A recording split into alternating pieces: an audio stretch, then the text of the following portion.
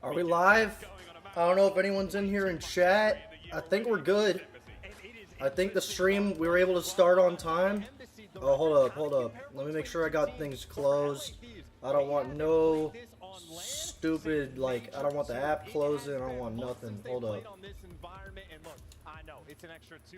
I think everything else is good. Stream! Alright, a little bit of a different setup this time. Oh, I'm blocking the mini-map. I'll move myself up. Hold up. That's important. We want to see the mini-map.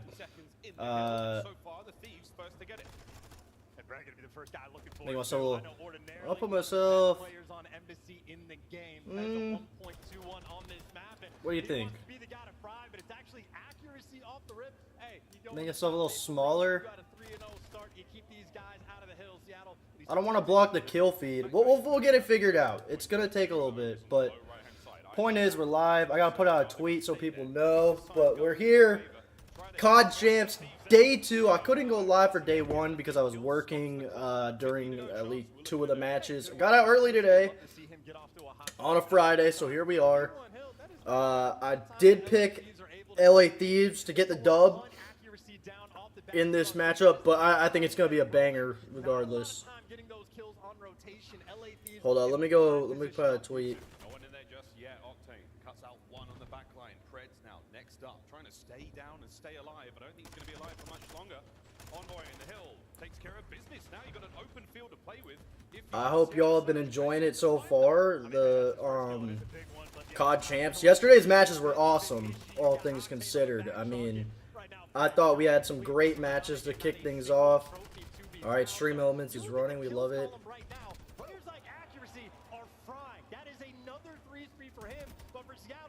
Struggling to collect the time, finally able to stabilize and start to run the score up. This is playing the objective now. Seattle desperately trying to keep the balance. Into the hard point we now go. Pred, the young Australian. Last year's Rookie of the Year. This year, it's been up and down indeed. Final 10's going to come to a close. We go to new. And that's such a big win right there from Sib on the rotation. You got Envoy trying to spot him out, but as for the intel, that is not an easy gunfight to win. Sib drops them both, and Sib guarantees you the rotation. Power position here. He's got a lot of angles to cover. That long line of sight with this AR, prime spot to be in. Here comes Octane upstairs. Will he spot him out? Tags are in. Octane's made an open field. All right, tweet went out. So if anyone's in here and watching, get that tweet circulating so people know we're live. I will be eating. I'm sorry. I got home from work. I'm hungry, but let me know if I need to tweak audios on anything, whether my own or on the match. If the match is too loud, nothing. I think this is gonna be a hell of a matchup. Surge, you know, it's been a freaking weird year for them. They haven't beaten a team aside from LAG on land since they made grand finals at Major 1, which is just like, for as good as they are and like as good as Pred is and the amount of talent they had, that's just like unacceptable. And then, I mean, LA Thieves, obviously, they're defending champs. They get dropped down to losers bracket. I want to say the last time they got put in this situation with Kenny and Octane on Thieves was Black Ops 4. They got dropped to losers round 1, and then they made the run all the way to grand finals. So they're very much still in it, but this is not an easy matchup. The players were playing in a sterile, but they get dropped, and that is a nice break from LA. Very patient as well, leaving the players up top, but stabilizing the hill, trying to get back in this game. It is neck and neck so far. Great hold so far for the LA Thieves. Looking to change the lead. Sib's off to a good start. He's on my fantasy team, so I need that. Envoy up front here in the alleyway. Dead Simon's pot. Looking to Pred. Can't catch him out from the bathroom. Now over towards the next hard point we go. Back and forth chance. Quite a slow and steady game from both teams. And this is Octane's second kill on the rotation as well. He's going to be looking for more, but he is just trying to soften up the push. And look at that. I mean, he has his entire team rotating through this back alley to come and help him out. This is a moment for LA Thieves. If you can break through on this hill, it's a 20-point game for the moment. They can set themselves apart. From the bushes now into the fight. Octane can't get any more out of it. Does manage to get the one kill in the back. Here comes Kenny. Whoa, accuracy finds another one. Lamar frying today. He had a tough day yesterday. Today's looking good. Yeah, former teammates right there too. Accuracy and Kenny, no strangers of each other when it comes to champs time, but this has been a perfect hold so far from That's always the worst situation that like Envoy was in. where you're running around, you got your knife out, and you just know you're dead. They see you, you're like, I can't do anything. Yo, accuracy is turning up. This is dangerous. I've been saying this about Seattle Surge all year. Pred and Sib, for the most part, they're always doing their thing. If one of Mac or accuracy can turn up in the with the kills, I mean, they don't have to go as crazy as accuracy is right now, but like drop like a 1.0 or higher. If one of them can just make that happen, like, this team is so dangerous. But the problem is just way too many times you get situations where both accuracy and Mac just aren't making enough of a difference in the kill feed, and that's just been their biggest fault all year. Funnily enough for LA, P1 has been their best hill. Great time already. 30 seconds remaining on this one. We'll do it all over again, friends. So where Sib is now, that low right-hand side of the minimap, Draza playing for him with his life. Protracted gunfight here. No one's winning it just yet. Octane in mid-map finding the kills, but still not a huge amount of time. Thieves, this is map control going. I'm honestly worried how the fans are gonna like react if Thieves get double first rounded. Just with how much Draza talk shit, they're gonna be ruthless to him. And like, I agree, sometimes fans are taking it too far, but for the most part, like, trash talk's a good thing. You want the players doing it, you want fans doing it back and stuff. Nothing, you don't want to go over the top, of course, but I talked about this when LA Thieves won Major 4. Like, Draza and Scrap and guys like that are really good for the future of this league. But LA Thieves they are struggling right now. And accuracy's balling. Sib is balling. Pretty much everyone but Mac, but it's not mattering right now. Fred tags in all over the place. Final 20 seconds here on P2 and Fred flying forward. Can he get any more out of this one? Draza tagged up. That's good coverage. New hard point though. Chance in the hands of Seattle Surge. Let's go for a listen in.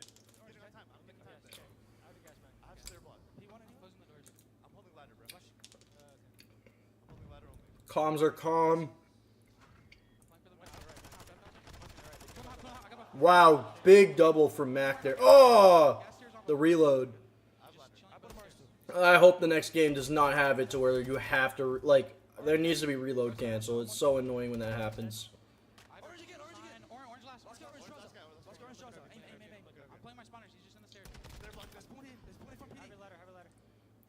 I mean, they're rotating, they're holding down the hard point really well. LA Thieves just really don't seem to have anything going for them in this first map. It's not a good look.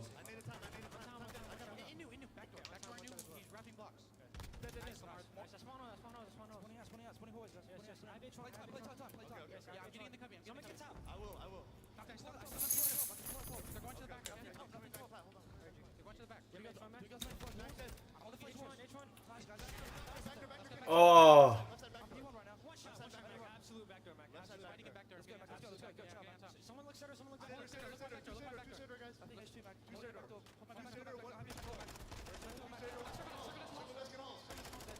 They're really holding this shit down, bro.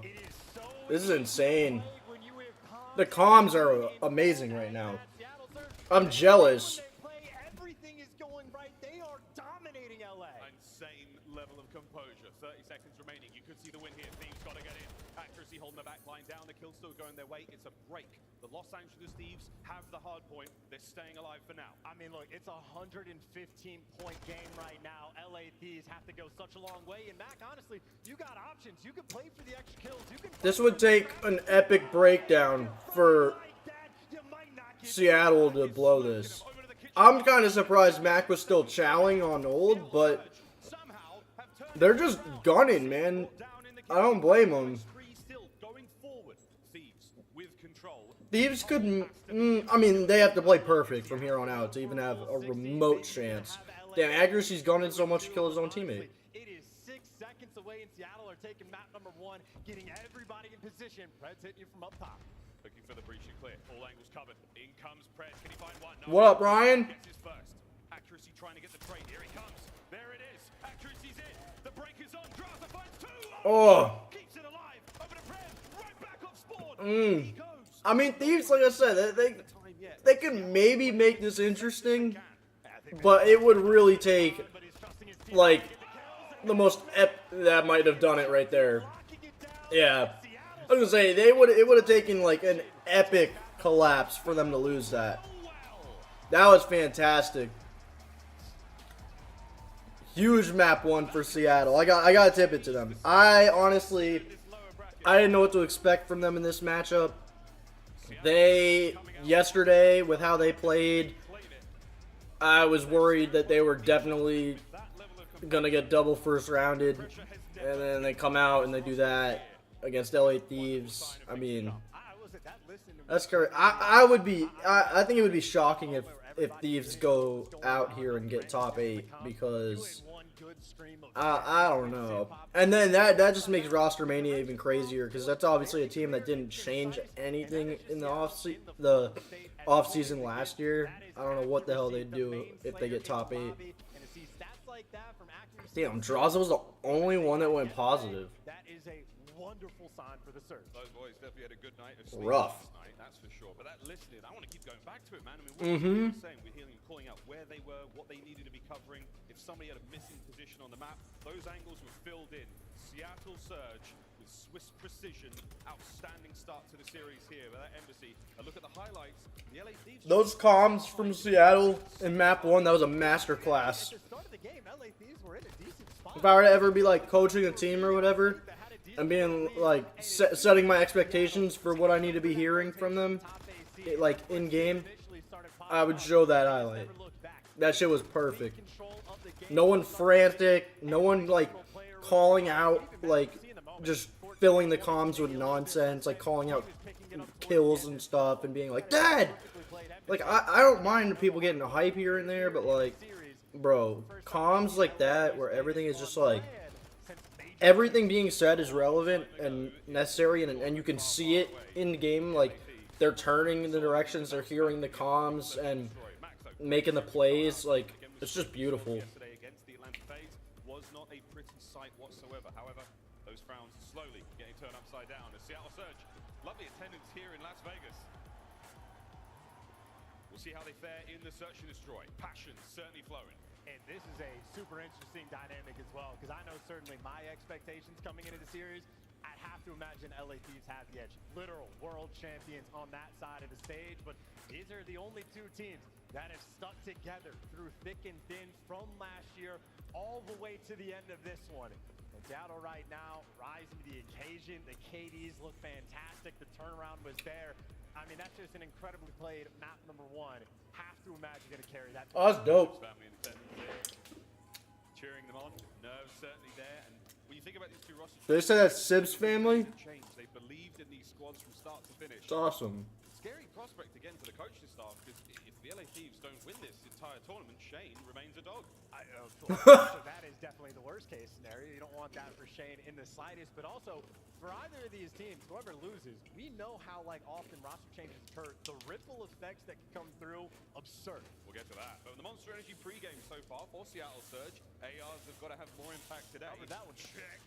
Win the square up on LSCLO control. We'll deal with that for map number 3, but the record's there, Chance. Solid for Seattle, solid for LA Thieves. Both teams won it yesterday. Going to be a very, very important map cover. Uh-oh. That's map number 3. My YouTube chat closed out. And of course, Ah. we're gonna cover LA Thieves as well. Obviously, it's going to be a bounce back after map number 1 that they're going to be looking for. Embassy, not their preferred map, but their Monster Energy. I gotta go pregame, grab what that they're again. looking to do, close out your situations. When they were playing on Embassy yesterday, they were time and time again against Toronto. Hold in up. Good spots, unable to clutch. Some tough 1v1s going through with the Kenny versus Insight. Struggled just a little bit, but some beautiful news for LA. Envoy looked to be completely informed, making plays the entire time, the ultimate route man in the league. And if he was frying like yesterday, you can bring that into today. You're going to be in a good spot, but obviously it's a bounce back that's necessary. And the man on the screen there, Dylan Hannon, with his family in attendance as well. Can he have the same impact he had yesterday? We'll find out. Now it's time to get into that search and destroy. The fist bumps are done. You know what that means. Here we ladies and go. gentlemen. It's time to play. We go to Elasilo. And we talked about some of the weirdness, I'd say, on the side of LA for map number 1. Elasilo, S&D. Hey, girl. Oh, and my computer is doing this again while I'm trying to watch party. Bro, I had this same issue when I was trying to watch the matches. What do you call it? When I was trying to watch the matches for Major 5. I'm praying we don't continue to have these issues. Oh, turn it out to 4K. 11th. It was almost like portion of the year that these guys were first on the map. Lately, though, I'm gonna go turn a light on real quick. They have loved them some Elasilo. Just got to make sure you shake off those curses. Here we go.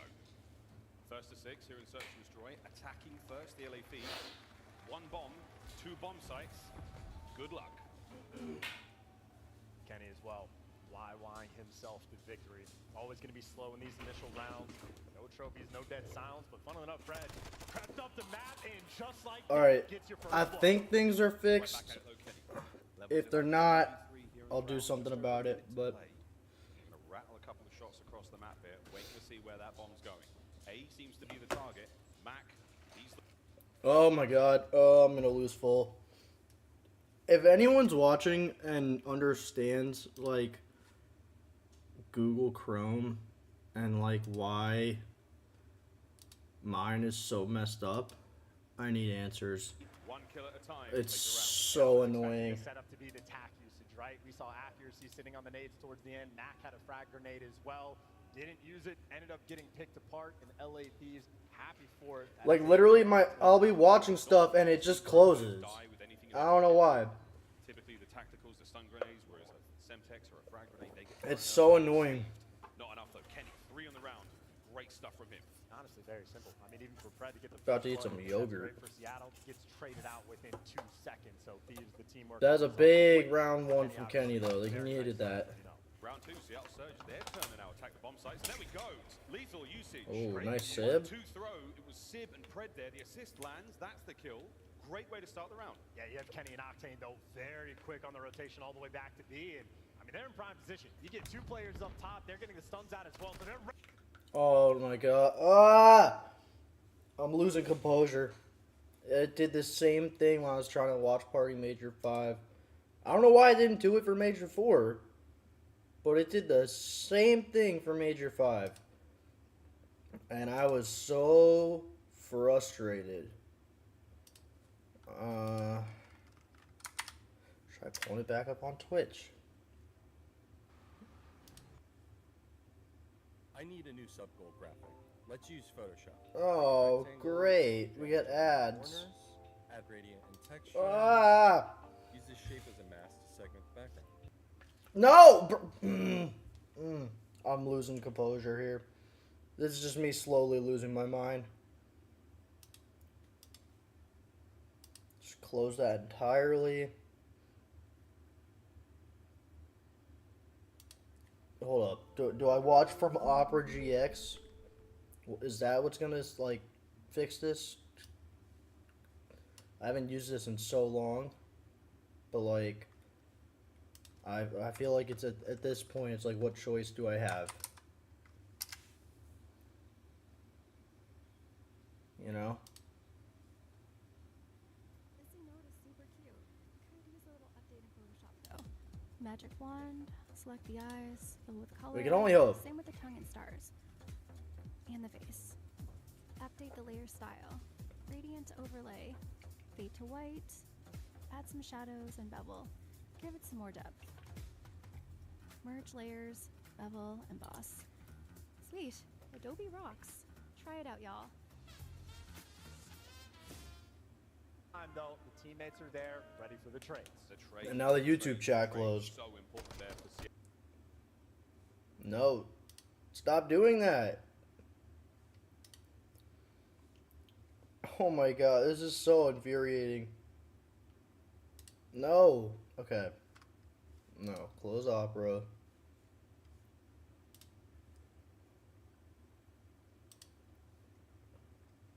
Eventually this is gonna work.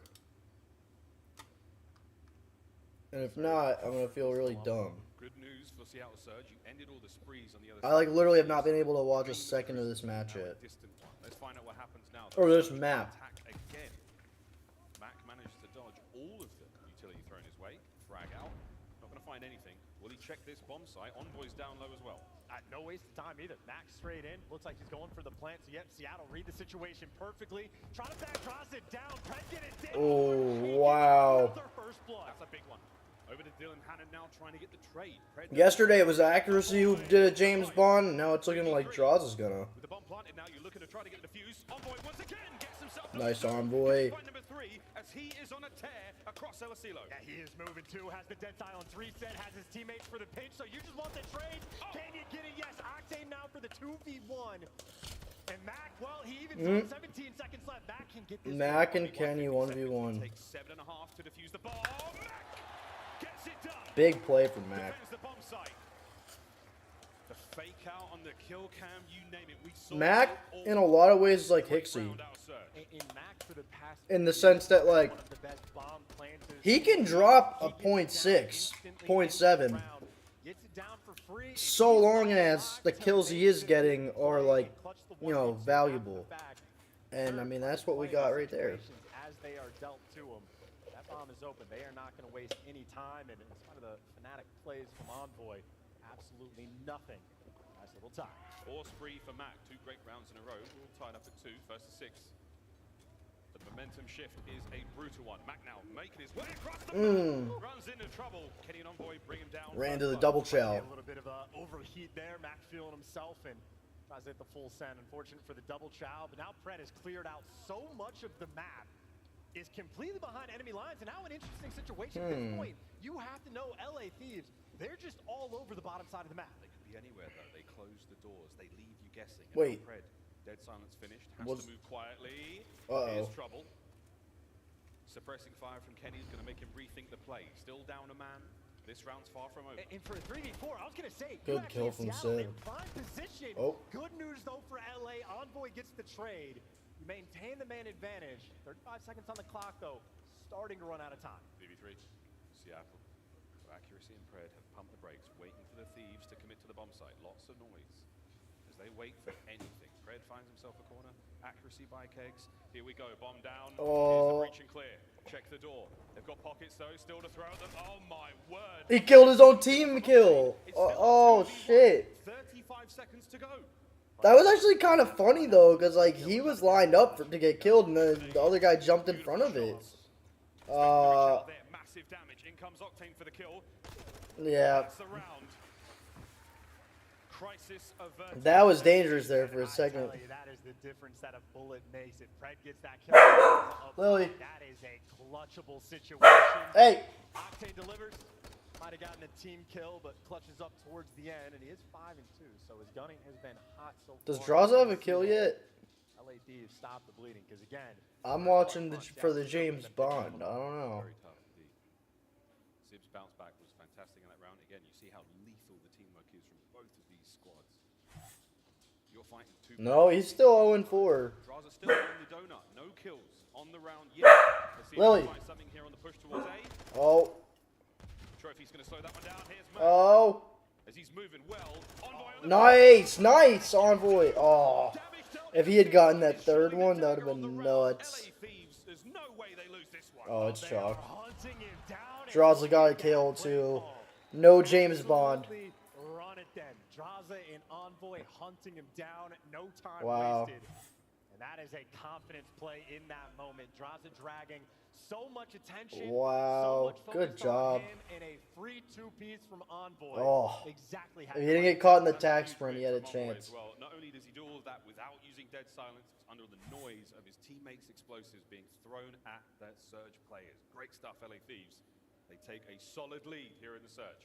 And that's, again, world champ play call, right? 4-2. On the donut cam, and you're making a play. Damn, accuracy went. He had James Bond yesterday. He's got a breadstick today. Hit is well off the rim. Seattle very quick to reposition. Question is, can Sid stay alive? There's no trophy over there. He's getting back down, and there you go. Johnson gets the first blood. Damage in. Envoy staying alive. Here comes Pred. Checks it. Good trade. Once again, LA Thieves with the teamwork. 2v3. Slight advantage towards the Thieves. You are forced to go towards B just because the bomb is down. Accuracy gets spotted on the flank, and well, it's going to be him and Max trying to work together. He ran right into that Max stun. getting sent in to try to find the kill, but right now you have LA Thieves all guns up, ready for the fight. Get the clearance. The bomb is going to go Yeah, I was down. gonna say that bomb's going down. First time on the map so far, a very different bomb site. That's a nice spot. Got to cross over that open field. Octane has the corner covered perfectly. What a nice spot. There's no way Dead. to get past him. There you go. That's another round. Accuracy now on the 1v3. It is 9 Chalked. possible. Thieves, map point. I mean, they were struggling on the first blood front early on in this game. They've made the adjustments and now looking dominant on a map they love to play.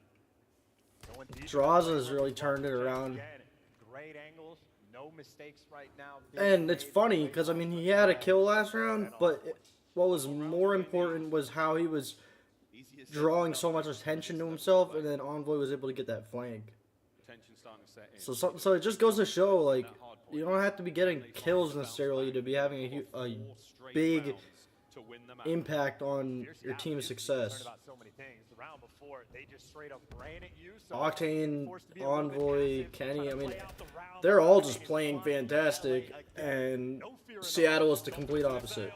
Accuracy is now 1-7. Sam LaRue finds the first blood. So Draza pushed up in position. LA are just trying to shove it 1 down, and throw. 14 across 2 S&D maps. Put it in a corner, That's and he rough. locked it down. 3 versus Oh. 1, all up to Max. Back. Good luck. Chalked. Bounce back with a vengeance there on Wow. Still though, no real celebration chance. This series is far from over. And that really felt like a statement map as well. Struggled to get the guns warm on Embassy, but then just ran it down on El Asilo. I mean, that is a confidence map right there for map number 2. But that being said, for the tied-up series, we saw sort of those keys earlier on of like what the expectation is going to be. Lily. Control likely to be the difference maker in this.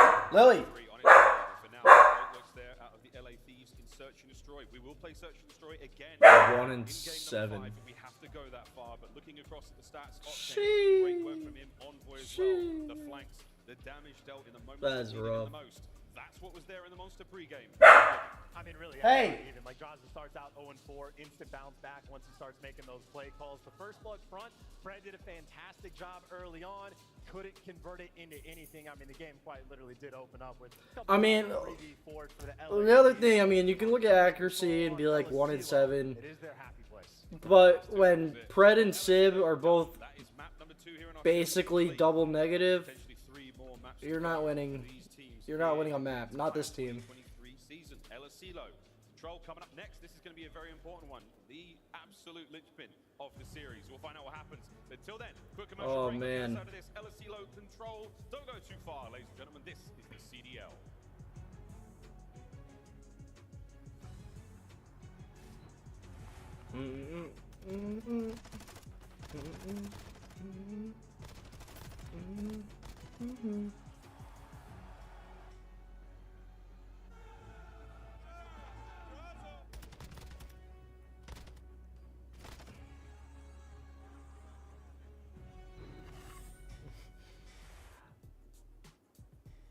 The crowd seems pretty dope. Like, I can't lie, I was a hater on the crowd in Toronto because it seems so quiet from, at least from what I was watching.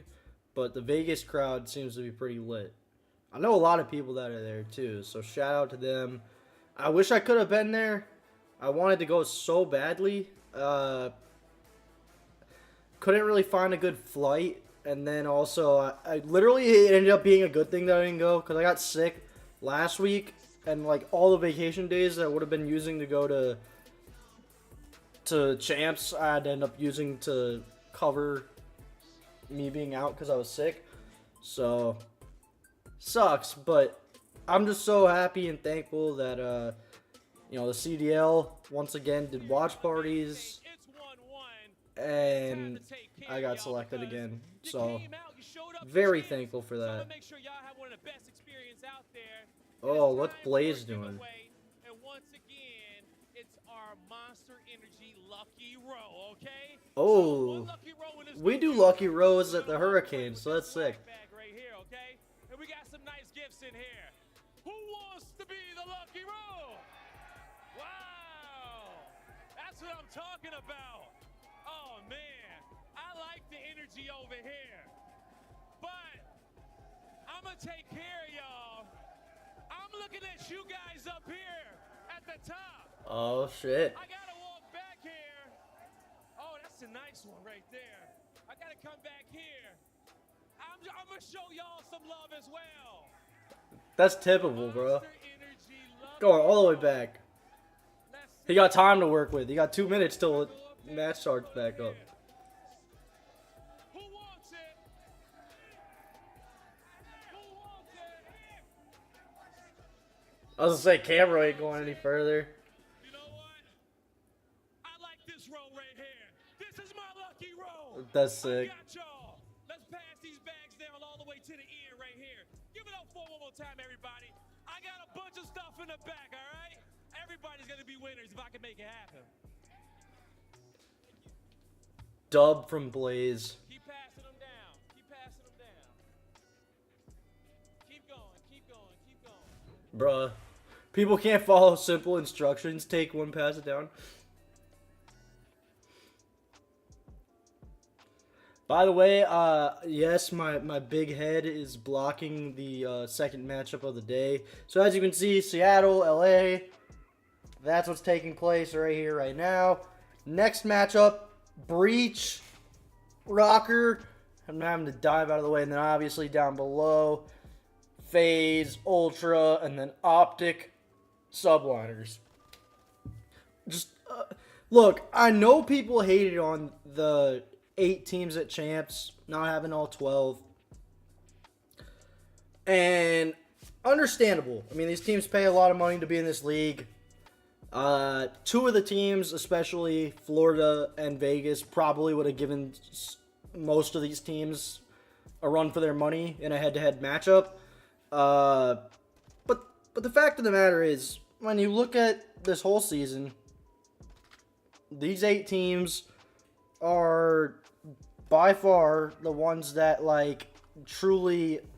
Ender, what's up? These 8 teams are truly the ones that have a legitimate chance at winning this tournament. And, like, I would say for, like, 5 of them, if one of the 5 were to win, you'd be like, I could see that totally. And then maybe, like, the other 3, it's not as obvious. But I mean, I just, you know, I think we're getting some banger matchups. Everything's close. Oh no, I'm blocking the Optic Texas scuff. There you go.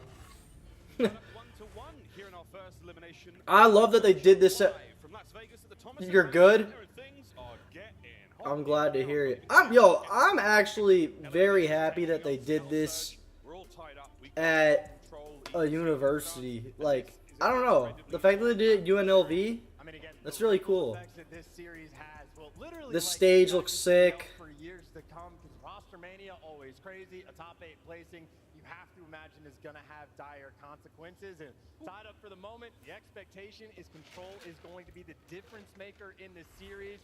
These guys are going to be fiending for this win. We touched upon it a little bit at the start of the matchup, but potentially this series, you know, this team is going to be dead last. Who loses this one could change everything for roster mania. Who knows? Woo. Going into next year. Before we get to that, though, let's take a look at the match metrics.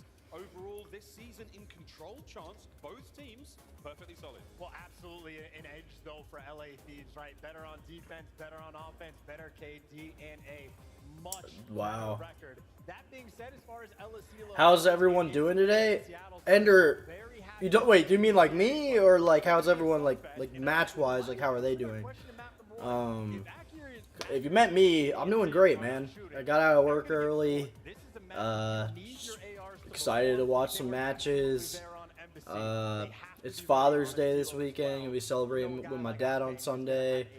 No, things have been good, bro. And this match has been back and forth, very exciting. This is the first match of the day, so there's still a lot left to be played. But I'm really enjoying these matchups in general. Even a slight edge to Seattle.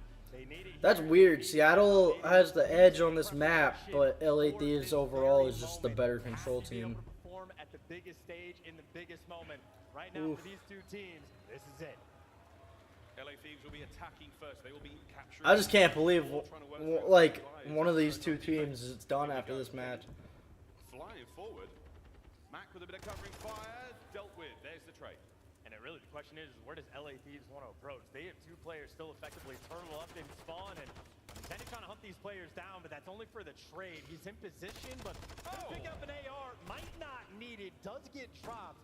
And LA Thieves almost still hunting for Ghost. Very little pressure right now towards this B. And accuracy wipes you away. Yeah, Octane is trying to help out there as Draza moving towards the power position, that big hill towards the top So left-hand side. these are Covered attacking by A, first. though. Okay. Octane and Envoy doing a great job capturing There's A. first The tick. segment complete. If they get Sib here, they might get this point. Here comes Zib. He's being suppressed. Yeah, I was gonna say you can stack it. Stacked potentially by A, and that point is gone. Envoy, go get on point. What? As well, accuracy shoots is gone just a little bit, and everybody turns around. So, Oh, Seattle chalked it. Okay. Kenny, very nice start, by the way. Good 5 start, good kills to start. his name.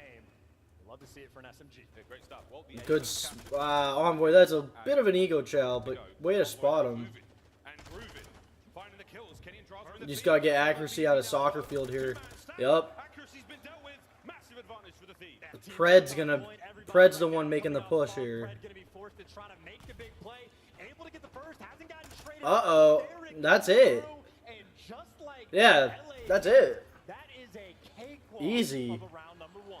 I might have forged a new element last weekend. What do you mean by that? On defense. And it's all Forged a new sides. element. Take the first. I mean, they barely shot back. That was as easy Holy as it gets. crap. How the game started, like you think Seattle maybe a little bit of fight, but had nothing to offer them. One of the faster rounds I think we've seen on offense on this map all year long. That's as clean as it gets. Nearly full sort of pacifist mode there for the Thieves. They captured both zones so quickly. I think 17 lives remaining for Surge.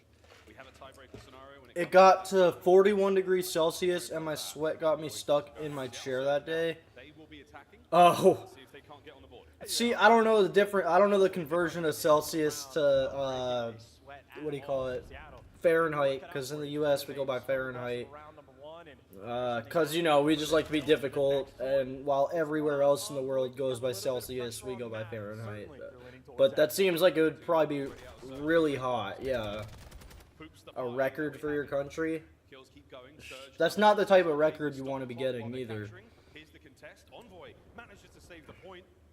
Pred, though, still on a bit of a run. This could cause problems for the Thieves. Yeah, playing for the kills, and right now trying to collect, waiting for his teammates to get near the zone, and so far everybody in prime position. But on the actual point, I was going to say the flanks are still available for LA, so Oh, okay, Envoy. And Envoy is doing drive-bys to kill you. Gets them both. Kenny now with the clean. Kenny got the AR out, too. 45 seconds, and the LA Thieves go up 2-0. And you saw I'm actually- I mean, he's been pushed up deep in Has position. Kenny been running an AR this whole time? Kills, Like, and right now Seattle this is series, and playing Draws have been over. running an Now SMG? they're starting to collect in the Or plays is that over just towards like B. this They get an map? opportunity maybe to get 3 bodies on point. Maybe they got Some 3 moment, ARs. accuracy by himself on the objective, and it does not last for long. Kenny assassinates him at great range there. The clock is now. Kenny's having a 30 seconds big, remaining. Onto the big point game Mac here. goes. Will they stack this one? Or a Kenny big map. is still behind enemy lines. Still causing problems. He spotted accuracy. Oh, Getting more kills.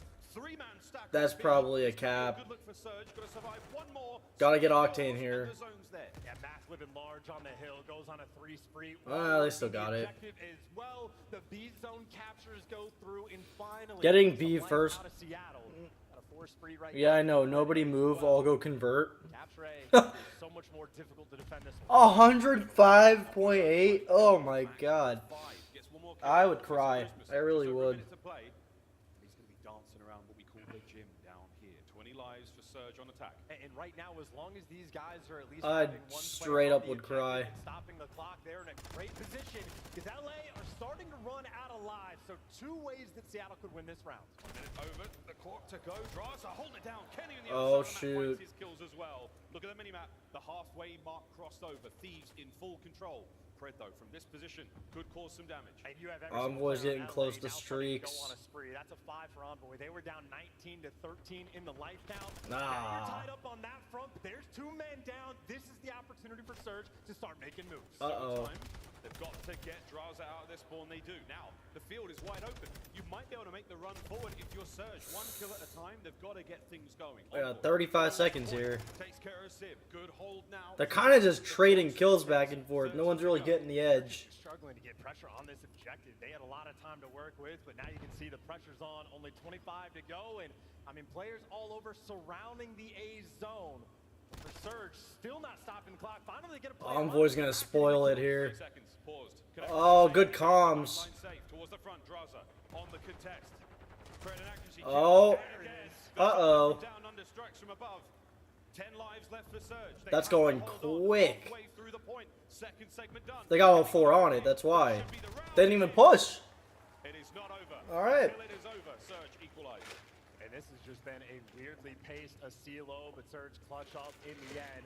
I mean, you had everybody just surrounding the zone, and 1-1. 2 kills that got the job done. Fred, the beamer on point to win that gunfight up top tower. Around this time, it's around 30 degrees Celsius, so roughly between 70 to 90 Fahrenheit. Be economical with the lives. Yeah, like for me, like 75, 80 degrees, like I can live with that for the summer. But anything above that, like when it starts, when it starts creeping into the 90s and stuff, I hate it. Hate it, hate it, hate it. Surely lightning doesn't strike twice. And you also had Envoy round 1, didn't get a single kill. They won it with ease. The next round, he gets 10, and he couldn't get it done. But hey, that's a nice. Yeah, he had 10 kills in one round. He had a third of the kills. Similar to round 1, LADs are trying to work Uh-oh. the zone first. Not easy to do, but they have all the pressure trying to do the hard zone first. Look there from Draza, the nade from down. You know, you said America likes to do it different. One thing they did improve measuring-wise, the dates. What did we do differently in terms of dates compared to, like, what you guys do? You're talking about doing, like, day, month, year versus month, day, year? I mean, this is just so easy. I mean, they're leaving one guy on the point just so they can try to look for extra kills. Wow, they got B quick, bro. Yeah. Yeah. You're gonna be stuck in this spawn trap. Wait, no. Horrific news right now for Here it is day, month, year. You have month, day. No. The U.S. does it day, month, year. So like today, for example, we would say 6/16/2023. Just to deal with Draza, who's honestly just worried about the flank, but everybody else on Surge was able to move up the map, and Draza, unfortunate for him, Uh-oh. being useless to make any progress over towards A. So far, the defense for Surge holding strong, at least on the other zone. Look, I'm cutting my head off. Ah. Like messing around with a green screen. I don't have an actual green screen. I mean, it's just technology green screen, but still cool. It's small, but your version saves times during pronouncing the date. Yeah, that is true. I like how we do our dates. I will say that. But, like, there's so many other things with, like, how we do it differently than the rest of the world that, like, I can't stand. And it makes me feel stupid because, like, you know, you go out anywhere else and most of them, you know, like I said, they use Celsius or they're using the metric system instead of, like, pounds and, you know what I mean. Yeah, December 31st to 31st to December. No, we say this, so, Ender, we say December 31st. Impeccable work. The B zone, absolutely slight work. The opening break on point. Envoy gets to the zone, goes on a 5 spree. Like today is June 16th. That's how we would say it here. Oh, Seattle took another. I have a feeling whoever wins this closes out this series in map 4. I do. That is as clean as it gets on offense. Following up, it has been an offensive shootout so far we have had on this map at Surge. They have had to work. But yes, like having pounds and all those other things when everyone else is doing it differently is so annoying. It makes you feel left out. And it's also going to be Jaws working the flank. So Seattle playing this incredibly slow. They're getting these initial kills, but not easy to convert when the swarm is coming. And they might be reading the flank. I don't know if accuracy actually spots him. I think he did. So your intel right now is actually on point. Accuracy just in the perfect spot to make these reads, and Seattle Surge, now the pressure's on B. Oh, they try to stabilize. Kenny, though, is still moving and grooving. Mac keeps I him mean, safe. Nice are you two heavy? picks. Are you wealthy? Down Make for up your Seattle Surge to capture mind, B. you Brit. Seconds Exactly. Save that progress. Can they close it out? I mean, this is just going to be clean. Both of these teams off the opening breaks, their strats have been on point to work this B zone. That is another instant success. And offense right now is just looking crazy. That's B gone. That is over 2 minutes to play with an accuracy. Oh, can't stay alive. Good trades. Mac once again. A force spree. He's keeping the boys alive. Over towards the A point. 2 players on it. Bro, I can't believe a player actually got banned at Champs. Like, I mean, this is going to be that's actually absurd. He's not going to find any extra kills towards the end, but he'll be thinking about a cruise. I mean, these rounds have been clinically absurd. I don't know who's drawing defense for this final round, but I'm like 4 stacking B at this point. Because both teams have just... That's crazy. It comes down to kills. Both teams have won their offensive rounds, so all segments captured. Quick maths. The team with the most kills will get defense. Well, no, and Sid right now is getting outslayed. Yeah, Sid has been getting outslayed like crazy, so I think Surge, there's going to be a guaranteed offense for the final round. 200 IQ. Was this all part of the plan? It was absolutely not part of the plan. But you'll take it. That guy will take it. Big That's step back crazy, right there. yo. Let's go, final round. But you just need to see an adjustment on defense. Like, you have to be so much more concerned about this B zone. So Octane's just going to go and live on the top AC tower and try to just get the intel to stave off all this pressure. But him and Envoy, it's not easy work. Those are great shots coming through, and no surprise here. Surge are again working B. Under the watchful eye of accuracy for Young Guns flight forward. Kenny, though, finds at least one. Envoy right into the jaws of the fight. And Civ can't make it a fit. There you go. Great work there from the LA. By the way, shout out Scrap getting Rookie of the Year. Much cleaner on defense this time. The Deserved opening it. More on point. You get the extra kills to come your way, and now you can play it like a normal round of a CeeLo. So the first time in a long time, the team on defense might actually have the edge. Less than a minute on the game clock. Trades are there. Seattle Surge being pushed deeper and deeper towards the right-hand side of the map. Pred fighting with everything he's got to try to get out of here. Dead silence. Here's the run forward. Thieves still trying to hold it together. Yeah, he has found his home as well. Up the top Back on tower, point, we there's announced the Kill, and 31st by now turning the get words intel assigned into to the all numbers damage you around. can. So you have Boys on 31st, the we point, say Mac is by himself, so he's gonna get traded. Ian Seattle have struggled just a little bit getting the complete swarm on act. Dirtig. I don't know. I probably said that wrong. That's huge. Big trades though again. Now we go. The final few moments. 30 seconds remain. Civ with a submachine gun in hand. Cutting his way through El Asilo. 25 to go. And they're still leaning towards A. I mean, Octane has been a rock on that top AC unit, so working the A zone. Gotta make sure you get some This is trades, huge, but whoever Envoy that gets delivers. this It is one. Mac again by himself on the hill. Doesn't have too much help and just gets gunned down. LA Thieves on point on defense. Thieves might have enough pressure to keep him off the point. 15 seconds to go. Time's ticking. Can Pred get in there? Finds the first. Second. Gets it. Enough space to get on it. It's over now to Civ. Octane heavily damaged. There's 10 seconds remaining on the round. You get the kill. You may as well have won it. Oh, accuracy made it to the tower, so this is gonna Oh. draws it from the top rope there to Yep. shut you down. Surge have nowhere to go. They lose the gunfight towards B, and outside of desperation from Mac, they're gonna lose this game. Max in. Kenny got a kill in. Gets it. Point 4. Still alive. It ain't over yet. Accuracy's there. Gunny up from Octane. Tags are in. The kill there. Envoy from up high. Has to find it though. Surge. Oh my god. .4 in the Surge, bring it back. Captured 1 minute. Oh my god. The lives count's interesting because they're down Need to stay calm. Either one of them could lose on lives as well. by putting the one before the... Oh, I got you. You have the setup right now on defense from everyone on LA in prime position. Seattle's going to have to get a perfect break. They only really got one shot at this. 8 lives for Seattle Surge to throw at this last ditch attempt on El Asilo. Accuracy with a big win. Draws on the flank. No, it's chalk. Draws is fucking it up. Oh, Max stays alive. if he got that. Oh, what the hell? Pred and Mac working together. Octane, it's only Oh my god. How did he stay alive? Seattle Surge are on the point to capture that. Starting light things up. Mac is melting. 3 are on the point. Oh my god. Kenny's the only one who can play spoiler to this. Comes the pressure. Last hit from the Thieves. They're No. They have to fly. Envoy That's it. Oh. That went, bro. You were 0.4 seconds away from winning that map. 0.4. And then they end up coming back.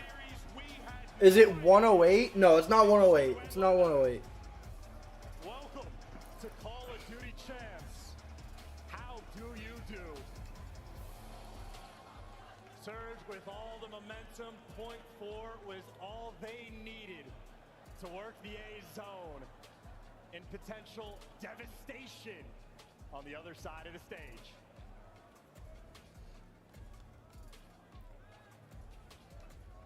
The most important map in the series. Oh, he's melting? Yes. Have now put themselves on match point. Oh no, the fans.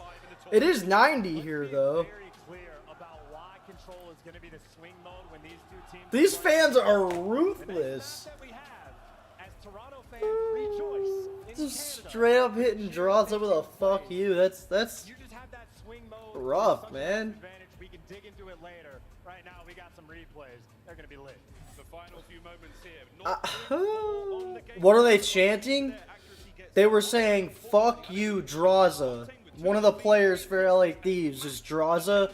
And, like, he's kind of like the villain of the scene, if you will. Like, he kind of has that, like, you know, you know, I don't know how to explain it, but he's just, like, he loves to get the crowd riled up. And so the fans, I mean, they take exception to it. Any chance they get, they're chanting, fuck you, Draza. It's crazy. But wow, the defending champs are now on the brink of elimination. One map away. I mean, LA Thieves, or did they lose? They did lose the hard point. This could be dangerous.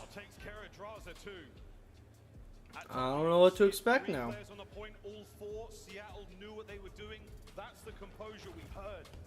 And then they say only the hero gets the smash. Meanwhile, they were getting in. Yeah, seriously. Somehow won that map. I mean, that is an absolutely godlike performance on Control. That is a vibe killer. I just can't believe it, bro.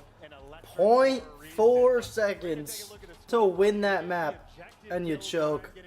Ah.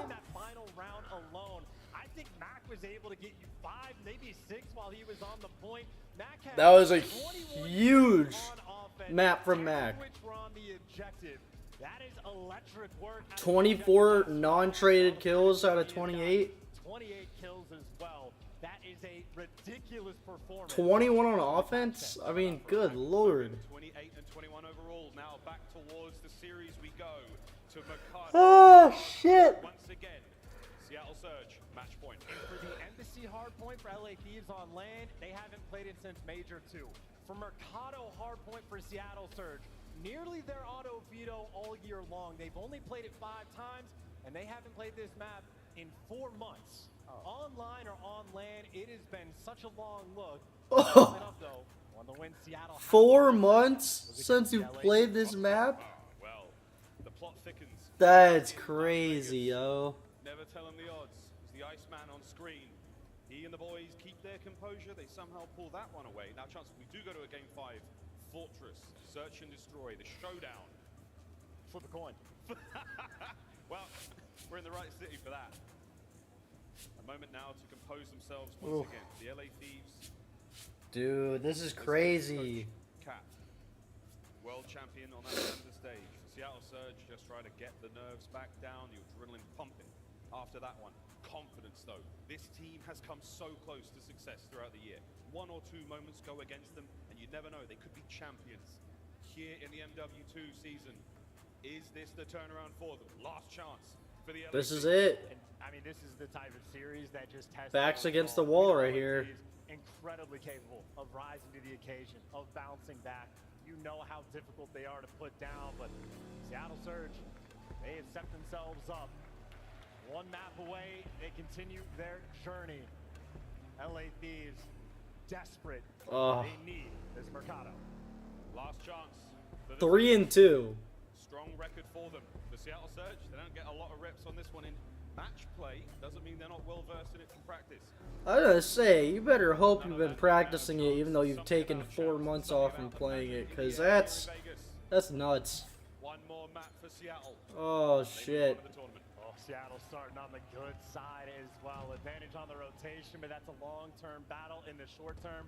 Looking for maybe a little bit of that Mac view. popping off again. Mac is there to strike again. Oh, you just saw him. Two kills is right now Surge trying to Oh, these Pred's players on a look what flank happened. here. Kenny's actually slipped the net, gotten through, and just like that, LA Thieves have at least flipped Way the to flip so they didn't spawns. get any of the kills, but now in position long term. Now and they're Sib even could getting mess that things 2-1 up. time. So that bottom side of the Nope. minimap, that's what we're battling for now. Thieves back at it. Fred. Good job flipping spawns there. Go to the LA Thieves off the opening fight. There's 20 remaining on this hard point. It's going to move to the bottom side of the map towards the canteen. Damn. Williams gets two. And this is what we saw on the embassy, where off the break, Surge actually did a much better job in the slaying category. Dropped the ball in the objective. You just had a nearly perfect opening break in terms of kills for Seattle. They've now lost the spawns. They do not have the lead in a very difficult situation. LA Thieves, one of the best teams in the game, and holding down P2, but it's only 2 players nearby for the moment. What's your record heat encountered? Honestly, I'm not sure. I'm not sure, honestly.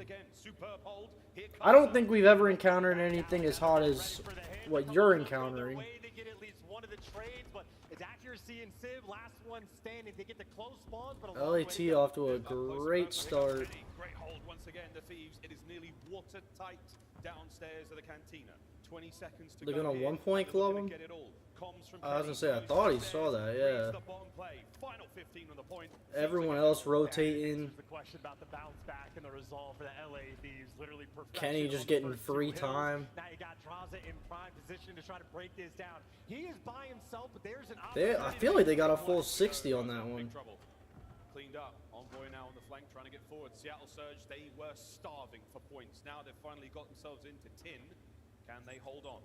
And they've also read this as well. Pred is completely out of this play. He is nowhere to be found, and you just walk straight into the Wow. hill. Pred irrelevant in this moment. An instant Uh-oh. break for the Thieves. Magnificent coercion. Oh, we're in. Envoy, can you stay Oh. alive? Information passed Spotted over. that guy. Seattle now trying to bounce back, get in this one. Envoy versus accuracy. Ah. Flies in, nearly gets 2. Mac with the immediate trades, draws the low, last man standing. And once again, the Thieves with the time. The Thieves might break 100 before Even close. This is Act a smoke before show. Seattle breaks 10. You had Surge Holy with the shit. setup on this P3, and they managed to get 7 seconds off of it. This is destructive. Talk about a way to get some momentum back. I mean, this is where they I mean, I don't know what to say about that, bro. I would have lost full for sure. The other team got over 100 before we got 10. see what Surge can do. Keep it going. Octane, big wins once again. Into the Oh. shot now. The smallest hard point, maybe in COD history. Let's see how the ARs fare. I mean, you need to get this hold as well, and right now, it is just going to be straight Bro. to the front. You had one gun forward, and you have Thieves walking straight to the hill. Okay, I was gonna say, Seattle, you gotta get a hold here. You gotta make it somewhat of a match. Finally, collecting a good chunk of time. Some machine gun players rejoice in this tiny. As long as they hold this one down, they're right back in it. That's the funny thing. Is like they got bodied on the first 2, but as long as you hold this one down and you're only down by like 60, which isn't too bad this early on. Seattle doing in Ohio? What do you mean by that? There's Lamar gone. Hard point break. Surge are in. Yeah, now you have Mac again. Opportunity to make the big play. Oh, I hate shooting through rails in this game. You get no aim assist. Again near the objective, Mac? where Is he that? I mean, he's having a good game. I'll give it to him. Needs teammates to get the trades, though. Pred for the first, has the comms for the Wow. second. The third is a team kill. Surge. They are working. Yeah, I mean, they're getting back in this. Yeah, here come Kenny and Octane towards the point. Over to Civ. Last man in for Surge. Reinforcements coming on through. No one in the time yet. Not Seattle sure Surge, why they're he starting to feel the stepped pressure out shots. there. LA Thieves have come out swinging on Mikado. Oh, that's a nice 2Bs for Mac as well. Setting yourselves up for the trade. Bro, someone getting point. I'm losing full over here. Got accuracy reading the spawns. Octane, interesting timing. Doesn't Oh. make a difference. He's gonna fall and Surge right now. Channeled 2 back-to-back kills. They're working on this game. Slowly but surely, all these grains of sand will build up to a mountain. Draza with 2 in the feed. 20 seconds on the point remaining. Thieves just, they can't get, I don't think they've gotten any points on the last 2 hills, or maybe like a second. But this time we're upstairs. And this is an important moment for LA Thieves to stop the bleeding. Yeah, the LA Thieves need to, After all is said and done, just want that dub. And right now, Surge, they're working to pinch. Couple players through the they gotta hold this one down. They need to, it's getting scary here. For a moment, is accuracy now leading the charge. That's the Thieves compound once again. Wow. Accuracy on the back line, looking for the nades. Upstairs though, all safe and sound. Here comes Draza. Yo, accuracy kind of moving like, he's moving good this map, not gonna lie. Too close though into the point. Finally, accuracy. Oh, he's about to kill himself, yeah. Up in his face. That might hurt in the long run. I mean, he's making plays though. It's the break for the moment. It's the Oh. fight after the fact that LA Pred's dead here, yeah. rip your heart out, take it over. Cantina is owned by the Thieves. Meanwhile, Kenny trying to be the cutoff man. Attempting to Ender, by the way, is my audio at a good level compared to, like, the match audio? I don't want that to be too quiet, but I also, like, I obviously want to be loud and clear in comparison. Towards this next hard point, but so far so good on Mikado. Let's have a quick listen in and see how they break. Alright. I'm here with you. We're tripling right. They're a lot more panicky than Seattle was in the listening on map 1.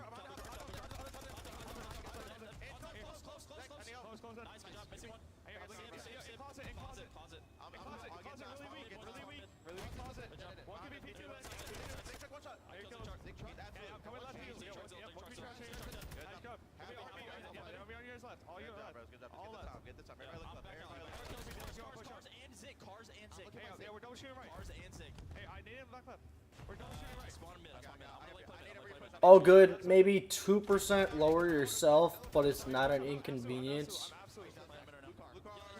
Okay.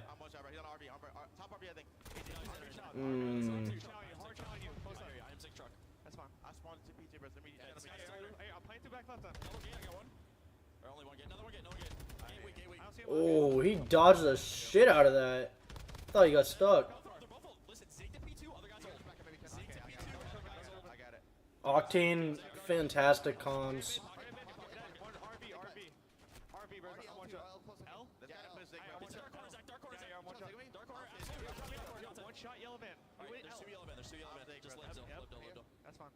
This is gonna big this P1 to P2 rotation here is gonna be the key. That's 4 dead.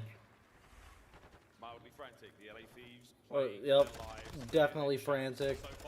There's like a wash dryer in the white noise or a fan. Hold on. For the most important gunfights as well. This is a rotation that could decide the game. LA Thieves in firm control. A force free from Draza, and they are frying right now. Last time P2 was perfect for I don't. It might just be my PC, honestly. That might be what you're hearing, because I don't have a fan and the washer isn't going off right now. It might just be the fan for my PC, honestly. Octane with the back alleyway covered. Towards the front we now go. Kenny can't get any more. Hold on, Will. We're gonna go out once this match is over. Last man on boy. Last man on Oh! They stayed alive in this So this is buzzing, humming. Yeah, that could be. Yeah, I mean that has to be LA it. Thieves, the best team in the game at breaking down P2. Now it's their turn. Oh my God. Kenny draws her own boy, shoulder to shoulder, brothers in arms, over towards the point we now go. Accuracy up close and personal with a sub. Can he get any out of it? Finds one from the hip. Hard point taken care of. Upstairs. Bro. He's got to try to get in there. 20 seconds would be great here, Chance. Top side. Oh wow, draws a big play. Surge are already set up. Look, that's big for the final 15 seconds, but LA Thieves were making sure they got it. We again go to this tin hill. LA Thieves, it was a cakewalk the first time around to break this one down. Oh. Now Seattle getting the cutoff kills. It is another situation. Oh, stop it. This is what they Lily. Is the first Lily. line here in hardpoint. Thieves need it. Lily. Surge are in. Do you hear my dog barking? Kenny and Draws on the back. Father-son duo, in they go. Accuracy and Sib find Oh the gap. my Sib God. finds.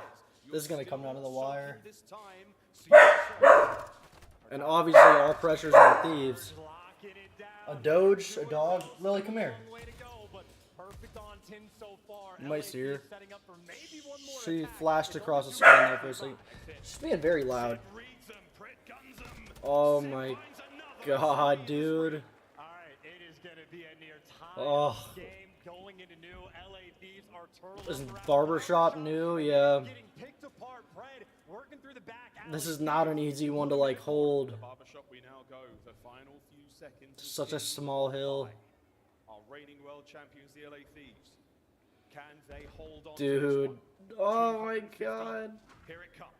They have trapped them in a corner, and now it's about to break them down. Work through the back. Oh shit. Deliver. They had held off the first push. First push done.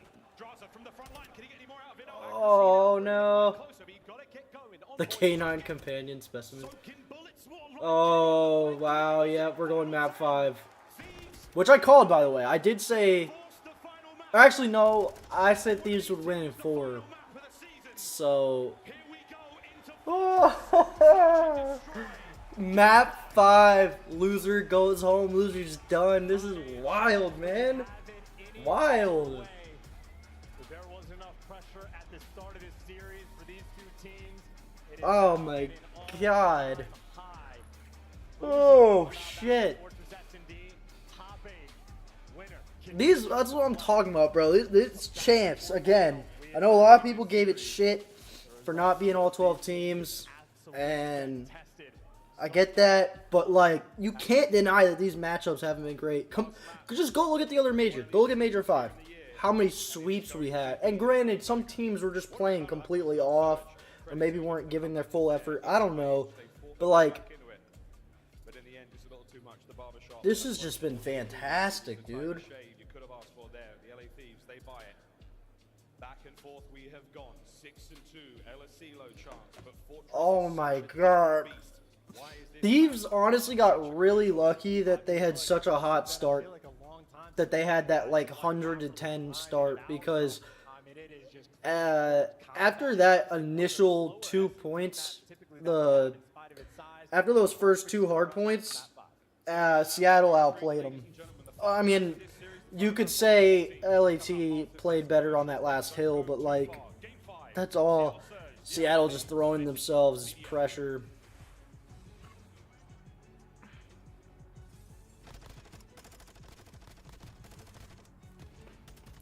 Fortress S&D to close things out, though. This is going to be crazy. Oh. I don't even... Look, I'm not even, like, a fan of either of these two teams.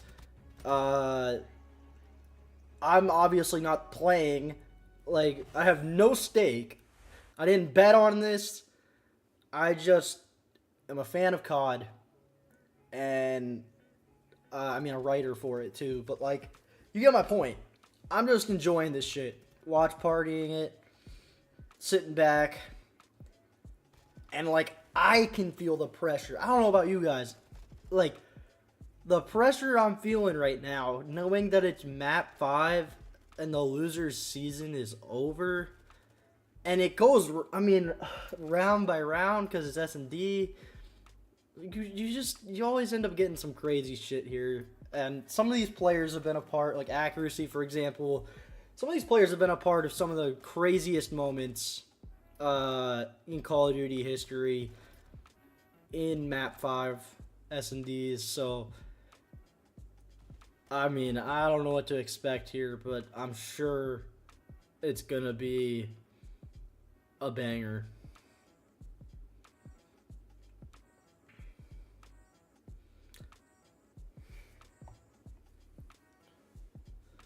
But just so y'all know, those of you that are here and watching, after this match ends, before the next match, I am going to go take my dog out. So, like, the stream will still be up. The match and, like, the feed or whatever, the post-game interview, all that stuff, that'll all still be up on the screen and everything. You'll just see me kind of dip out for a little bit, take my dog out. Because although I am streaming and, you know, enjoying this, I still got to maintain, I still got to live my, you know, handle my life responsibilities and whatnot. So, just a heads up on that. There are better ways to get steak, my friend. I do not want dog steak. What? Steak? You're making me sound like a crazy person. Oh, the pressure though. I'm losing my mind.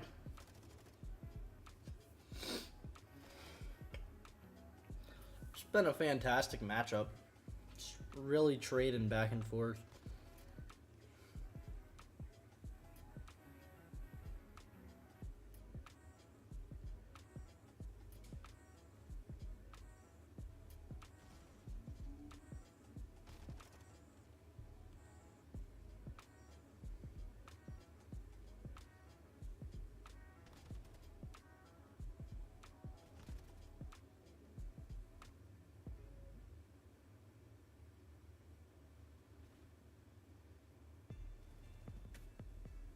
Wait, so did this guy really get freaking...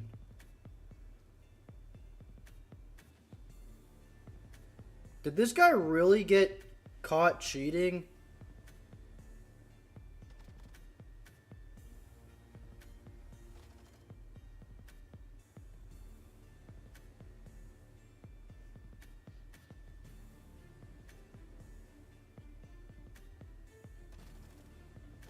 I need to know, bro.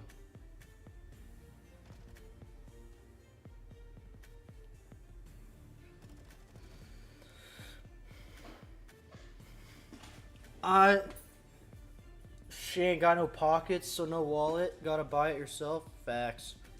I gotta find this dude. Did someone actually get exposed as a cheater on LAN? The Call of Duty League is brought to you by Monster Energy, the official energy drink of the CDL. Oh my god. Brought to you by your favorite orange bandicoot. They actually had to forfeit.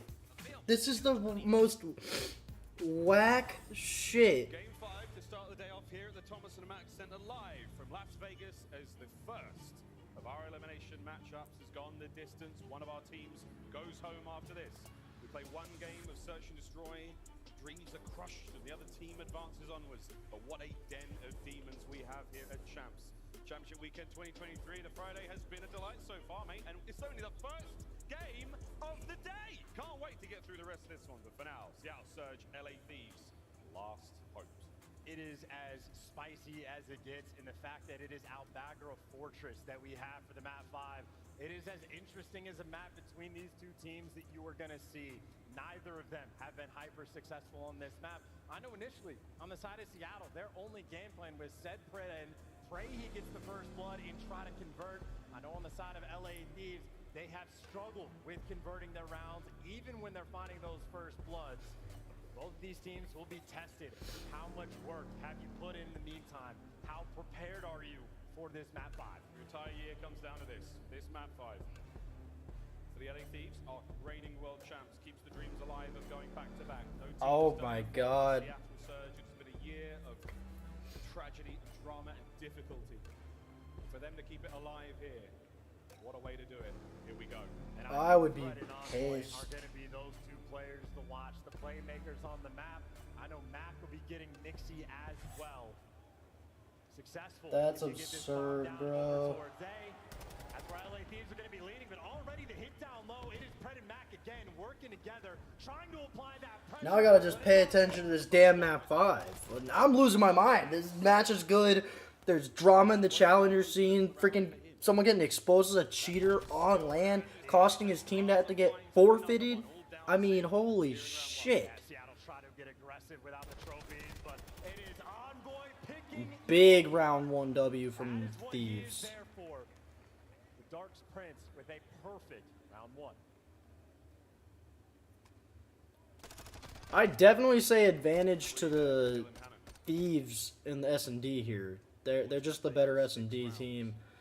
And if they go up, like if they get this next round and even maybe the third one, like Seattle's got to keep it neck and neck. They can't let if the Thieves get a little bit of separation in round count, then things aren't gonna be looking good. But oh my God, how do you make it all the way to champs in challengers as a cheater? Like, And Gotta make a play. how do your teammates not know it?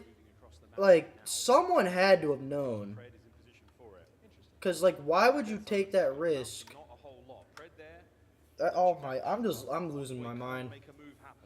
You got Draza watching the Trying to keep crossword up with it, TV too. sites that they know right now for LA Thieves that there's no action, no one moving on the map, no flanks coming through. Seattle are going to be forced to make a play towards A, but you see right now the stack coming through on close, but Draza's going to get picked. So first blood already for Seattle.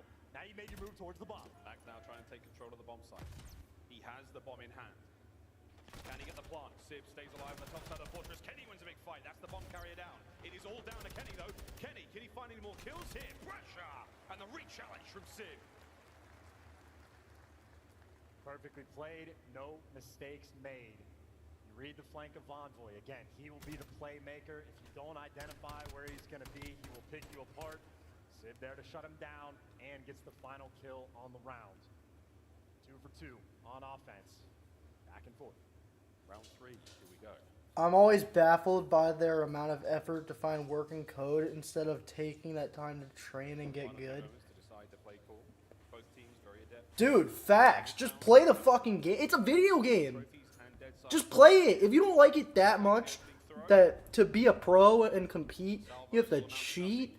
Like, get the fuck out. There's so many other people that are putting in the time and effort and money and, you know, sacrificing a lot of shit because this is something they're passionate about. And when you go and you cheat on, you know, you're costing other people career opportunities, and I mean, first of all, you're just a shit person. But like I said, you're not just affecting yourself, you're affecting a lot of other people. And I mean, that's just selfish, and it's a joke for the scene. Back at it we go. Thieves with the round. They get the bomb down for free. They get in prime position in another offensive round. No one able to break the mold, but for LA Thieves, that just felt too easy. No pressure on the site. I'm A lot of actually nades rolling through. Clean and efficient work that Chow's right now on point. And you saw that final feed. All 4 members of the LA Thieves involved in the fight. Perfect post-plant position. They get the bomb down. They dictated the play. Surge, no hope in that round. Oh my god. You can mix it up on defense first. LA Thieves maybe a bit more of an aggressive stack. Just ready to defend that A zone. Not going to be your bomb carrier. Patient before he tries to get it down. Clearing out open. There you go. Jumping on it. Trophy down. Pred in position. Seattle setting up for the kill. Yeah, that's a bomb plant, no questions asked. Unless anything crazy happens. There's the nades over the top, but that's all good. The back line, no, this is where the fight's taking place. Sib gets his first. Over to accuracy. Jump check. Spots him out. Draws Holy shit. hot on the trigger. Finds the kill, 35 to go. And now Seattle a turtle. So Pred, when he knows you're going to have the turtle plays. Keep it fun, not take it out. Exactly. Draws has made it on towards the side. Will he be able to make Exactly. something happen here? Has to clear out every possible angle. Ooh, wow, what a play from Draza. Uh-oh, no, he ain't getting it now. Trying to defend it, damage dealt. This is, bro, this is gonna go round 11, isn't it? With the immediate rebuttal. If it does, I swear to God. At that time, LA Thieves trying to put the pressure on the flank, but the teamwork was there. Sib and accuracy working together on the backside, making sure to get the trades. I mean, they're just going round for round right now. When you know at least one guy's going on the flank. Holy shit. Go button kills Kenny, and you can clear out the front. So much easier to breathe when you know what direction to look.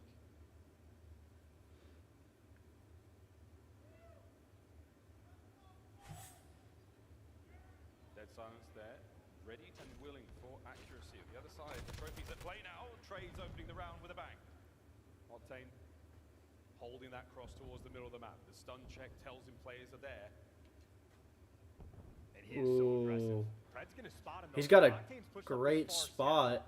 Wait, I don't know if Pred actually saw him. towards this B zone, and Octane right now has everything. Octane's got a great It spot is on the map. rare you see a setup like this in S&D. He'll say, I have both open and closed from here. That position on the awning is massive. Accuracy knows.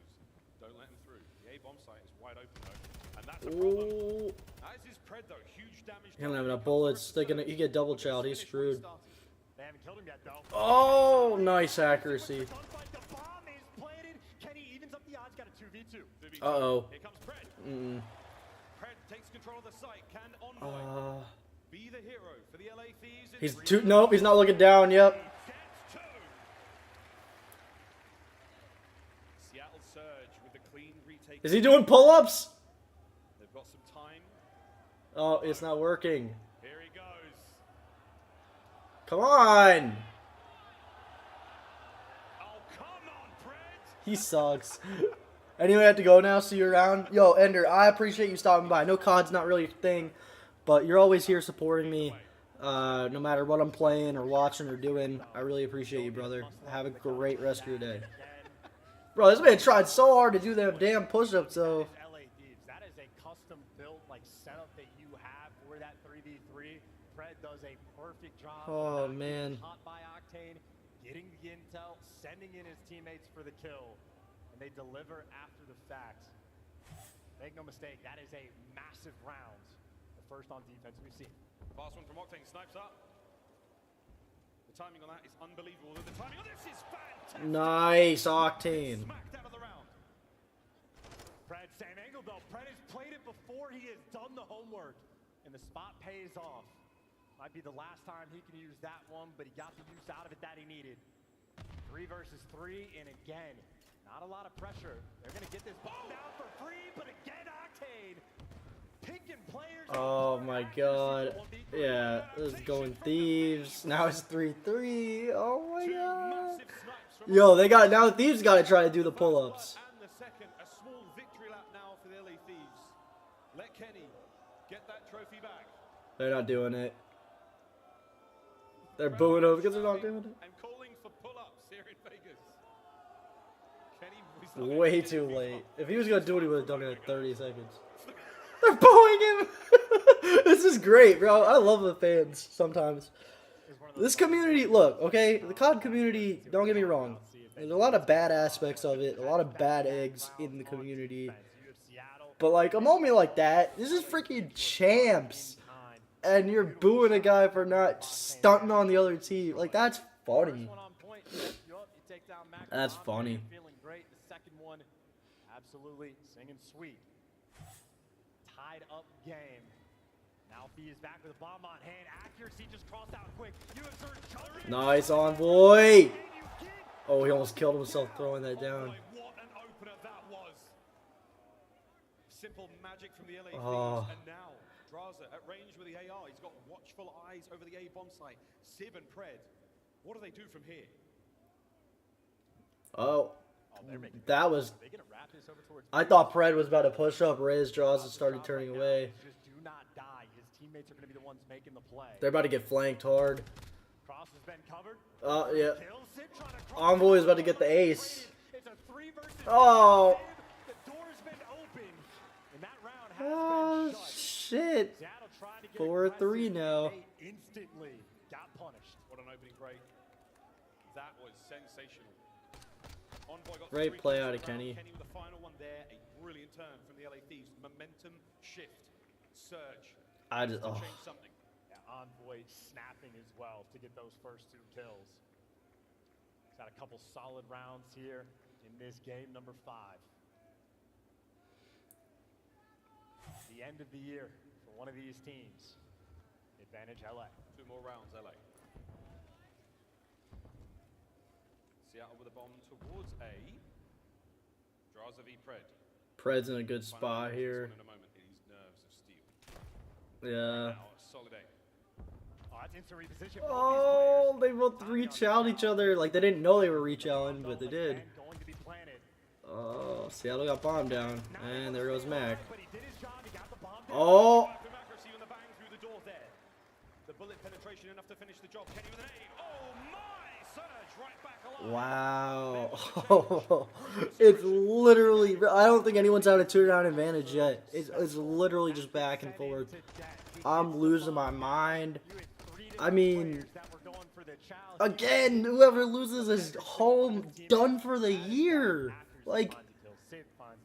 Oh my god, the fucking pressure is just insane. But that none of these guys look like frantic. Not like these dudes. Obviously, they've been doing it for a long time. Most of them. 4-4. They're not sweating it. Opening hit from the LA Meanwhile, I'm just a viewer and I'm pooping myself. What looks do we see here? Oh shit! Seattle's gonna. Yep. Oh my god, that was such a good play. How about that timing? Here comes the emergency tourniquet here from Kenny. Can he stop? Nope. No, it can't. Bridges another. Sid now flying in. Draws to fight one. Damage dealt. Oh. Taking tags. Oh. 2v1. Oh. If Pred didn't hit that flight, bro, we might have seen a 1v4 there. That would have been freaking nuts. Oh my god. Round for Seattle. Oh. And they Oh, the fans are gonna go berserk. The fans are gonna go berserk if Seattle wins this. They all want Seattle to win. They want Drawson to lose here so badly. dogs down. Oh my god. This is just insane. I don't know about you, baby. This is great. Oh my god. COD gods be praised if they land. Nothing so far. Fred, one more kill gets a cruise missile. Kenny Damn, I didn't even realize he was on a streak like that. Oh. finds something, gets out with his life. Civ gets first blood on Envoy. This is it. You got the And they got bomb down. plan is well. This is it. Oh, big kill from Mac. Octane trying to hold it down. Accuracy eyes on the bomb site. 2v3. Oh my god. Worried about the 1v3 for Octane.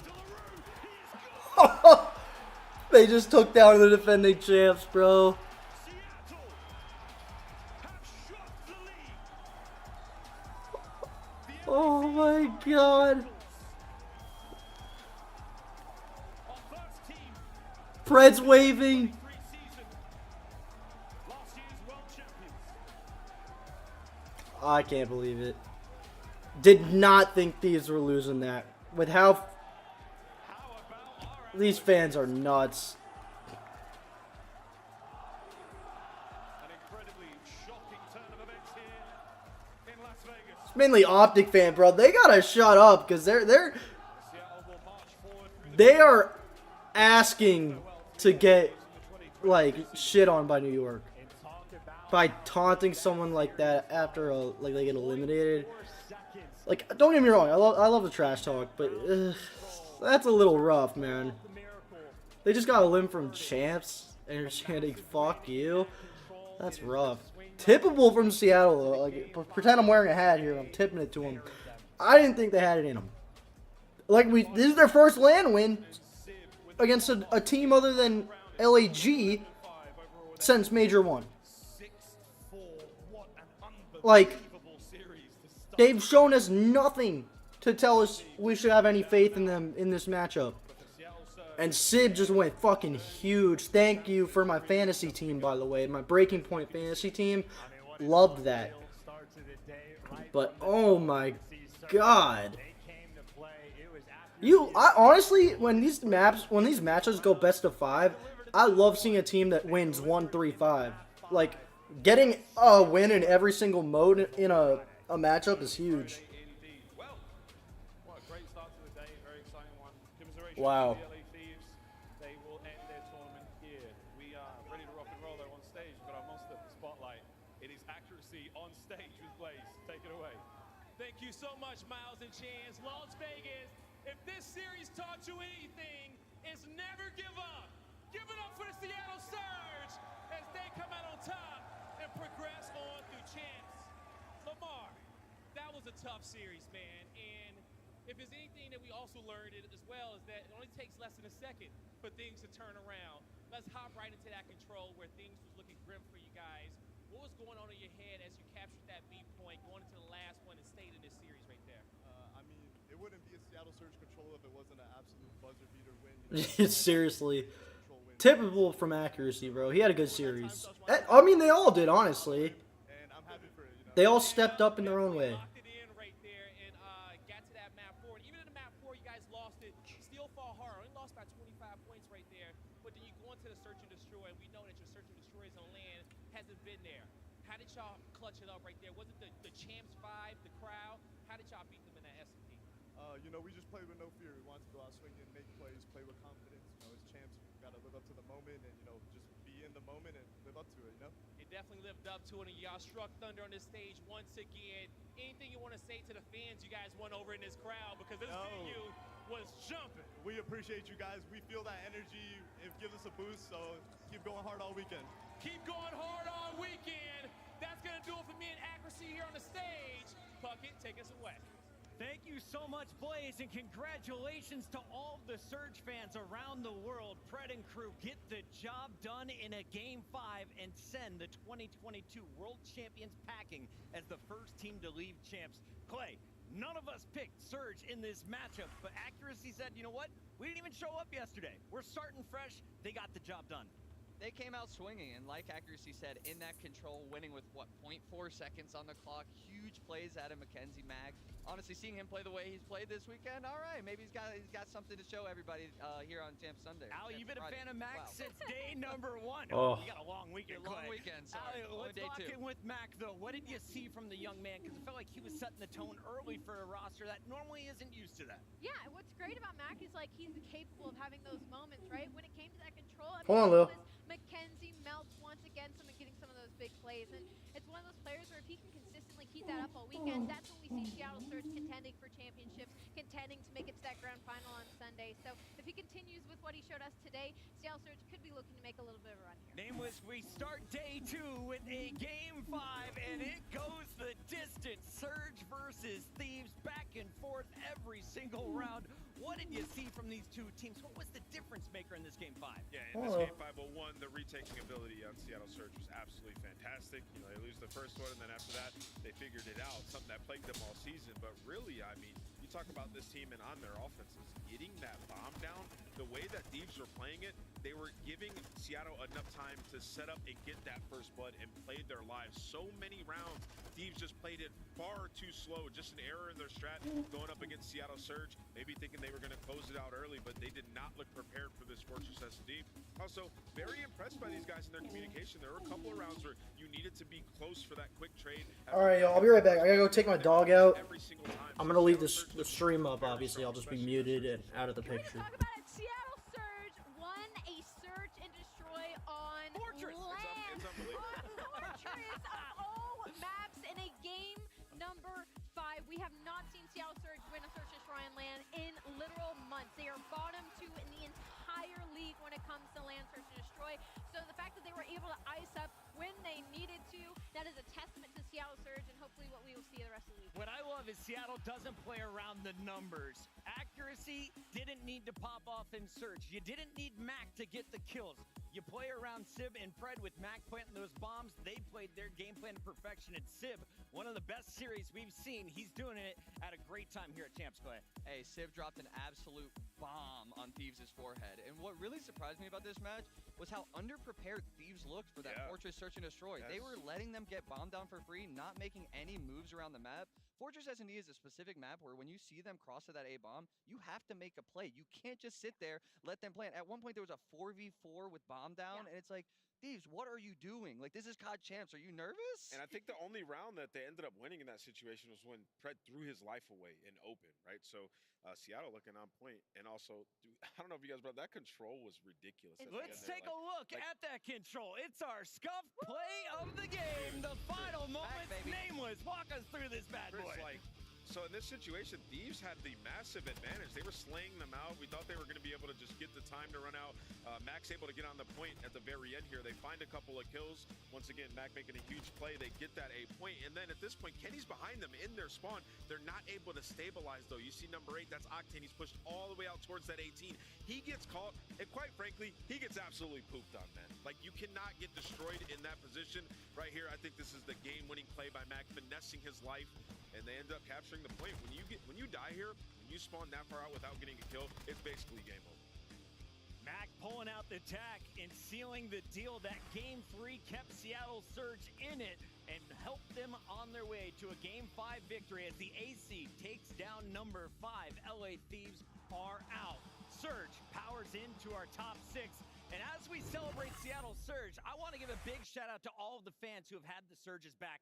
But also, let's be better, right? I heard an FU Draza at the end of that series. This is COD Champs. Draza had a ridiculously strong game number 5, and the kid deserves some respect here. So congrats to our returning champs, LA Thieves. You made it to another champs. It's sad to see you going home on day number 2, but let's be better moving forward. Yeah, just to add on that a little bit, as a player, guys, we're here, we're competing not only for ourselves, but to give you guys a good product. We're putting our heart on the line for each one of these matches, and the feeling of your season being over, it is soul-crushing. It's heartbreaking. So come on, just be a little better, guys. Let's have some class, let's have some tact, and let's enjoy some good Call of Duty this weekend. Back to the great vibes. Let's take a look at the bracket, because it gets better from here on out, Allie. We still have 3 more matches to go on day number 2. What do we got coming up next? Better. It's day number 2, and we still have to get through another elimination round between Boston Breach and Minnesota Rocker. And following that up, we have 2 incredible winners matches still to go today, guys. That was just the first match on the day. Let's take a look. We've got more matches coming your way, and of course, it's time to start your digital collection if you haven't already with the 2021 Call of Duty League trading cards by Upper Deck. Nameless, you and I, we've been talking about our scum card all year. I want a Clayster card. Well, I've been hunting for it. I don't have it yet. I had one. I threw it in the trash at the first event. What the My heck? God, Clay, I personally wouldn't take that. Yeah, that's It was a mid Shout out to everyone here in the venue. When we come back, it's time for battle number 2 of the elimination. Who's going home? Stay tuned to find out. Boston takes on Minnesota next.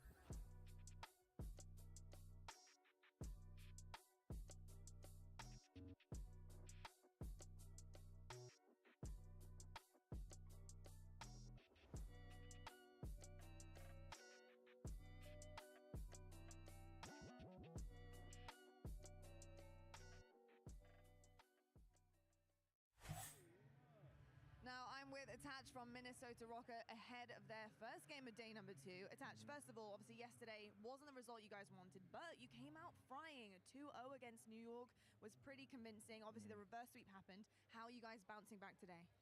It's honestly about having short-term memory. Of course, we came out really hot. Everything was going well, but we weren't able to close out the series, and that's always tough. But we know what we could do. We won a couple maps. We were playing pretty well versus one of the best teams in the game, so show up today, hopefully close some series out, come out hot, and just believe in the boys because it's a long weekend. Forget about yesterday and just take one match at a time. I love that. I think the short-term memory is key there. Yeah. Just rinse, repeat, just get rid of it. But obviously going in against Boston, how are you guys feeling? They got a new kid on town. You know, Snoopy's looking pretty good. Debut yesterday, he was kind of frying low-key. You know, how are you feeling about going up against these guys?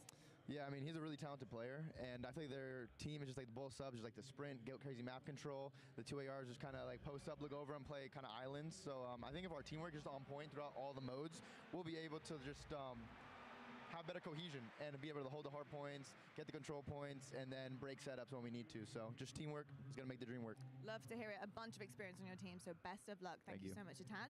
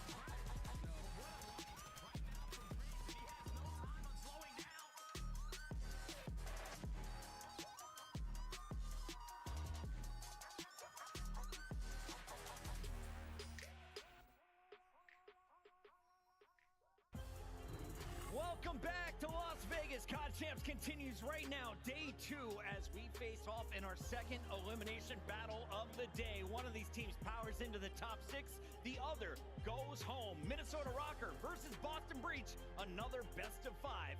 Welcome back. It's Puckett alongside Clayster. We've got Alley Cat and Nameless, and this is going to be an interesting showdown because we don't have this matchup. We don't have stats on this battle in the past because Snoopy wasn't on the lineup. He joined the squad. We saw him for the first time yesterday. Clay, early takeaways from Boston. Are they looking stronger or about the same with Snoopy now in the mix? You know, Snoopy brings to the team kind of what Vivid and Nero and even Kremp to an extent brings to the team. Just that high pace, high engagements. And I had a chance to talk to Snoopy and Doug yesterday. And I walked up to Snoopy and I said, "Hey, man, I'm Clayster. What's your name?" He said, "Snoopy." I was like, "No, your real name, man." Let me talk to you. So he's still a little new to all this, but he seems like a great kid. I honestly want to see him do well after speaking to him yesterday. Yeah, let's take a look at this Boston squad. If you haven't watched them all season, they've gone through a number of roster changes, but that young man, 18 years old, he's rocking braces and he's playing for a trophy. He's alongside Awakening, though, who has had his ascent throughout the CDL, playing with Kremp, another Challengers player to ascend this year, and of course, Beans, who got put into the starting lineup about halfway through. I think all these players are great individually. I think they're very, very talented in that each in their own, they bring something to the table. But again, like I said yesterday, I just think they lack a good head on their shoulders. I think they lack somebody to really make those decisions in the middle of the game. So when it becomes a Monster Energy pregame, Hardpoint has been in shambles. I mean, once again, we're talking about a Boston Breach team that at the beginning of this season, they were known as a respawn team, and now they've slowly kind of become a search and destroy team with Beans on the sniper rifle, which sure, you can lock up that game too, but you have to be able to push the Game 5 at some point for Boston.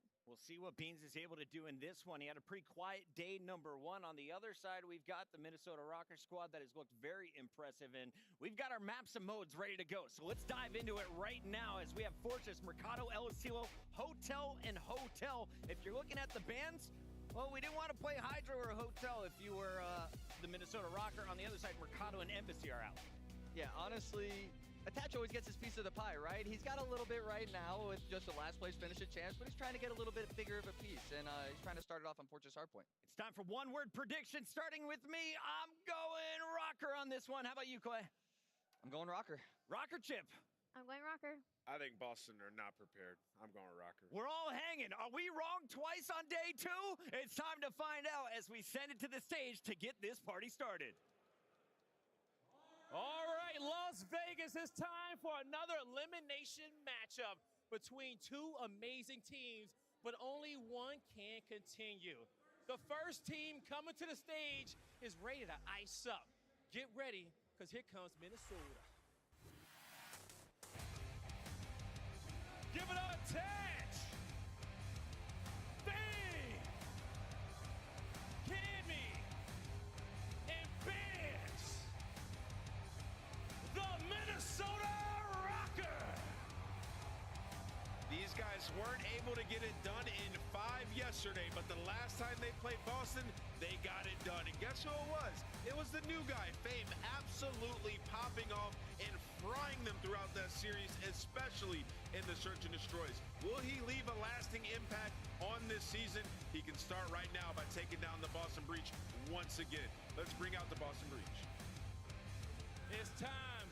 Without further ado, Las Vegas, help me give a warm welcome to your Boston Breach.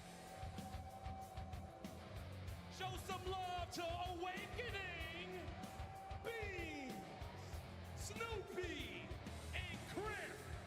It's the Boston Breach. A talented, stacked roster for the Boston Breach now find them in the situation of getting knocked out of Champs after making a last-minute roster change. Historically, they have the edge in this matchup, specifically in that game number 3. They have never lost to control, and Snoopy yesterday took over in game number 3 with a 1.28 on the season. Can Boston Breach do it here once again against the Minnesota Rocker? Let's get match 2 started, Blaze. I'm ready to see if the rookie can get it done once again as well, Allie. It's going to be a great matchup on the stage. Las Vegas, you ready to get it going? All right, it's time for your casters. It's Merc and Maiden. Thank you so much, Blaze. All right, let's get it rocking. Okay, for this particular match, I mean, after the last one, whatever. Tough to follow up. Yes, it is, but anything can go. This is one of those matches where you go in.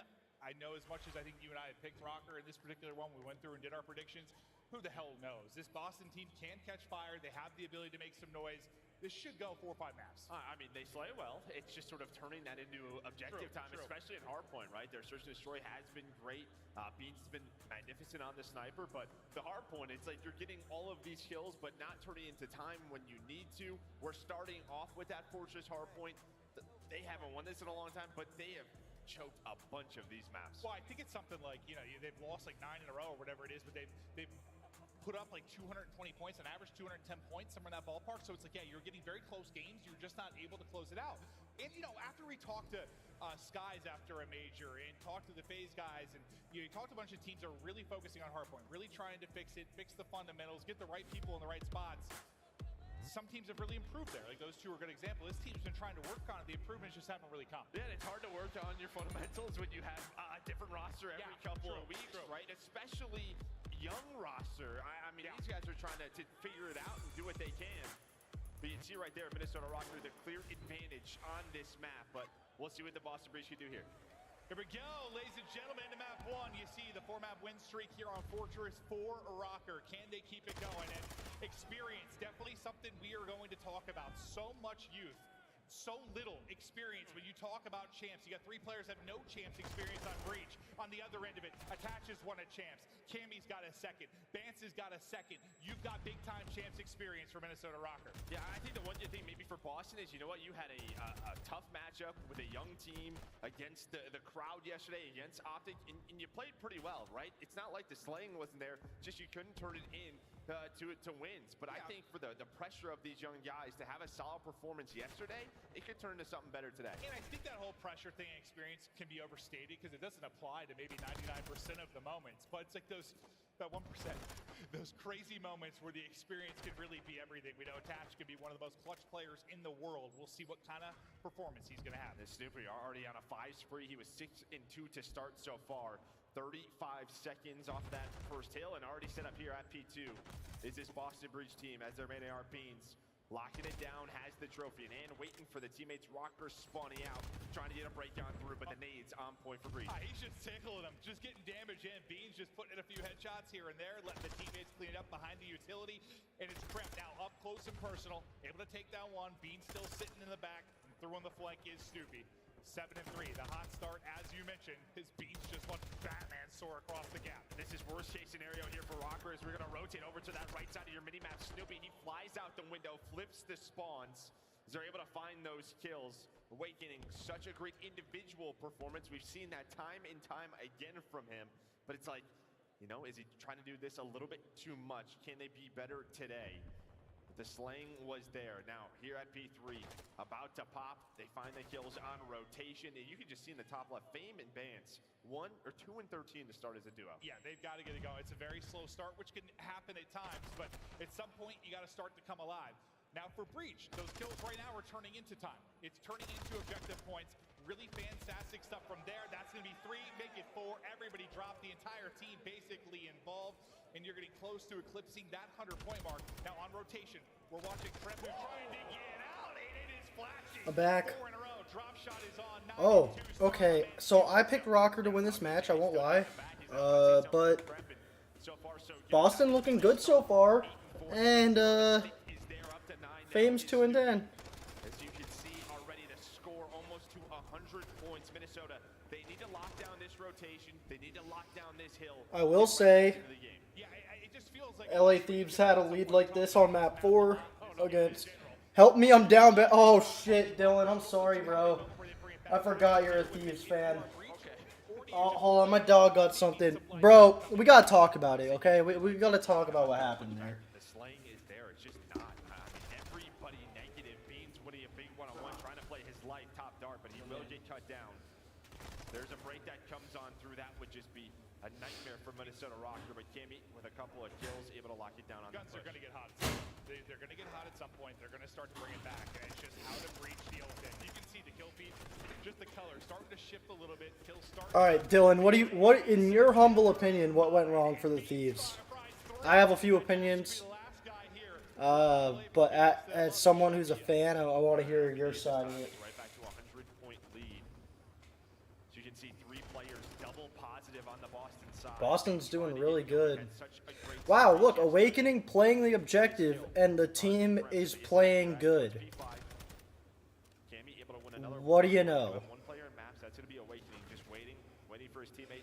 Like, I swear against Optic, nobody played objective. They just straight up played for, what do you call it? They just straight up played for stats. I gotta tip it to Snoopy, though. Mans is having a good little debut. He didn't do bad in the Optic series. The team just did. Triple for Big Wake, now 5 in a row, and yeah, that lead climbing towards 100 again. They are piecing right now, the breach. Rocker looked terrible, though. So if you win this rotation over to P1, but you see Minnesota attaching Cammy, just trying to fly on through, trying to flip the map. They do a good job. The problem is it's tough to fight for map control when you are down 100. Yeah, I was say you might get well, not 200-point clubbed at this point, but you're gonna get 100-point club because you ain't getting no time. 115. Rocker, will this be the moment of life? Streak's gonna maybe make it difficult. 2 kills come through behind the streak as well.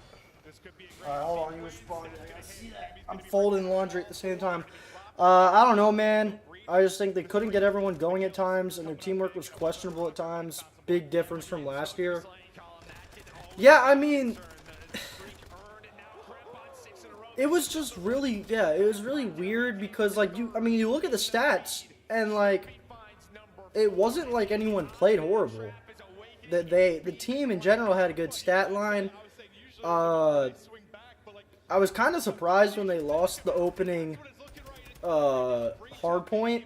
That was a weird situation for me. In my opinion, they lost it when they could have had the control. It was round 5. It was 0.4 seconds on the clock, and they couldn't get Seattle off of that A point. And then, I mean, it was even down to like the last 20 seconds when Seattle was able to capture the B point. I mean, they just, the buzzer beating win in control, I think that, like, when that happened, and then, like, LA Thieves had the chance to, like, dominate them on map 4. They were up like 100-something to 10, and Seattle came back and made it like really close. They just, I don't know. It just seemed like the team just wasn't there mentally. It's weird seeing them get eliminated so fast, just because, like, I'll tell you what, a team that is very thankful and is feeling really good right now is Optic, because of all the teams this year, Thieves have by far been like their kryptonite, in the same way that Optic has been FaZe's kryptonite. So Optic's feeling really good about that Thieves loss. But, like, I was surprised. I definitely, you're rooting for Optic, LMAO, want Dan to win. You know, it'd be really cool. I would love to see Optic win. I'm trying to stay as neutral as possible, just because, you know, I just want to support the scene as much as I can. I don't want to play favorites, especially with me writing for Breaking Point stuff. I grew up an Optic fan. I'm not going to, like, hide from that. Like, of course, like, seeing Karma as coach and, you know, seeing Dashy as, like, the face of the team after being, like, the young gun in Black Ops 4.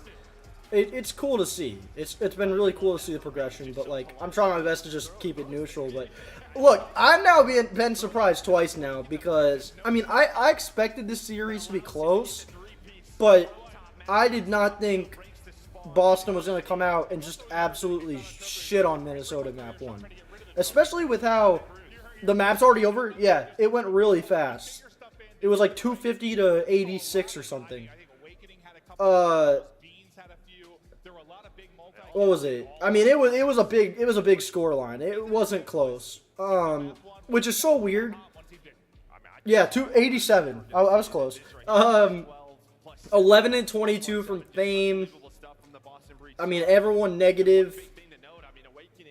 Just go again, though. Like I said, oh, what's the Ultra Phase map set? I want to know that. But, like, look at Boston. Awakening, right? So he goes 21 and 14. He has a good stat line. But he also has a minute of hill time. When you look at the matchup against Optic, like, why was he just playing for kills yesterday? It was so confusing.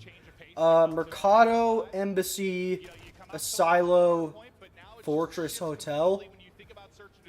I'll tell you what, that is very front-heavy FaZe and very back-heavy Ultra, in my opinion. If Ultra can sneak one of those first 2 maps, Mercado or Embassy, I think they have a chance to, they have a good chance at winning the series. But it's definitely front-loaded for FaZe and back-loaded for Ultra, which I think puts more pressure on FaZe, because gotta win those first 2 maps. It's gonna be a good matchup no matter what. You think FaZe went 3-1? I mean, I could see it. FaZe are really dominating, and look, when FaZe are playing like they did yesterday, where, like, Slasher's right up there with all the other guys in terms of, like, the kills and stuff, I mean, they're a dangerous team. And so far this year, there's truly only been one team that, no matter what, when they go up again, that's a huge bounce back from Kremp, because he, of all the players on Boston against Optic yesterday, he played terrible. That is a huge bounce back from him. Bro, where was the Lamar against FaZe yesterday? Today? Yeah, right? Lamar played huge today. Like he looked good. Mac looked good. When I looked at the stat line, it was exactly what I expected. Pred and Sib were positive, not too high. Like it wasn't like anyone had like a 1.3 or anything, but they were both positive, and accuracy and Mac were both negative, but they made their impact in the way that they're supposed to. Farm off LAG the whole season and do absolutely nothing yesterday just to play like gods today. That's what I'm saying. That's why I had zero expectations for them in the matchup against Thieves. I didn't expect much because I was like, I need to see something. Even if they had lost yesterday, like, I needed to see something, and they didn't show anything in that matchup. So it's crazy, man. One of the best Mercado teams in the game versus NYSL. And a big part of that was attaching Cammy. Attaching Cammy. Especially after that first time. What do we hear? Like, was it Cammy and Vance were kind of frying coming into the event? Like, they were playing real well. You're going to need, we know Vance has been at times all over the place. Look at one of the best subs in the game. At other times struggling. That is true. Vance is one of those players that is all over the place. Even when they was on Ultra, like, when they were looking like a championship team, he would be frying, and when they didn't, I mean, it was just, yeah. Should have won yesterday, though. That map 4 hurts. Yeah.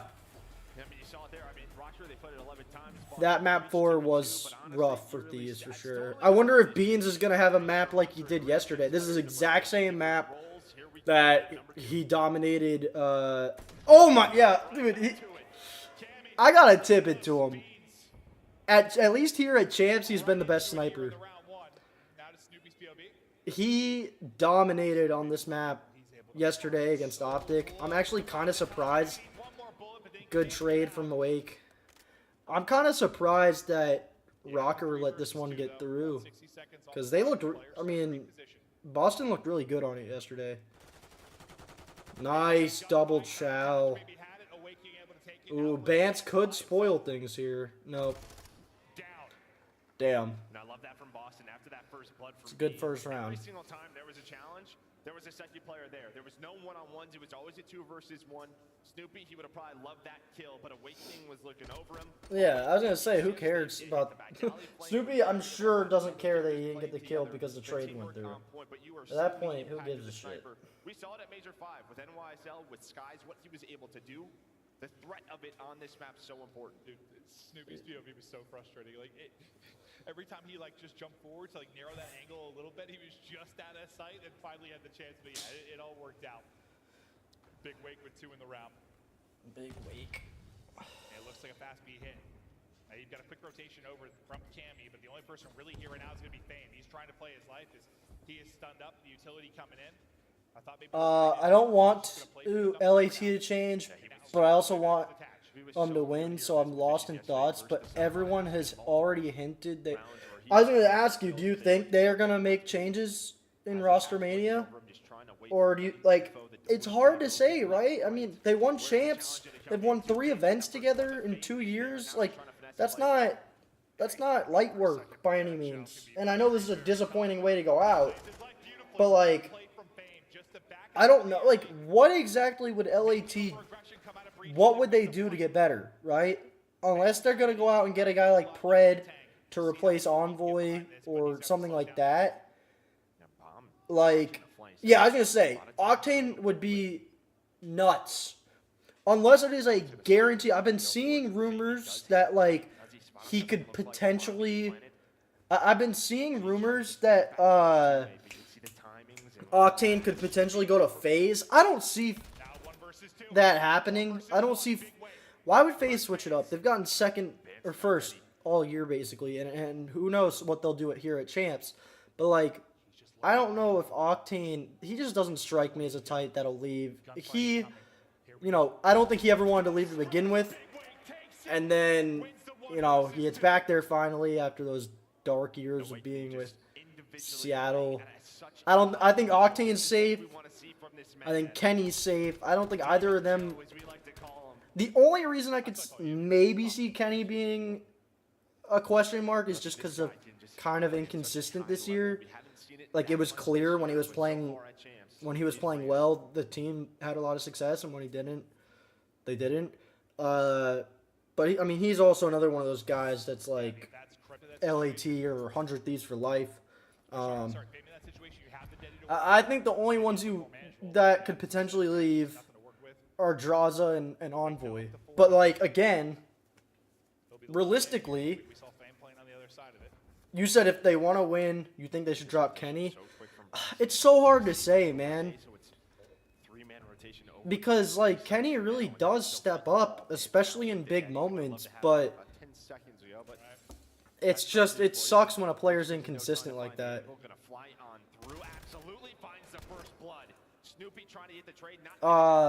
But, so, yeah, I mean, you tell me, right? So let's assume Octane and Kenny stay.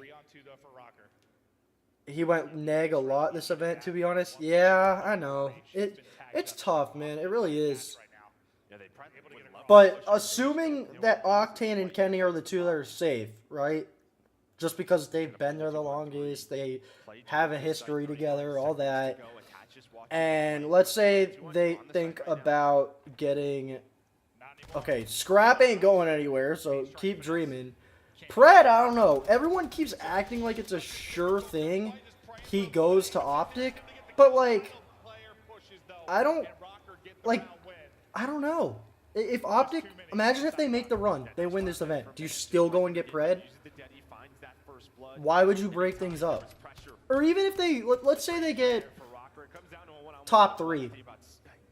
Like, do you really, like, I just don't know if I trust a Pred and Shotzi SMG duo, because, like, neither of them are going to take on that, like, more, like, route man supporting role. They're both, like, aggressive high kill players. I just don't know how I feel about that.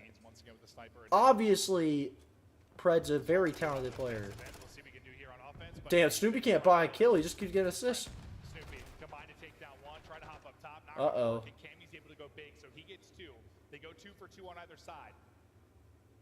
And now into this 2v2 we go. That would be a nuts lineup, though.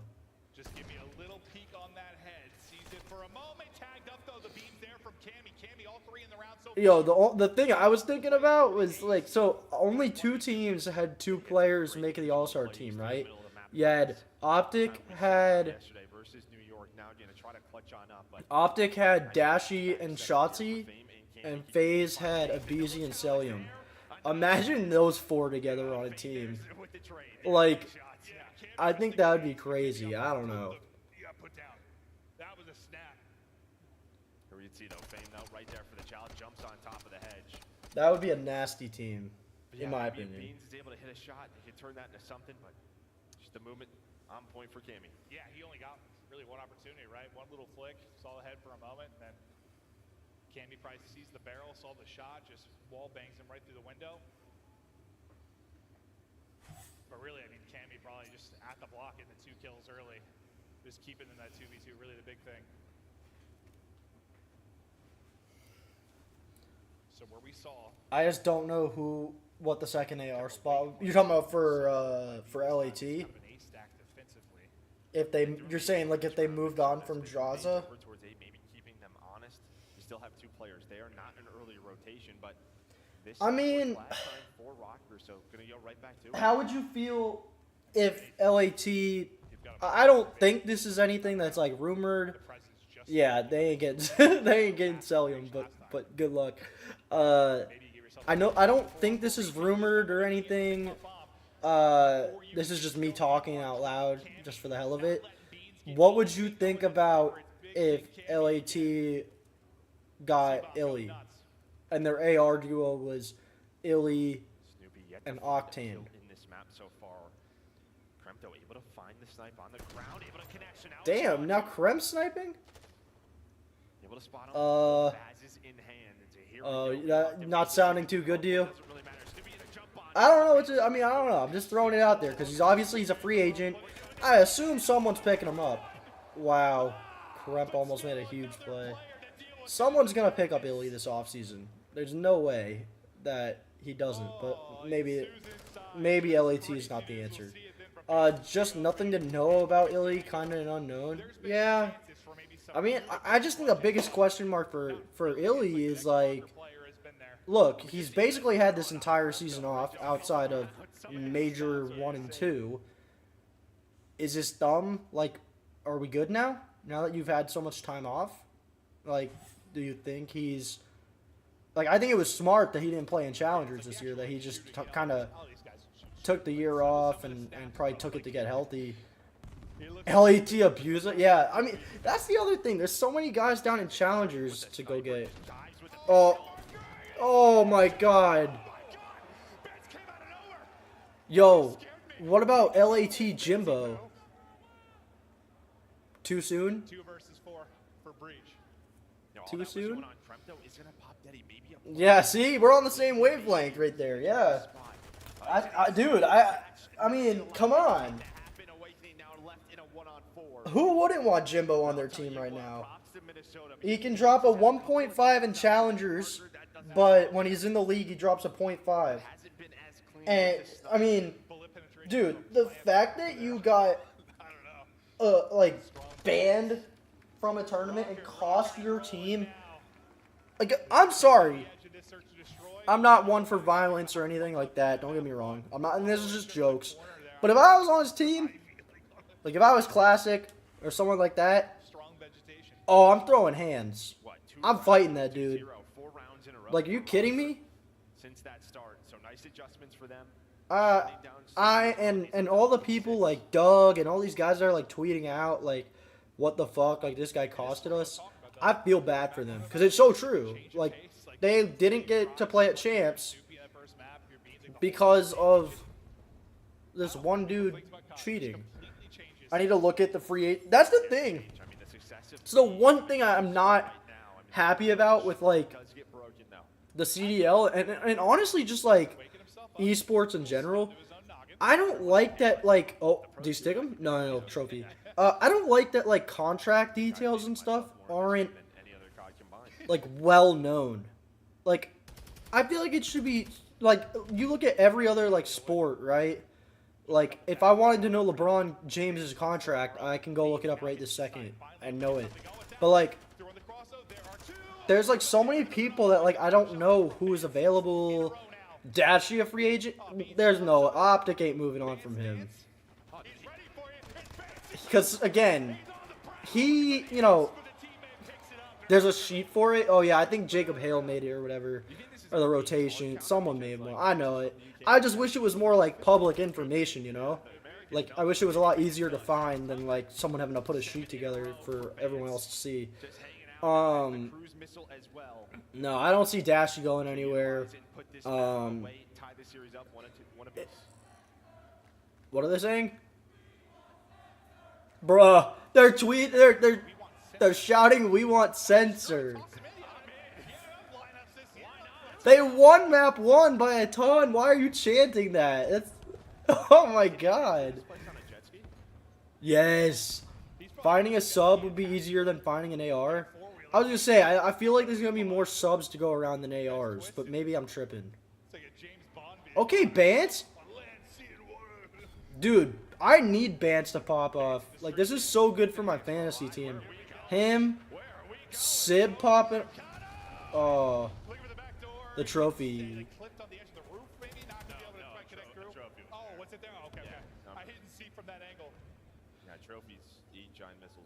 Wonder what an AR duo of Sam and Dan would be. Bro. Honestly, from a comms perspective, like, if you were the SMGs playing with those two, you would be in heaven. Then again, though, I feel like in COD, you don't want two guys that are, like, overly, you know, communicative. So, I mean, like, to balance it, you would need, like, yeah, like you said, you need, like, Hook or something like that to go with it. Like, someone who just straight up is just gonna lock in and run around the map and get kills. I feel like, you know, I do think Ghosty has earned himself a spot as a starter, even if Optic move on from him. Just the value, like, I think the value of a what do you call it? the value of a IGL, especially at the AR spot, I mean, you can see how much of a difference it's made for Shotzi and Hook. Like, that's so helpful to have. And so even if it's not with Optic, I think some team, you definitely want him as your IGL AR. Like, similar to like an accuracy or something like that. Damn, Snoopy went 0-8. We got another James Bond. I didn't even realize it. Well, 008 is worse than 007, I guess. I didn't think about it, but Sam could retire. I don't know. I don't see it. I don't think Octane will retire just yet. I know he's one of the older players and stuff, but I don't think he's gonna retire unless he really like hates the new. The thing is, right? I don't know what the hell to expect from MW3. Like, I think it's easy to just assume it's basically going to be copy and pasted this, but maybe Sledgehammer adds those quality of life changes. Red dot on the mini-map, dead silence as a perk and stuff like that. I mean, you just never know. And in that case, you know, it just changes everything. Yo, are we going to get another 3-2 though? I want to say I had give Sam a jetpack and he's MVP. Yeah, seriously, I'd love to have jetpacks back, honestly. Although, hot take maybe, but I way prefer how they worked in Black Ops 3 compared to Advanced Warfare. Personally, I wasn't a huge fan. Like, trust me, I'll take advanced movement over boots on the ground for the most part any day. But in terms of like comparing jetpack mechanics, I definitely preferred Black Ops 3 compared to like AW.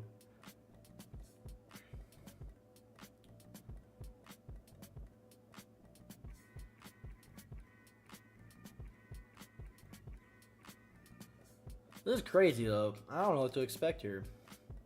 Again, Boston, I was a zombies main, so yeah. Dude, I love zombies. That's what got me into Call of Duty way back in World at War. Like, when I first played Noctare on Toten for the first time, bro, I used to have nightmares of that shit. It's just like, I don't know, there's something about zombies, man, and COD. It was just so, it's so good.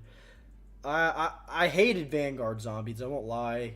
Cold War was okay. Not my favorite, but it was fine. I really enjoyed Black Ops 4. Black Ops 3 is obviously like the best. And then the ones before that are great too. But yeah, zombies was a shit.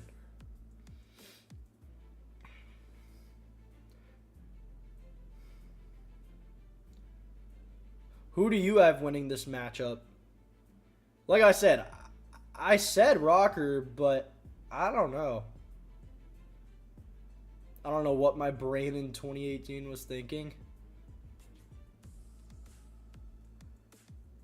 That's Black Ops 2018. Oh, you hated Black Ops 4 and got rid of it hella quick? Dude, I don't know. I'm like one of those weird people that like from the start I loved that game. Like, don't get me wrong. If it were me, I think the stims needed to have more of a cooldown. But like, if I'm gonna look, but now I got into comp and I love it and I wish I played it more. Yeah. Well, for me, sadly, that was the year that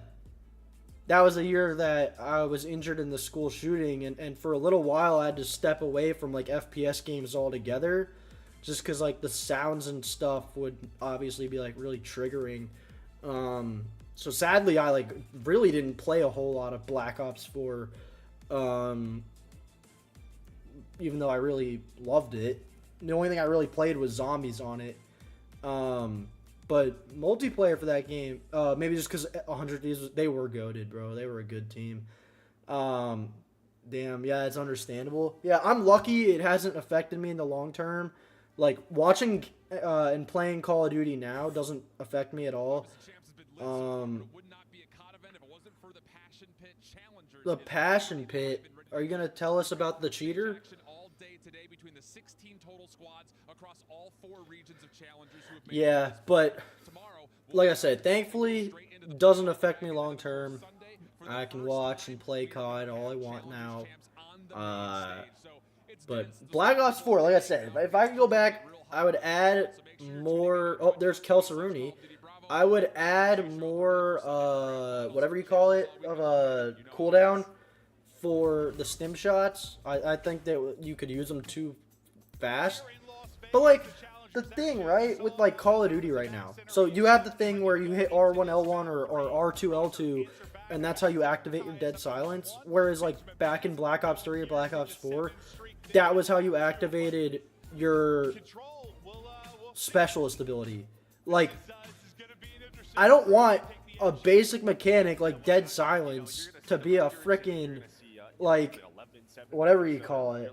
I don't want that to be like, I gotta double, like, I want my abilities back, bro. I miss that stuff. The Tempest, the Overdrive, the Gravity Spikes. I miss that stuff. Yesterday, so who the hell knows? Yeah, no, again, we're going to say it kind of a good amount over the course of this, that when you look at the year-long stats for these two teams, it's really hard to take a whole lot of Annihilator, yeah. Kinetic Armor, how your performance has gone War Machine. This is Control for this season and how they have looked. A 1.2. The freaking whatever the scythe, the like minigun. Always plays very well. The gunny on point. You see the non-traded kill percentage. Always it'll be a little bit higher for your ARs playing those different positions. I don't know if we're gonna get 5 offensive round wins like we did last match, but I'll take a couple. Yeah, I think you kind of see it there. You know, when Attach was originally benched, his pacing was talked about a good bit, whether it was too slow, whether he should play faster. I think he said, like, yep, exactly. I've missed specialists. I know that wasn't like a, you know, that obviously was out of the box for Call of Duty. That wasn't like a traditional mechanic, but I really liked it. I thought it played well. I thought it was fun. I thought it was a fun addition to the series. And obviously, it's a part of what made those games so great. 1 in 7 in their last 8. Well, for Boston Breach, this has been a standard, a go-to. 10 and 4. Yeah, I was gonna say Boston, like, you gotta capitalize here. Gotta hop in the shower. I'll be back in a bit. No worries, brother. Appreciate you stopping by, of course. Obviously, there's so many other watch parties you could tune into, so I appreciate it. Trying to find information here mid-map. I'll be holding it down. I want Rocker to win, by the way. Dill Duo, exactly. I want Rocker to win too, at least for my pick'ems. Well, stop shooting there as Fade's gonna find it. That's sort of like the opposite of probably what you want. Yeah, no, it was exactly the opposite, yeah. Yeah, like free kill and then not so free. Shooting your own teammate, my guy. He gets right back off spawn though and picks up 1. So we'll keep an eye on how he does this map. Damn. Just a rookie. The snaking go crazy. An 0 and 8 map 2.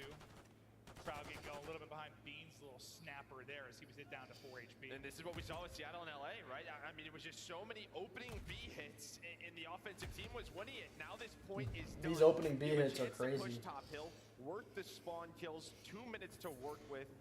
Boston already in a very strong position. Right, it was just all offense in the last series. It was absolutely incredible to watch that play out. We had a weird Asilo yesterday as well that we casted. Beans desperately trying to get eyes on the player below, but just not happening. Now trying to reposition over the top. Team able to pick up 1. Now the shot's starting to hit. 3 will drop onto the point, make it 4. Good position for Breach to close it out right here. Yeah, he's got no ammo. He's just got his knife out. He's got a trophy down, so he's going to try to play his life with 3 players on it. Minnesota, they have to go. The second tick already in. When is the challenge going to come? It's going to be here in time. The SMGs, they find 2. Attached with the 3rd, so you are still alive in the round. But already, so much work done for Boston. Yeah, I mean, hell of a retake, but exactly. Damn, Boston got 2 ticks. Has been done. You've got to basically be perfect from this point forward, because you allow any other 3 or 4 down scenario where there's any kind of stack and you're getting smoked. This one is done. That's going to be 2 down. Now maybe the opening. Cammy's got a good spot here to cause problems. Coming off the spawn. Should be able to get some damage in on the cross. It's going to be Bance is able to do it. Cammy will find his kill. 3 made down, big play. Damn, Bance going big too. I thought this round was potentially over right there. I mean, you had Fame in the base, you had Attach who's able to take it down. Awakening now in the tower. Maybe this is the chance. Is Boston going to be on the point, putting no pressure through bar, just leaving it, going right over towards the arch side. Snoopy does take it down. B's there for the trade. Another retake for Minnesota. They are hanging on by a thread, and that's going to be all 4 dead. Yeah, that thread is just, it feels like getting thinner and thinner, but they've done just enough to continue to hold. Now taking a bit of a different angle here, wrapping around the other side. The all-on onslaught, not going to be the case. They know they got one more real crack at this, trying to make sure they develop this as best they can. Whew. Nice win from Crimp. Can be deleted. 20 to go. Another win there from Beans. Attack, can't quite finish it. Can't finish either. Beans able to go big. The only person that gets the kill is going to be Cammy on the other side. Onto the point. Go Boston. And it took, what, like 4 more hits after they got down to that final tick, but they're able to do it, Joe. I think the issue for Minnesota, I mean, great retakes for them, but the opening kills were never there, right? You never had that player in bar finding a kill or two, top window finding a kill. Just, you know, the subs being annoying in the base of Boston. Boston always found that initial that allowed them to get their push through middle of the map. That's usually the toughest part about a CDL control on offense. As soon as there's a sub in your face, good luck, it is difficult. It felt like one of those times you're watching deep play hardpoint, they're breaking so well but can't hold a single thing. Like, what should be easier, they just were not able to do. Vance, though, he is continuing off of his nice map too. So they lose that first round, but he goes 8-5, leading the way for his team. Maybe a confidence booster there in the search and destroy. And why not? Let's go B right off the start. Everyone else is doing it. It's been working. And Boston deal with the first push. Maybe with Snoopy's first blood, they should. Attach with some nice beams. It's funny for so long. It was, hey, right? The final site to get. It has been shifted here at Champs. I mean, every now and then you threw it, your first push over towards the more difficult site to capture, but today has been an anomaly, but it looks like Boston holding on, and that is due to Snoopy 4 off the start.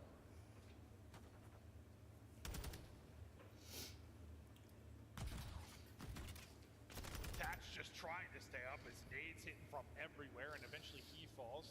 To Vance, trying to get out to tower. He'll have an AR in hand for now. That nade just right in his pocket. Beautiful toss there from Beans. And this is the issue when you go B and it does not work early, right? You spend so much time, and now there's only 20 seconds left to try and work this A zone. Boston going to shift on over, and they're absolutely going to play with it. But that first kill I talked about, Kremp, he gets taken down by Vance. Maybe that's the opening that Minnesota needs. And for the follow-up, Vance looking for the angle, just the smoke from the nades, making it so tough to actually get a line of sight on. Ataxo finding another. Bench is finding this angle through. More progress today. Halfway to that third bit. That'll be done. Extra minute put on, minute 22 now to work with. The Snoopy's getting kills mid-map, and you look to layer this now if you're a rocker. Yeah, Boston thought about maybe trying to go for that retake, but the nades were on point for Minnesota. There was no trophy down. So you're going to have one player pushed up over towards white. That's going to be Awakening. Dealing with the players off a spawn, trying to push them over towards that A side of the map. Where's the push going to come through? It looks like it's going to come through lockers for Minnesota. Tatch is going to find the first. You have one player sneaking around in the base. That's going to be Snoopy trying to find a kill. But the push is on towards his teammates. So it's on to Awakening and Snoopy for now. They're at least find one kill, does Awakening, but his teammates, nowhere to be found. They're still trying to hunt out Awakening. Vance has been trying to find him. Halfway to that second bit of progress. Beans with a nice win in the backside of it. You still have Cammy who's on that point. Awakening gets another kill. Wins a big one versus Vance on the far side of it, so stays alive for that collective 10. I promise I'm not ignoring y'all. I mean, it's great, but you give up. I'm just trying to fold some laundry while these matches are going on. Nice patience to find that kill onto Attach. I mean, if Attach finds that one, that might be the round done. You know I love you. See in the top right, the entire team for Boston on a spree right now. Slaying well, 25 seconds to go. You have a couple of players pushed on up for Minnesota, but Kremp just lurking. Trying to hunt down Rocker. I'm going to say, Boston, A little time to go. these are where they need to dominate. Like, they've been such a good control team all year. When you get that one of the first 2 maps, you got to turn up and get map 3. Put some pressure on. Who might be able to get on the point for a second, but then good luck. You should get swarmed The trade is in. It's another round for Breach. First defensive round win of the day here on LSCLO. Yeah. Someone They wanted do get 2 defense. ticks, but some pivotal fights by Beans, and then Awakening just, I mean, playing his life. And sometimes it can be a little bit detrimental when your teammates are dying. It's just sort of like you're just being ignored. But when his teammates are finding those kills, kind of puts them to have to go over towards Awakening. He was playing his life. I will give credit to Awakening. He is playing much better today, having way more of an impact than he did against Optic, 100%. How annoying can you be? Seemed a little scary for a moment. Oh, that nade comes through. That should get the kill. Vance gets deleted, but the nade on point. Nice snap there from Snoopy. Trying to work back into it after the goose egg in that map too. So far, so good. The team with a 2-0 edge. Now Beans able to find Fame again, finding that first sub in your base. And now Snoopy just gonna try to play for players off of spawn. You have one player on Beans that is pausing that clock and times it well, able to find Fame. Who knew he was coming up off spawn, finds that kill. You have Cammy working the pinch, working the flank, but can they find Vance and attach? Trades going down over towards that B zone, but they are favoring Boston right now. Cammy able to get one. The beams are there. Actually takes down a second, but the angle from Beans will drop him. Now to Fame's POV we go. Just all the utility soaring in through him and trying to get away with his life. Just 45 now on the clock. B looks like. All right, I'm back. LMAO. It's storming a bit, so I had to make it quick and efficient. Now how does this transition go for Breach? I feel that, brother. How do you deal with it if you're a rocker? Who's on It looks like it might storm here too, actually. maybe make the pinch through? Yeah, this time no. Not sure. Able to find that first kill. You have radio tower control. Can you get your teammates? I'm still just trying to get some laundry done during these matches. Things are looking good for Boston, though. Florida Storm's no joke. Oh, I bet. To 2 versus 2 right now. But attach has been so crucial in these moments, but he's going to be the last player alive. Ooh. Just trying to buy time. Well, he's doing that. Good job of that. Is Cammy able to get back into it? Beans, though, the tags at long range are there. +5 for him at 14 and 9. Now you've got a minute to work with. You have a slight lives edge as well. Awakening and Beans just cutting them through on the cross on spawn. It's got to be frustrating if you're a rocker just trying to get through. Now you'll be spawning out the other side due to Awakening's position. And see how you get back into the action if you were Cammy. That's like, do you want to leave him, take the 3-on-4? Looks like they're trying to hunt him. Bet. I'm about to have someone joining me in Discord, so I'll have someone joining me for some audio, someone from my work. Getting up in that real quick. Oh, well, Vance with the knife, able to just finesse and play his life. But Hold again, up. it is down to attach and Cammy off his spawn. Yeah, Cammy, this might be the first time he's gotten near the objective in the last minute of gameplay. They both combined to take him out. Vance attach on the feed. 5 in a row now for attach. I thought maybe number 6, but nope, Snoopy digs him an early grave. Progress is there for Boston. Cammy, finally he gets back into the mix. He says, hola, Cammy is here.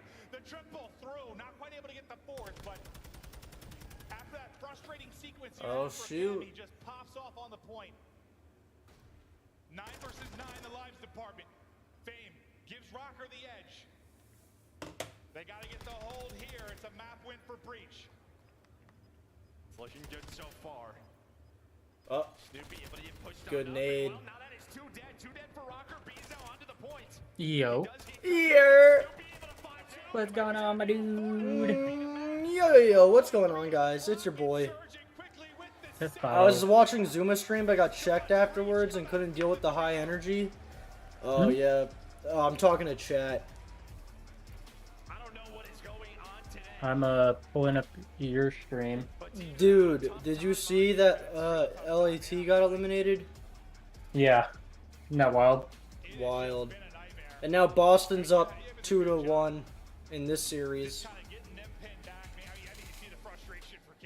Interesting. Cammy's losing full. Oh, I bet. Just couldn't really get back to the actual play. It was either Awakening or Beans getting shots at him on cross, I think 3 or 4 times, just trying to get back to help his Ooh, team man. cut down. I'll tell you right now, the team that was thrilled with the loss by LA Thieves, Optic. Oh, for sure. They were rejoicing that shit, I'm sure. But as long as FaZe and Ultra are still in it, they're not safe. I don't think they're worried about FaZe. FaZe is like a Nah, mental you block. you can't say that though, just because it's FaZe. You know what I mean? I don't know. They're pretty hideous. Ultra, yes, and NYSL still. It would be yes. such a FaZe thing to do. Like the only time we ever beat Optics at Champs. Like true. I'm telling you though, I'm like literally, I'm sitting here and I'm praying we get an Optic FaZe Grand Finals. Yeah, that'd be wild. Like like for viewership and like all the moments that would come of it, it would just be so cool. Bro, how's Snoopy doing? I actually have him on my fantasy team. Map 1, I want to say he did pretty good. He went 0-8 in S&D, and they lost. And then he didn't do great in this either in Control. Well, from what I heard, they're baiting the shit out of him. Yeah. Great. I mean, he didn't play bad. He just, you know. Well, no. But what I'm saying is like he's probably not going to have the highest KD just because his teammates are baiting the shit out of him. So yeah. But it's funny that we had a 007 yesterday, and then Snoopy went 0-8 today.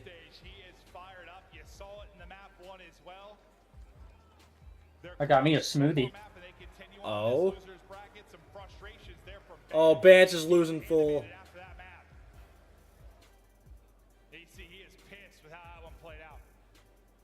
Uh-oh. Beans is having a good day. Awakening is playing much better. Actually having an impact on, like, the game and not just going for kills. He's dead! I'm sure Clay's going to want to do something tonight for his birthday. Oh, yeah, I forgot. I tweeted at him and all, but... Oh, is that what you do? Like, you're just so big, you just tweet out at people and tell them happy birthday and stuff? Yep. I'm like that. Get ready for map 4, though. We're going to take a look at some of the breach hardpoint stats. Sort of Did you see the map pool for, or the map set for the next match? No. It's like really weird. It very much favors.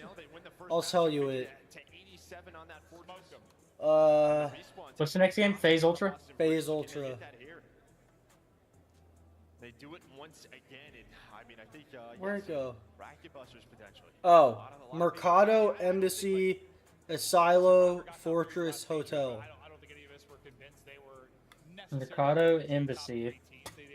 Say it again. Mercado, Embassy. Fortress, or Mercado, Embassy, Asilo, and then I think Fortress Hotel. Dang, I could totally see Ultra winning that 3-2, bro. FaZe have the advantage in the first half. Toronto have the advantage in the second half. I mean, partially the top 3, partially they've been playing better than they have really all year. You have the champs experience, but I don't know, this was a coin flip. Yeah, who the hell knows? Yeah, this was a coin flip. Are you sure? I think Ultra win map 1. Really? Yeah. As much as you're like the roster change comes in for breach like right before the event. I mean, you had what? A couple weeks of practice with Attach back in the lineup too. I mean, both these teams probably still trying to figure out some things, and it's not usually champs time when you want that to be the case. If Breach win this match, I'm gonna be 0 for 2 on the day. Certain situations if you're a squad, but we'll see if we get to a map 5 or it will all end here. Breach looking to close. Yeah, I think I would be too. This rocker squad home. Can Minnesota get going in a respawn, right? What are they doing? What is the crowd doing?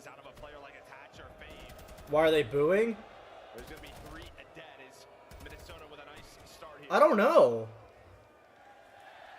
Oh. Maven forgot to turn the screen on. Oh, is that what that was? I was like, everyone's going crazy. What happened? We have a screen. That makes sense. That's my bad, guys. We get right back to the action. As teams go 2 for 2. So far, Rocker and Control. We love Merc and Maven. I thought like a villain or somebody walked out of the main stage. I didn't really know what happened. Minnesota with some nice time, able to flip the spawns as well, but that's gonna be too dead. Not when you want to die. Right before the next hill pops, make that 3 beams. Crowd has been an L, honestly. I don't know. I feel like they've just done a better job of like masking the crowd noise and making it quieter on stream. Because I thought like the Toronto crowd was a massive L because it sounded so quiet, but people that were there said like it was awesome. So, ooh. I don't know. Pissed On by Fame? Wait, it showed Fame, but it was Awakening's face. Oh, he's turning up. Fame said we are not losing this map. Crowd's been weird, that's what I mean. Oh, yeah. Well, like, again, like, the shouting "fuck you" Draza right after they got eliminated, like, that's kind of shitty. I don't know. I'm not a fan of that. Are we about to see a "fuck you beans" chant too? Maybe. I feel like more people in the crowd right now are going for Boston, though. He's gonna have a lot of players to deal with, though. You can see Boston going all the way through towards bedroom, towards backplat. Ready for the guys? He's been sitting here chilling, just cooking up a feast. Yo, so how did you feel about your first Rec League match? I hated it. I hated it. It is different, right? Well, I haven't played the fucking game in like 3 or 4 weeks, first of all. And then, like, I had to run sub, which I hate. I don't... Anyone that tries to say the Vaznev is overpowered needs to, like, I don't know. Get your eyes checked or something. The thing is fucking garbage. Worst SMG in competitive play maybe ever. I'm willing to say that. Hate it. Terrible. I shoot I mean, I love it, but I'm a sub player. So. It's a fucking pea shooter. I was a sub player until this year, and then I used that thing and lost all faith in it because it's just. I swear it's like a. Yeah, it's like a marshmallow gun. I've always been a sub player, like literally since, which is kind of crazy, but. That's what I'm saying. I've never been an AR player until this year, and it's only because I freaking hate. Even this year, I suck as an AR. I would say if there was a year I would have been an AR, like, or not would have been, but could have been an AR, was just Vanguard. Yeah, I mean, honestly, anyone could have been an AR last. The automaton, you really anyone could run that thing. Yeah, I loved it, but no, I'm just naturally a sub player with how aggressive I play. I'm just always playing the objective, and I know that, like, I know an AR can technically play objective like that, but, like, whenever I play AR, I'm way more focused on, like, rotating spawns and, or anchoring spawns and stuff like that. I mean, they have not had a rotation yet. They have just been trying to break every. But yeah, I don't know. I can't stand the Vaznev. Cammy got shit on.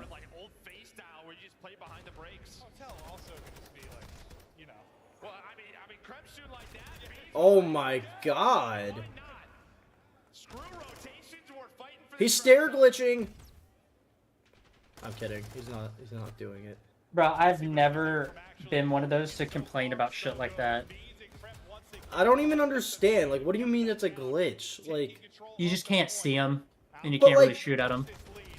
But like, there's so many stairs on the map. Like, who can like? I don't know. I really don't think that's a big deal. I don't really either, but I think the rocks, like on Hydro, I think that's crap because you really can't see them. But like, I don't think stairs are all that bad. Oh my god. Basically a kind of fake invisible glitch. Yeah, I don't know. I mean, you play enough times, you know that someone's probably going to be using it. Oh, Beans is stair glitching.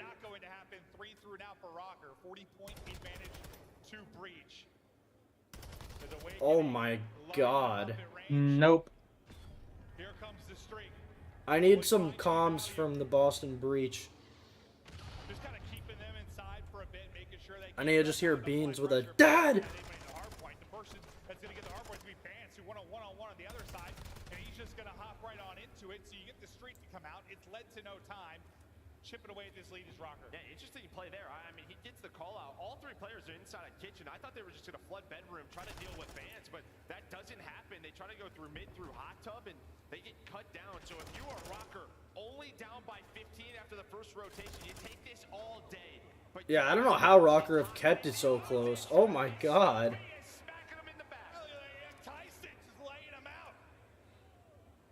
It'll be 2 in a row for him. The fists are hidden. Can the bullets get there too? Just comes out the shot of the back alley. That's not going to work.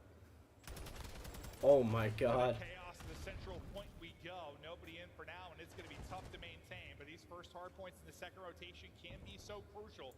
A better chance. Do you think Rocker blows up the entire team after this season? The entire team? Yeah.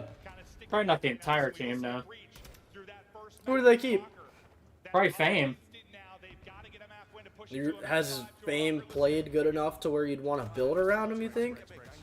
I just think, like, you might as well... You know who they need to put in is Real, but... I think that is the plan next year. If yeah, he doesn't... you put... I would just put Real and Fame and then just see what veteran ARs you can probably get. You could debate about keeping attached, but... Yeah. I just... You're definitely moving on from Cammy and Bance.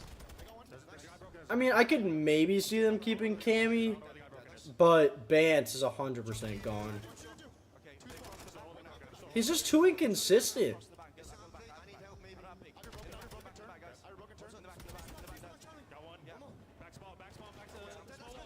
This is a close-ass map, though.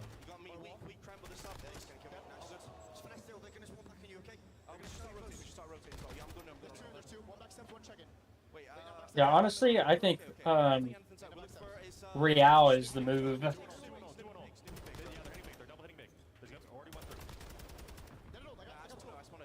Yeah, I mean, there was talks of him getting promoted like all year. You figure they'll just go ahead and... Oh, look at this from Bance right now. He cannot fuck this up. Wow. Wow. I thought he saw. Like, I thought he was in his peripheral. Doesn't matter. He only got 1 kill out of it. The stun's going to slow down Fame getting in position to help, but finally he's able to get there. Still inside will be Crypto. The trade's there. Crypt going huge beat with one as well. Oh, wow. Yeah, I mean, this is such a pivotal moment here for Breach. Able to hang on. Bance able to find that rotation kill, but it does not matter.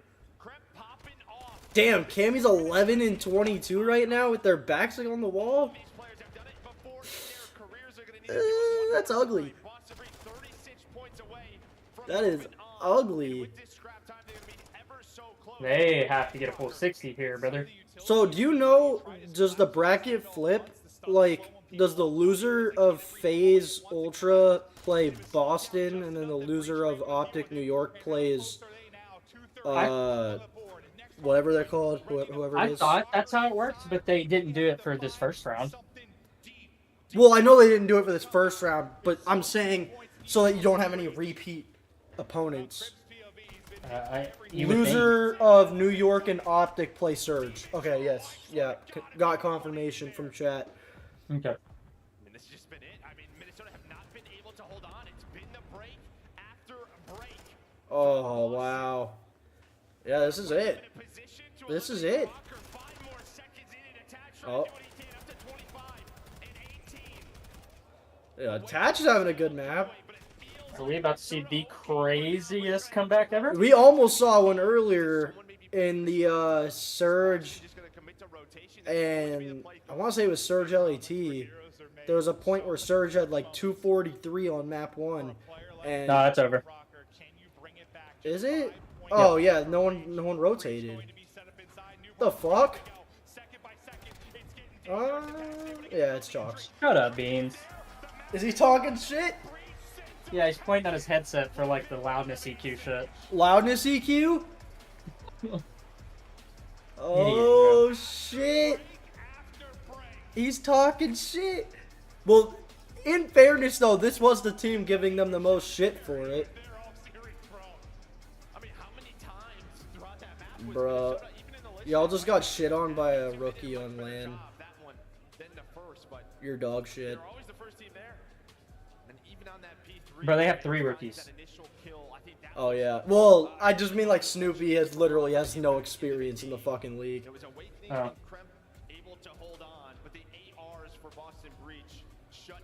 Oh my god, it's chalked. And I think that's why Boston can be a threat, just because, like, all year, you said at the very beginning of the match, Oh wow. kills have been there. It's just been turning it into points actually winning. From using the SAE to getting eliminated top 8 at champs. What a year for Minnesota Rocker. But when they went up, they held on and closed it out.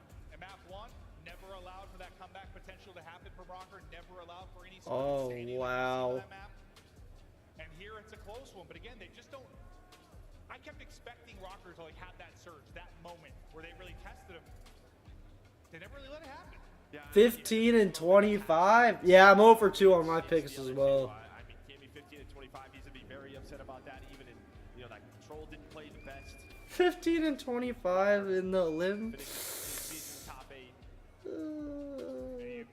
That is no bueno. They shit on a map 1. Oh my god, I forgot. Well, maybe this looks like a slightly more impressive win for Optic, considering how Boston just came out. True, and Minnesota, I mean, they were up 2-0 on New York. They choked.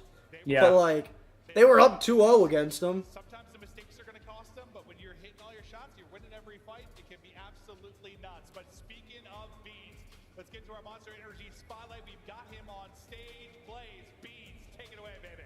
Thank you so much, Mercury Maven. Las Vegas, give it up for the Boston Breach as they continue on in this elimination bracket. Beans, let me talk to you about this, okay? How you feeling after getting that victory right away? I mean, I think it's something really needed. We've been going through a bit of a rough patch. Obviously, last 2 majors have been a bit rough. Scrims are rough, and obviously we just brought Eric in, Snoop, who's obviously insanely talented, unbelievable player. So yeah, Bro, if I'm Beans, I'm shouting that out. Just say like, hey, where's my fuck you chant? Yeah. Just say, dude. Facts. So just do it. Just say, let me get the fuck you Beans chant. Let's go. Right, I'll be egging that shit on. He's like, come on, let me hear it. Yeah, I love that shit. He's in the backstage. He's obviously he can't be playing right now, but he's helping us mentally and with the game and stuff. So big shout out to him and I think. Who's he talking about? Said, look, play fearless, play just like we're having fun. It's the last tournament. Yeah. No pressure on us. We got top. LAT finishing lower than Boston. I'm actually done. Bring on the 2024 World Champs LAT. I don't know. We gotta see what they do with their roster. Come on, Beans. Just say, give me the fuck you Beans chant. Right. Yeah, I think Carl's come a long way. I hope he does, bro. Come on, do it. Like, just embrace that shit. Or just like, I need the fans to start chanting it or something. Like. He's insane. So he's got a high ceiling. So yeah. All right, any last minute shout-outs you want to give here to the Boston Breach fans? Big shout out to the crowd. Appreciate it all. Obviously, the Heinz Beans there. When we're not playing Optic, it's quite fun. The crowd. Beans, you're not real, bro. Yeah, appreciate it all. Give it up for Beans. He said when we're not playing. Bro, this is about to Optic. be a grade A bang out, baby. I Let's know. go. So these next two matches are about to be fucking nutty, bro. Dude, I know. As long as no one shows up and like drops a fucking egg, but. Alright, I'm gonna go to the restroom real quick before it starts. Not allowed. Too bad. What went down here? How does Boston walk away with this victory? Well, they got Fortress map 1, and that's a map they lost 9 straight times. They kicked it off the right way. Crimp had a massive bounce back. Him and Snoopy, the SMGs on the team, absolutely popped off. And then from then on, block it, pocket. A lot of power going into the respawns. We get to that control, an absolute chokehold. Nothing that Minnesota threw at them worked. They could not get mid-map control. The SMGs simply not strong enough on the side of Minnesota. Clayster, after their match against Optic yesterday, Boston comes backstage and they said, we got one. We got one. They were in high spirits despite the L. Beans mentioning it again. They're coming into this tournament, no pressure after back-to-back 9-12 finishes. When's the last time you've seen a team like that at COD Champs still in the running with that attitude? There's not very many teams at COD Champs that are playing the way that Boston Breach are playing right now, and the only team that I could think of that even comes close to this was before LA Thieves was LA Thieves, the 100 Thieves run at Black Ops 4 Champs. From the losers round 1 all the way to the grand finals, they played with unrelenting aggression. They kept it pushing at all times, and they kept the vibes high. I'm getting some vibes. That's what they're trying to do, That's what they're trying to do. That's the start of it right there. I think the best point of this as well is the fact that they didn't win that search and destroy, right? Like that was the only map they were able to take off of Optic yesterday was that map number 2, and this is a Boston team traditionally that did really well in the respawns. I think when it came to this matchup, Minnesota just, they couldn't keep up with the slaying. I think, you know, Boston Breach in that first opening fortress really put their foot down. Snoopy 22 and 15, Kremp 26 and 14, the rookies showing out, and then that Elasilo, I mean, the opening B pushes over on the offensive side of things and just winning every single opening gunfight. Minnesota Rocker, unfortunately, just on the back foot and a lot of the engagements of this series, Dan. I will say, like, you know, it's a bit concerning. They lost a lot of the rotations on that last hotel there. They were just breaking hills left and right.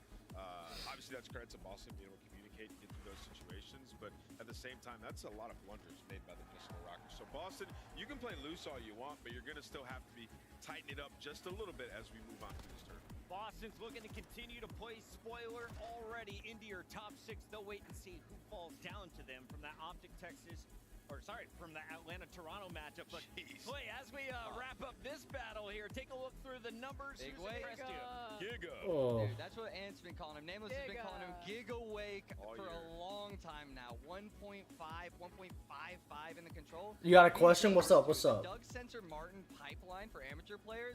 What happens to Bance? His teammates are on this team and they just They move on from him. At least I think. I don't know where he ends up, but I definitely think they move on from him. The hard point, Alley, 100-point club to open up the series. Boston turning their frags around on day 2. Yeah, I don't know if I can agree with this opening map pick by the Minnesota Rocker. Just knowing how aggressive that we've seen for Boston Breach these SMGs can be when they're on a roll. I mean, it was just masterclass. A lot of the gunfights just weren't going the way of Minnesota. Whether it was a rotation, whether it was a break, it was all green in the kill feed throughout this entire map. It was a painful watch. As we wrap that up, final question I have for you guys. I don't know where, yeah. I don't know where Bance ends up, honestly. I'm going to go with Wake, man. I thought he was way more of a team player today. Yes. A lot of the breaks, you know, a lot of people Preach, Nameless. That's what I'm saying. Yesterday. Well, it translated to a victory today. I almost wanted to say Snoopy, but he dropped a donut. Yeah, in that final game, he didn't need to shine. Kremp and crew did, though, and you can break down all the numbers. Ooh, what's the New York Optic map set? But the real thing you need to know right now is where we're at in the bracket. Only 6 teams remain as we've said goodbye to the LA Thieves. Minnesota Rocker will now Hotel, Hydro Fortress. Damn. I didn't know we were going to get a triple hotel. It's about to get spicy in this building. I don't know who that favors. I mean, I feel like this is about to get down and I feel like chat is filling up. Shout out to everyone tuning in. I don't know. I feel like Optic likes Hotel. 2023 and a quick reminder, Hydro definitely favors New York, map 4. 100% in favor of New York. Fortress, I don't. Fortress S&D. I don't know. But I feel like, again, I feel like that's front heavy for Optic.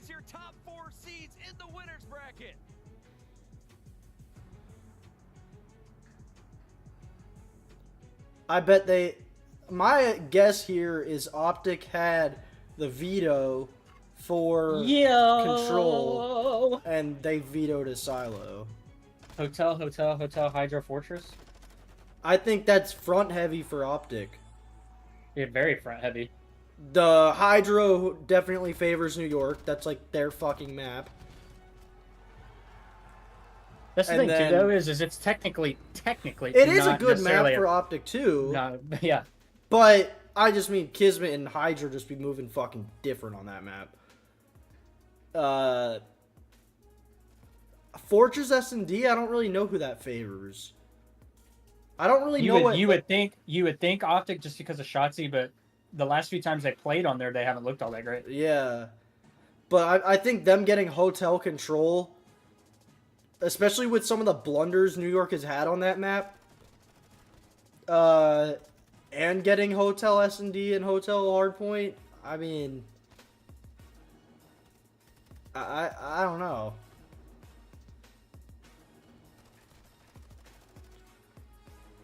It's tough because there's only one map I look at in that set where I'm like pretty confident that like New York's in favor.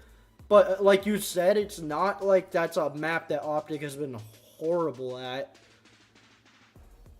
Really, the only team that has like given them legit trouble on that map is LA Thieves, and they're not in it anymore. So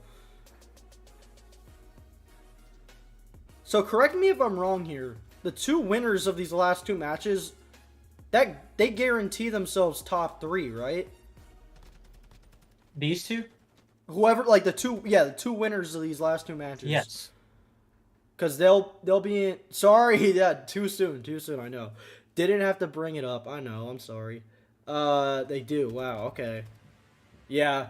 I'm telling you right now, just as a pure Call of Duty fan, I'm praying we get a phase W and an Optic W here. I need me some E Classico at this fucking Champs. Bro, I need to know what the guitar song they've been playing this weekend, bro. It kind of sounds I think I know what you're Z-esque. talking about. Yeah, I think I know what you're talking about. It's so dope.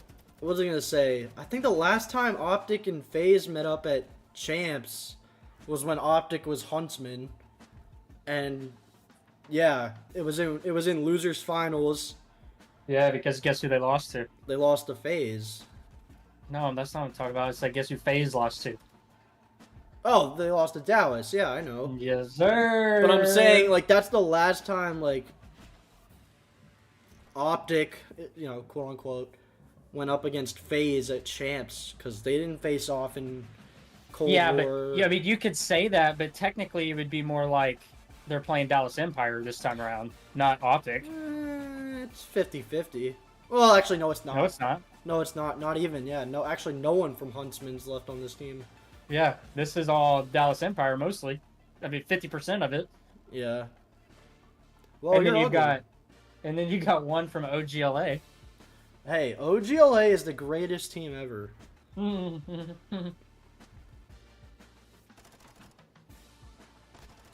Like, elite roster right there.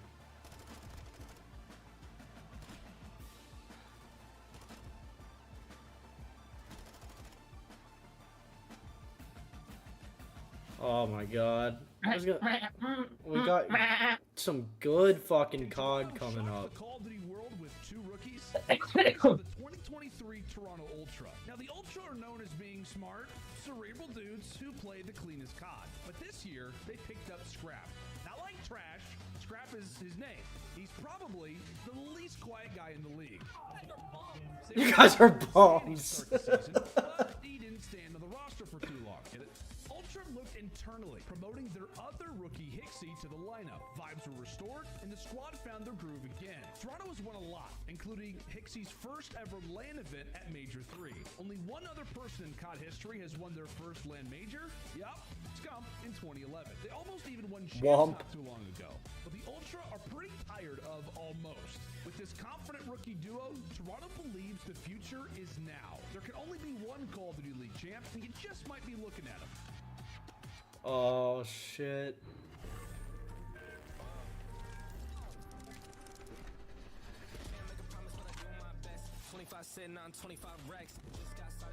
What are you thinking for this matchup? Who wins? FaZe. FaZe 3-2. I'm feeling FaZe. But like I said, I could 100% see Ultra winning this 3-2, bro. It's just, Ultra is, it's just they come with a L intro. Usually their intros are fire. First intro is better. I do agree with that. Did you ever see their Cold War intro? Yeah. Their Cold War intro at Champs is A1, like S tier. That's an I S tier hate intro. FaZe's intro this year is just so cringe for me. Yeah, it is for me too. I'm just like, what are we watching? I watch it and I'm just like, I fucking hate this. I hate this.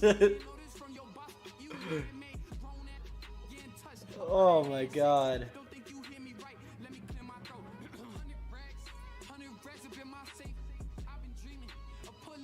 It doesn't fit their vibes? No, it does not fit their vibe at all.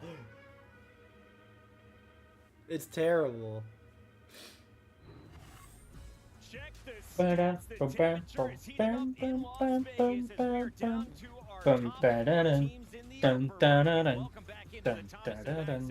missed the Optic Chicago intro from Cold War. Nah, bro, well, Dallas Empire at Champs in Modern Warfare 19, that was a dope one too. You seen that one? I don't remember. That's a long time ago. Hold on, let me see. I'm gonna find it and send it to you. The Optic Chicago intro in Cold War was just some fucking heat. Set the stage and realize we are at Champs and it's the winter semis and you're playing FaZe. Straight up, I know how to beat these guys. I played against them. Leicester. Here, I'll just share it in Discord so you can watch it. Everybody has to pull their weight. I'm not kidding. Everybody on Toronto Ultra has to have a 1.0 or they're straight up just gonna lose. Ali, what do you want to see from all So they're gonna lose because Hixie ain't dropping a 1.0. I want to see Hixie slamming Simp and Abizi is what I want to see. I don't think it's possible, but like Clay said, it's kind of what has to happen, right? For Toronto Ultra to kind of get this win on Atlanta FaZe with how good they've looked here at the tail end of the season. We just got the maps and modes locked in, so let's show the people out. Yo, Pocket looking like fire with the all white. Alright, here's the intro, bro. You ready to watch? No. Why? Because it's ugly. It's like 30 seconds. Yeah, but they're terrible. Oh, come on, just watch real quick. Fine. Embassy and Hotel FaZe a combined 22-7. Very comfortable on these maps. Are you ready? Yeah. Introduce our teams. First off, let's take a look at the Dallas Empire. I know Clay could talk about it. That rapping back and forth. The Dallas Empire very well may be the best team in the Call of Duty League. If we go 5, this is going to be why. Well, I've been picking the underdog all day, and that is, or sorry, I've been picking the favorite team. So now I'm going to go with the underdog here. This is not a game.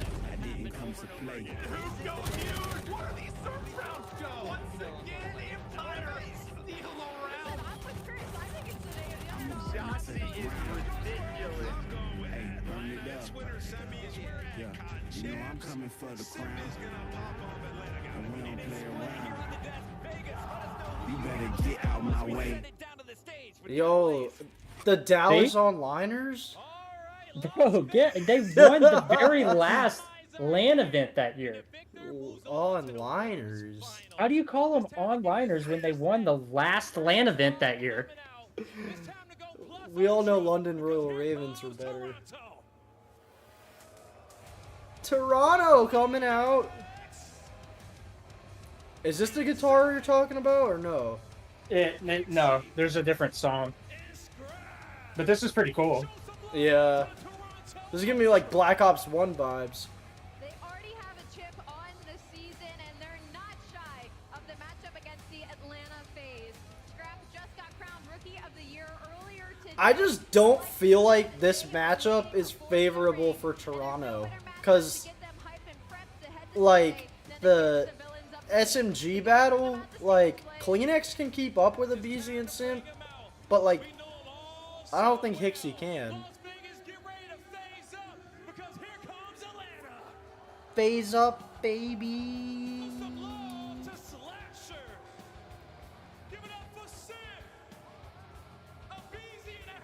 And Thelium. Thelium. He went and bought the game with his daddy's credit card.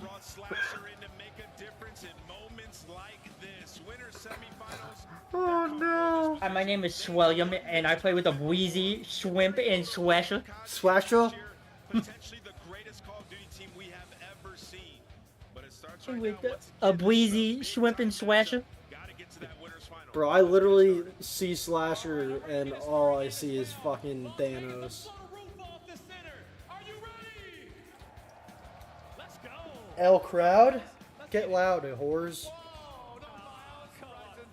Oh!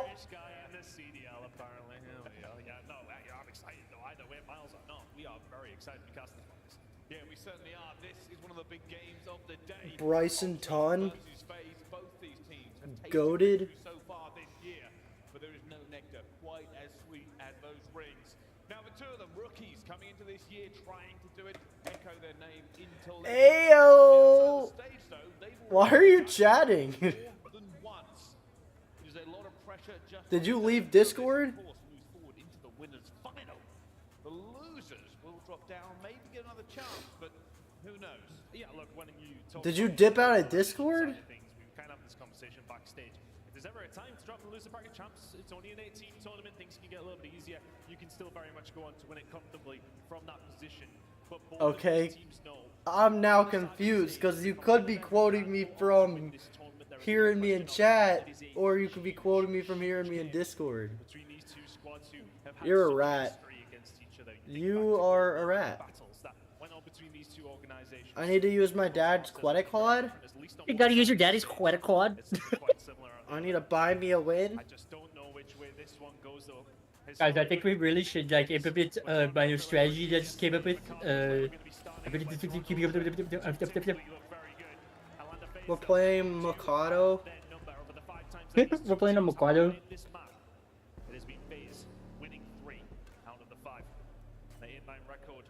I didn't realize this wasn't like a good map for FaZe. I feel like they'd be good on this one.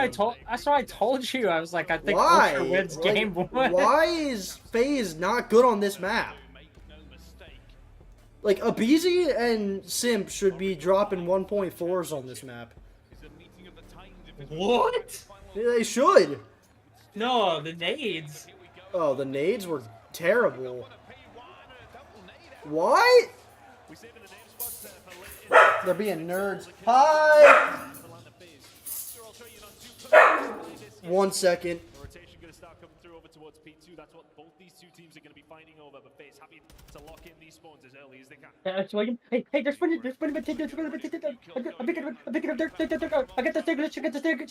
Positioning, this is all about getting to this P2 and getting those spawns. Not too worried about bleeding time, especially with only the scrap time left. Nixie's going to make a big play there, actually moving through, and it looks like Ultra's going to get this. Huge kills coming through. Slasher going to try and stay alive over towards the barbershop side. Hunting, Toronto Ultra, and they will find them, but they will sacrifice two. Easy and Kodo finding a couple of kills in the middle of the map. Spawns should be out for Toronto Ultra with that push that comes through from Celium, but Hixie is a player that we really talk about in terms of the numbers. Haven't quite been there, especially in hardpoint. He's going to need to have a good game here against FaZe and find these important kills. Right now, it's inside left on his own. Has to hold. Those players looking for him as well. Both of these two teams actually just playing good positioning. Slasher is having a great time so far. 7-2! Big win.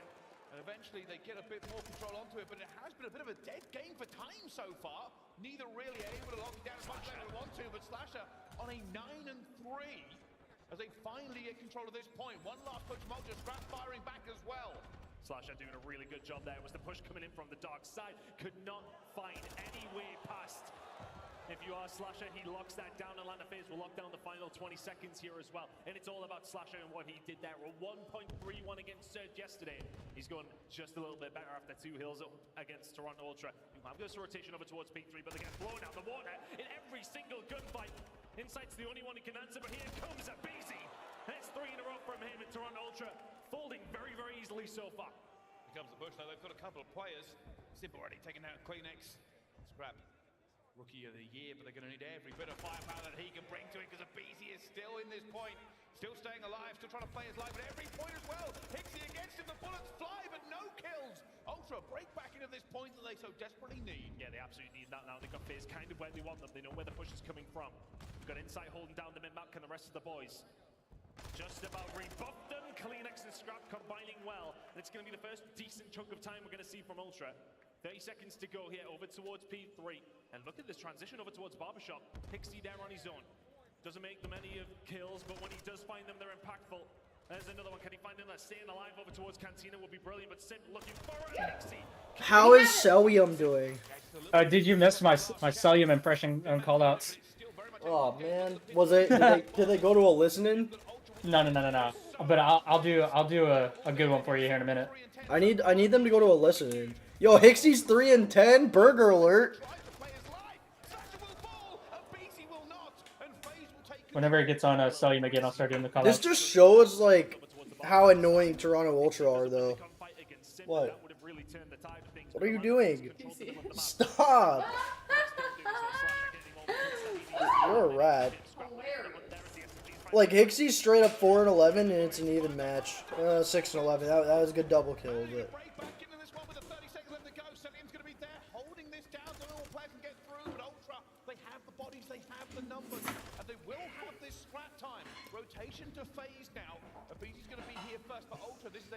Swasho, why are you going on full old? Very much trying to lock this down, but this will give FaZe a little bit more time, a little bit more information of where the side of Toronto Ultra are going to be pushing from here. Spawn's going to come in for Scrap over towards Toronto Ultra. I mean, a little bit closer than Atlanta. FaZe realize Hicksy finds a way through with the rest of the Ultra here. Did they announce any other awards today, or just Rookie of the Year? Just Rookie of the Year, to my knowledge. And then yesterday they announced the All-Star teams. I mean, what else is there to announce? Just MVP? Yep.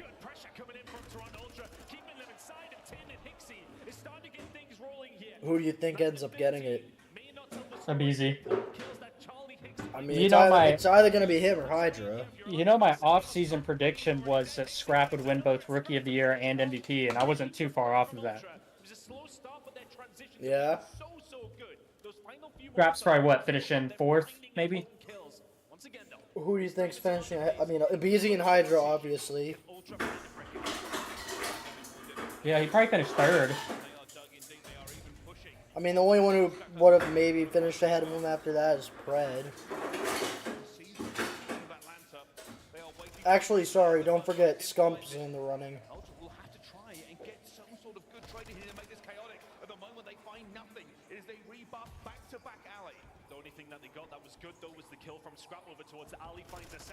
Damn, bro. And because the kill comes over towards the alley side, Atlanta FaZe now spawning hedges. You got Toronto in the alley, and it's the push into. How did he not see that? Is Slasher blind? These breaks from Toronto have been so well coordinated. They have managed to just completely destroy everything FaZe has got set up. Now it's on FaZe's foot. They will have to get back into this through the guns of Ultra. Something that's not been going well for them. Scrap already finds 2 in. Damn. That's all the Scrap time. The rotation as well. Ultra are going to be here. In 15 seconds, we're heading over towards P7. It is the best P7 team in the game, and Toronto Ultra averaging 41 points every single time we go over towards this car park. Dead. Look at the numbers coming in from Scrap and the boys. It's a solid lead for Ultra, and we're heading to their favorite hill. There's a lot of contention going on here at the moment. Ultra feeling the squeeze as they try to hold on to the lead. My guy, you have 6 points. Oh, we're about to get a listen-in. I assume they'll go to FaZe after this. They probably won't go to FaZe until it's like a map 4 or something. Oh. I need Scrap to hit me with a done!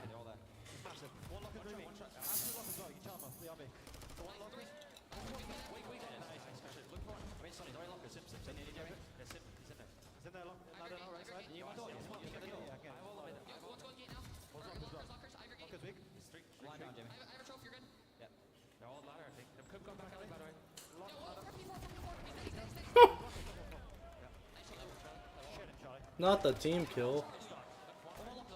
The gas and Charlie up. Oh, did you hear it? Yeah.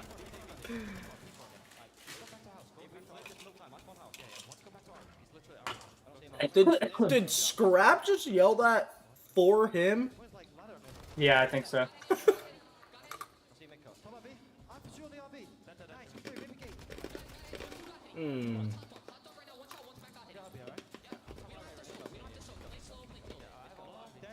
Bro, they're kind of pissing on him.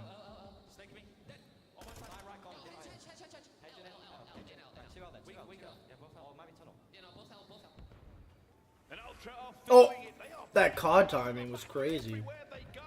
For some reason, Scrap personal 22 and 16.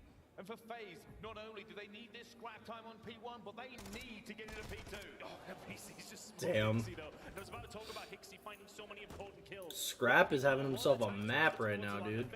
But it is all about the spawns to P2, which were gained by Hixie again. The SMGs of Toronto Ultra really have been causing problems. Atlanta FaZe have not been able to keep up with the slaying of Scrap sitting at 24 and 17. Cantina belongs to them. Atlanta FaZe not in a good spot to try and break this. Low-key shocked? That might be the only route through, but unfortunately you're going to get pinched. It's automatic for Scrap. It's a good time for Toronto Ultra, who can win it at Cantina here. And FaZe have to go. This is it. This is lethal range. You think Scrap's gonna talk mad shit? Oh yeah.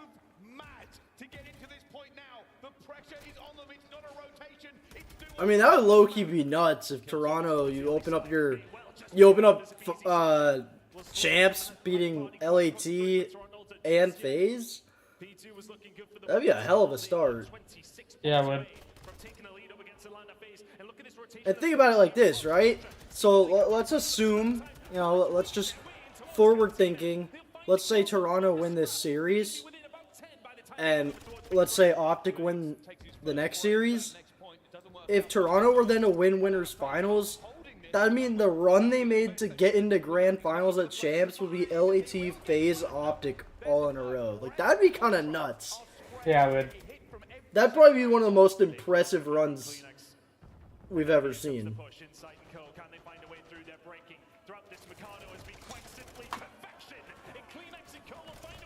Oh. Hixie gonna clutch up? Nope. The nade will get him this time around. Ultra, one last swing and maybe they can still win it here if they break now. At this point, I'm chalking for Barber, bro. He's already seen a player. He's going to try and help them out. He gets one, tell him we'll get a second. And they're still holding. FaZe are still holding. I'm holding Barber. I'm holding Barber. I got back at you. Back at you. I'm with the Barber. Oh, with the Barber. With the Barber right now. With the Barber. To keep that pressure on over towards the Atlanta FaZe side. And now because of that, Atlanta FaZe found themselves a spawn over towards the barbershop side. Salian put the shots in, but here come the rest of them. Oh. He's an owie. Oh, it's chalked. It's chalked. This might begin. Get your headline ready. Charlie Hicks puts the dagger to Atlanta FaZe on this map. They are not close. They are not ready. And the first map. Oh, shit. That was impressive. It was.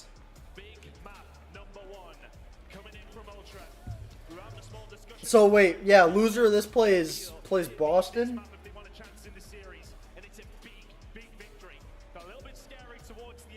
Yep. I don't know. Boston's kind of heating up too. Like, so is Seattle actually. Like, I wouldn't like going down a losers bracket. It like, there's been some times where like you go down a losers bracket and it feels like a guaranteed like win. But like, this is insane.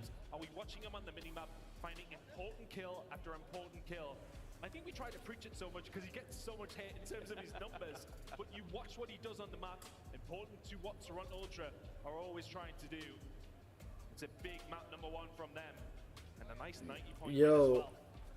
Do you want to try to cheat our way through challengers and get the champs and then get kicked? Not really.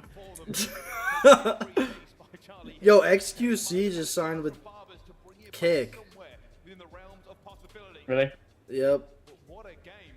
Toronto Ultra showing they are a force to be reckoned with. 24 non-traded kills for Scrap. Signed a record-breaking... Ew. Why are... I'm sorry, but this is why Kick's gonna fold right here. In my opinion.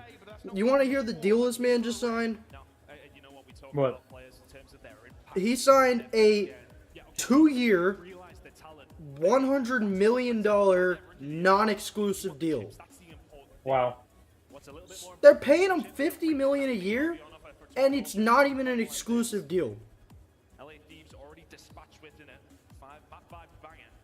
That's yeah, absurd. maybe one day. That is absurd. And yeah, I think, you know, as we said, I mean, Hixie, I think he was 3-9 to start things off.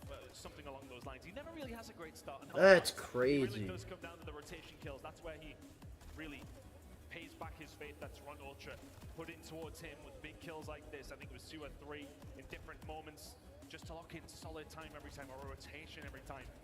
He's always there to cause issues, just to be a nuisance. And everybody else from Toronto Ultra filled in the gaps. You want to hear this? Let's speak about them a little bit. I mean, if you see how It says, this is from the Call of Duty updates page, like the official updates page. They tweeted out 6 minutes ago, today, Team Ricochet executed a ban wave that impacted over 1,500 accounts across MW2 and Warzone for cheating and hacking offenses. Wow. So that's, they got Jimbo in that. Oh, so I wonder if I got caught. You definitely did. I need to go check. Logging in right now just to make sure they didn't catch me cheating. The question is always benchmarking. Who's the best this weekend? Who's the best at this moment, and who wants it more? Bro, I still can't believe it though, the money that man's getting. Some teams don't play on Sunday. You see that? Did you see that girl that just yelled? I know that girl. Do you really? Yeah. Who was it? Her name's Junie. To be there once Oh. again. Still have more than a decent opportunity to get themselves there. But for FaZe, S&D coming up next. Embassy is there. They'll be looking for the very quick bounce back. They're looking at their Monster Energy pre-game. Feel confident hard point in this matchup. 10-4 against Toronto will make that 10-5 now. There will be, if there is a map number 4, presumably. Oh no, sorry, it's 10-4 now. It has just been updated. It was 10-3, now 10-4. But looking over towards the rest of this series, you've got a Fortress coming up, map number 4 if we need it. They already have beaten Toronto Ultra on that only just a small few weeks ago when we were in Toronto, so they will still be feeling confident in this series. But couldn't get the job done at map number 1. They certainly couldn't. And out of FaZe, they're going to have to bounce back. A team that isn't going to want to let them do that. Toronto Ultra, they are ready to go the distance. Oh shit, bro. What? I got caught. You got caught? Yeah, I got caught cheating. I My knew account it. suspended. I knew it, you fucking shitter. Fuck. I knew it. You tried to act like you're legit. Yeah. They caught me. They banned my account. For Toronto to take right now after a map 1 win. And again, it kind of really goes to what we were saying. Hicks' impact goes way beyond those Wow. stats. 0.7 in the series yesterday. But how many times will we again talking about the important kills he makes? I feel like we're always trying to talk about them, but that's the second game with Toronto Ultra. We've actually cast this weekend already, so it's quite easy to fall into that trap. But nonetheless, big kills coming in from him. Much needed for this Ultra side. To be that round man, to be that guy to do. Thought you were gonna make a bigger deal out of me cheating, but I'm just not surprised. why aren't you surprised? 6 overall in the search for Hixie. We've seen him yesterday, specifically on this map, but significantly better than that. Why aren't you surprised? Spell his way. He's gonna have to be that Why? Because I've played with you before. I know you're a hacker. Oh. But he's going to be a big part of the reason if Toronto Ultra can take map number 2.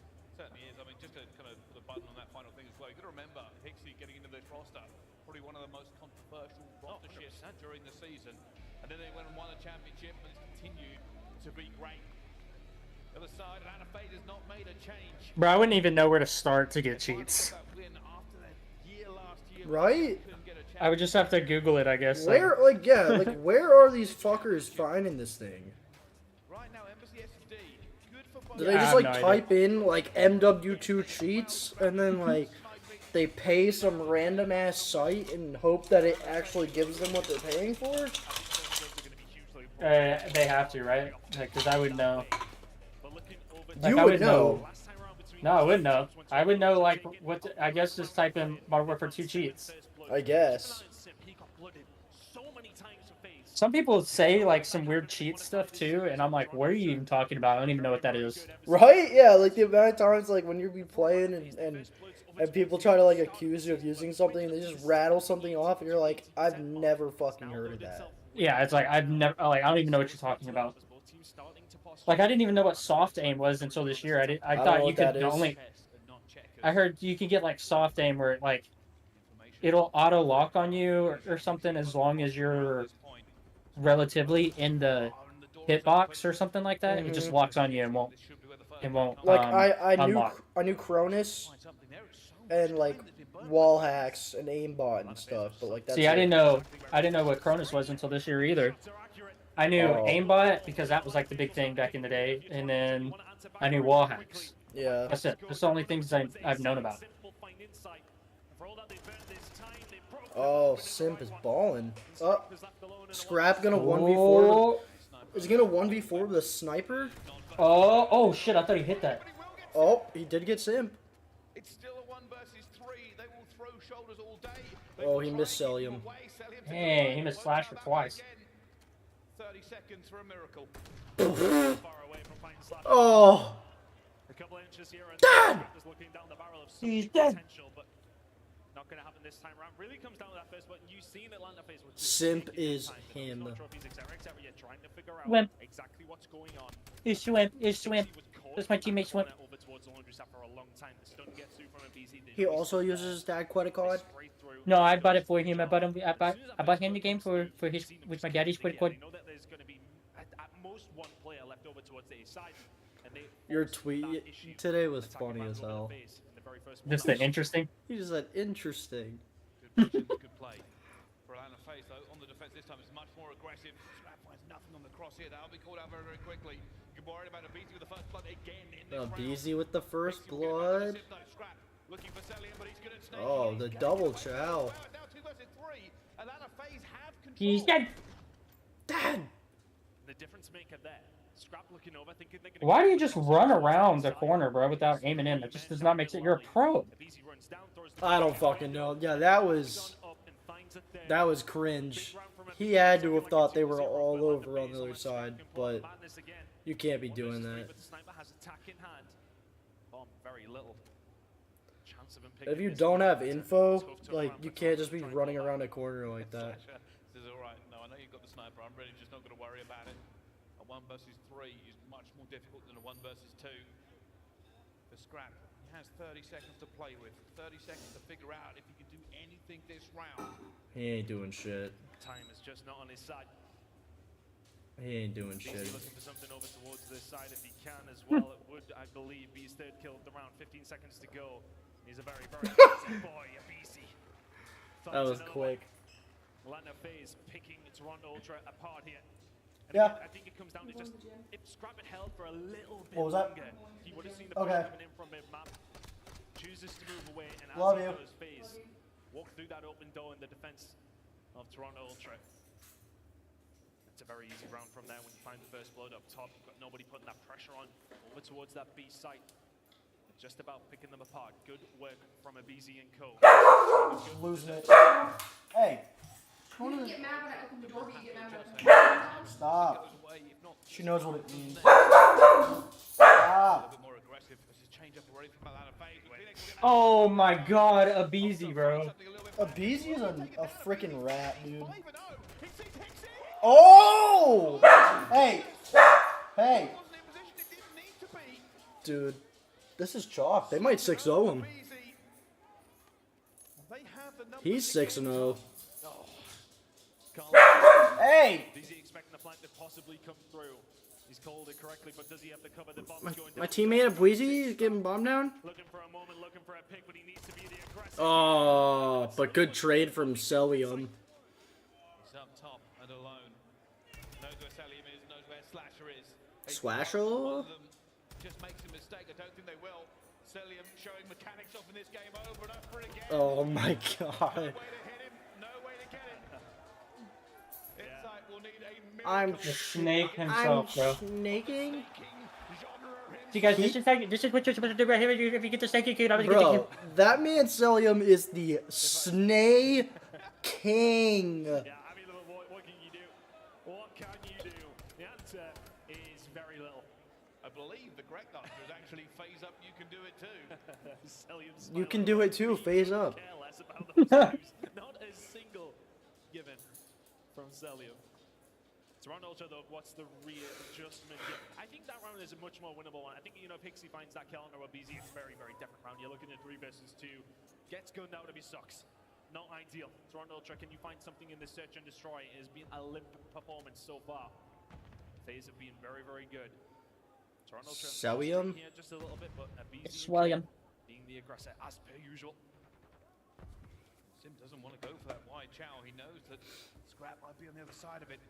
Neither. Here he comes, the first blood monster himself. I'm thinking phase. About to run out.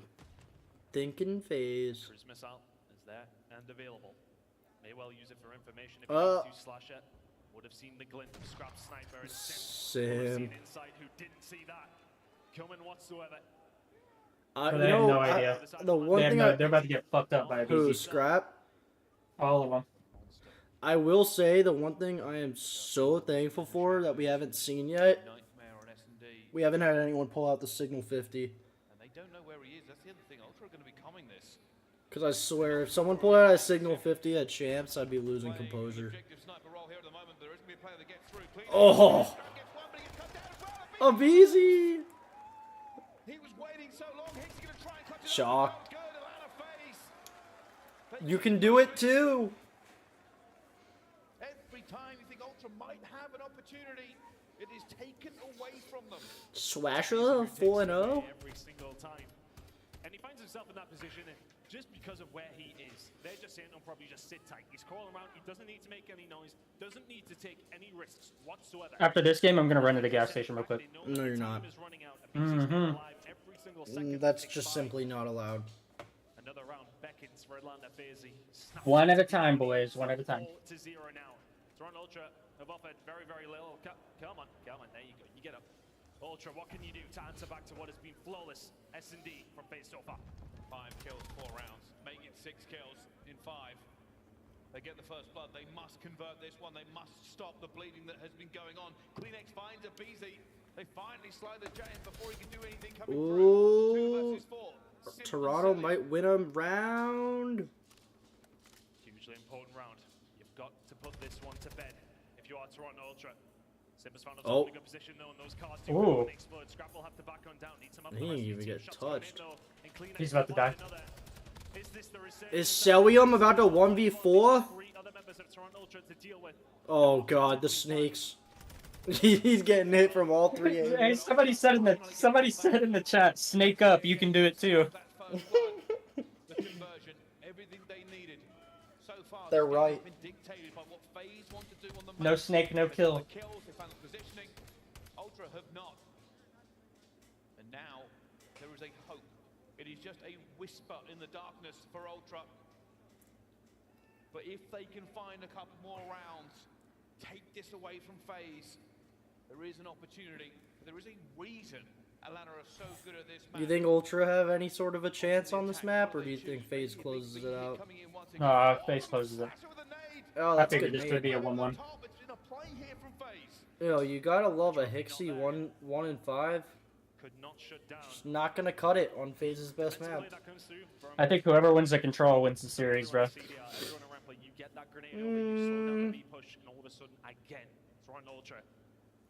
Yeah, probably. I can't see either of these teams winning the final 2 maps. Like, I think they split that somehow, so. Scrap gonna continue to find kills. He's the only one really alongside Kleenex that's been able to do anything about this Atlanta FaZe terror on this. You can do it too, snake up. It's kicked in life again. Slasher finds one at the Scrap. It's been all FaZe so far. It's gonna be a double challenge going straight for it. Kleenex being aggressive but shocked. Inside's Overwatch was not good enough. He's left alone. He's been a clutch player for them before, but it hasn't really been around this season quite as much. Will this be the beginning? 1 versus 3 for Inside. Finds the first. Wins. Oh! No kill. Ooh. It's been so hard for Toronto Ultra to really do much yet. And we talk about the it was another one from FaZe. Toronto Ultra managed to find themselves a couple, but that 3v4 rate we talk about so Yo, Slasher kind of balling out at Champs. What is this? Swasher. Swasher? Someone get formal on the line. 41% of the time when they've been first blooded, those 3v4 scenarios, Atlanta FaZe are winning the round 41%. Very, very good conversion rate, and it kind of pays out. We spoke about Atlanta FaZe in 2 different things. Their S&D was great, and then their hardpoint was great. Seem to flip-flop between the 2 of them at the moment. Let's see, can they convert this now fully? Bring this back to a tied game. They're on the attack again. 5-1. They're on board with the first blood king himself. Highest statistics But getting a first blood, they rely on him time and time again to find the Ooh, Insight got the first blood on Soyum. phase. The time burn with all the map given away. We'll have to find a way to get this 3v4 rocking. 3v4s being very, very Uh-oh. Oh, BZ on the crapper. Can't get the kill, though. Hixie trying to be the aggressor again, just slowing them down. Bruh. Gonna miss that shot. That might just leave a door open. Hixie is Ooh, scrap. Ooh. Oh! and will be taken down. Now a 4v2. Toronto Oh! Great shots. Uh-oh. Scrap is there. Signs of life from Ultra. Uh-oh. You need 4 more rounds. I was going to say, Simp was wearing the brown trousers there because he just needed to get away. Bullets whizzing past his head, not able to do it. And Hixie Great job, Hixie. the final kill of the round. For Ultra, it will not be a full sale. Scrap was hitting them shits. Pull it off. 4 more rounds uncontested is what they need. Atlanta Fizz just play this one so well. Do you know what type of headsets they're wearing? So crucial No. for Toronto Ultra to try and find the win on what has felt like an invincible map for Atlanta Fizz. 5-2 up now. Looking to try and secure this one. The nade's over, not going to land this time. Potential for Toronto Ultra. Oh, Celium with the first blood. Insight with the team kill. It's over. And it's gone. Alright, I'll be right back. Deuces.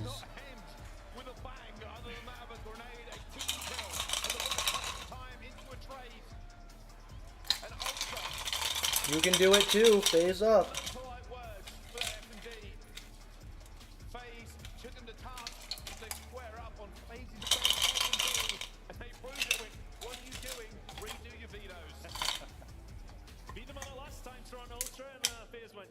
Fool me once, you know the saying, I don't. You get the point. Really good performance from FaZe in the game, the first bloods. Well, mostly tell the story. 3 coming in from Ultra, they find 2 of those rounds because of it. First deaths from Hixie though, that's something I kind of want to point out. Yesterday in the game when they were going up against Thieves, he was finding themselves in those positions time and time again to make the plays for Ultra. Gunny wasn't there then. You think about back to that round at Babizi when he found that way through over towards the B side and Hixie gets absolutely gunned. All of a sudden you're looking at a 5-3 scoreline there, it's a little bit more attainable. It was looking like it should have been a round that went over towards Ultra. You can't point in every single direction to say that's the turning point, but if you can find that round, you have a more competitive search and destroy and you never know. But Atlanta FaZe, very good at search and destroy and Embassy, we knew that. Well, it's been a game of 2 halves so far, both these teams showcasing why they are so good at these game modes. We'll have to find out what happens in the third after this break. Don't go anywhere. More action at the Call of Duty League Championship Weekend 2023.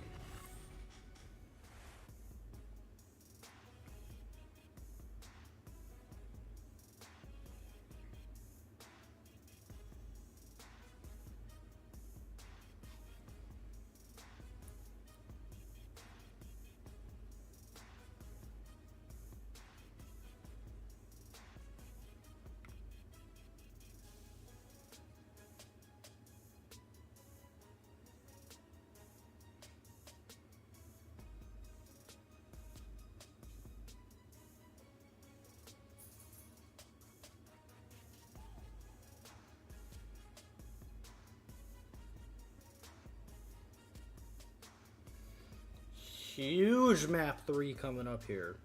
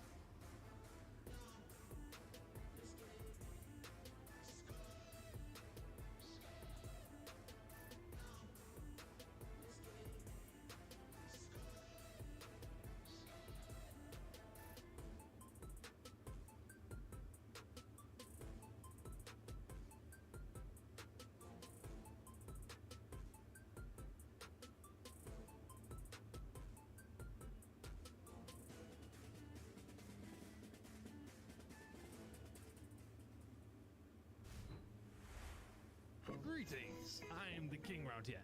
My name's Arthur. You can call me Artie. Welcome to my crib. This is my quiet place for when the world gets a little too loud. This is my ancestor George, working on a real estate deal. I'm sure the deal was amicable, but he'd just like to put on a show. We do have this here, but we don't like to use it that much. But, you know, disagreements happen, so we do have to be prepared. Being a king isn't as easy as people think. It's a highly stressful job with lots of people relying on you. Try and step into my shoes for a single day and see how you would feel trying to be king.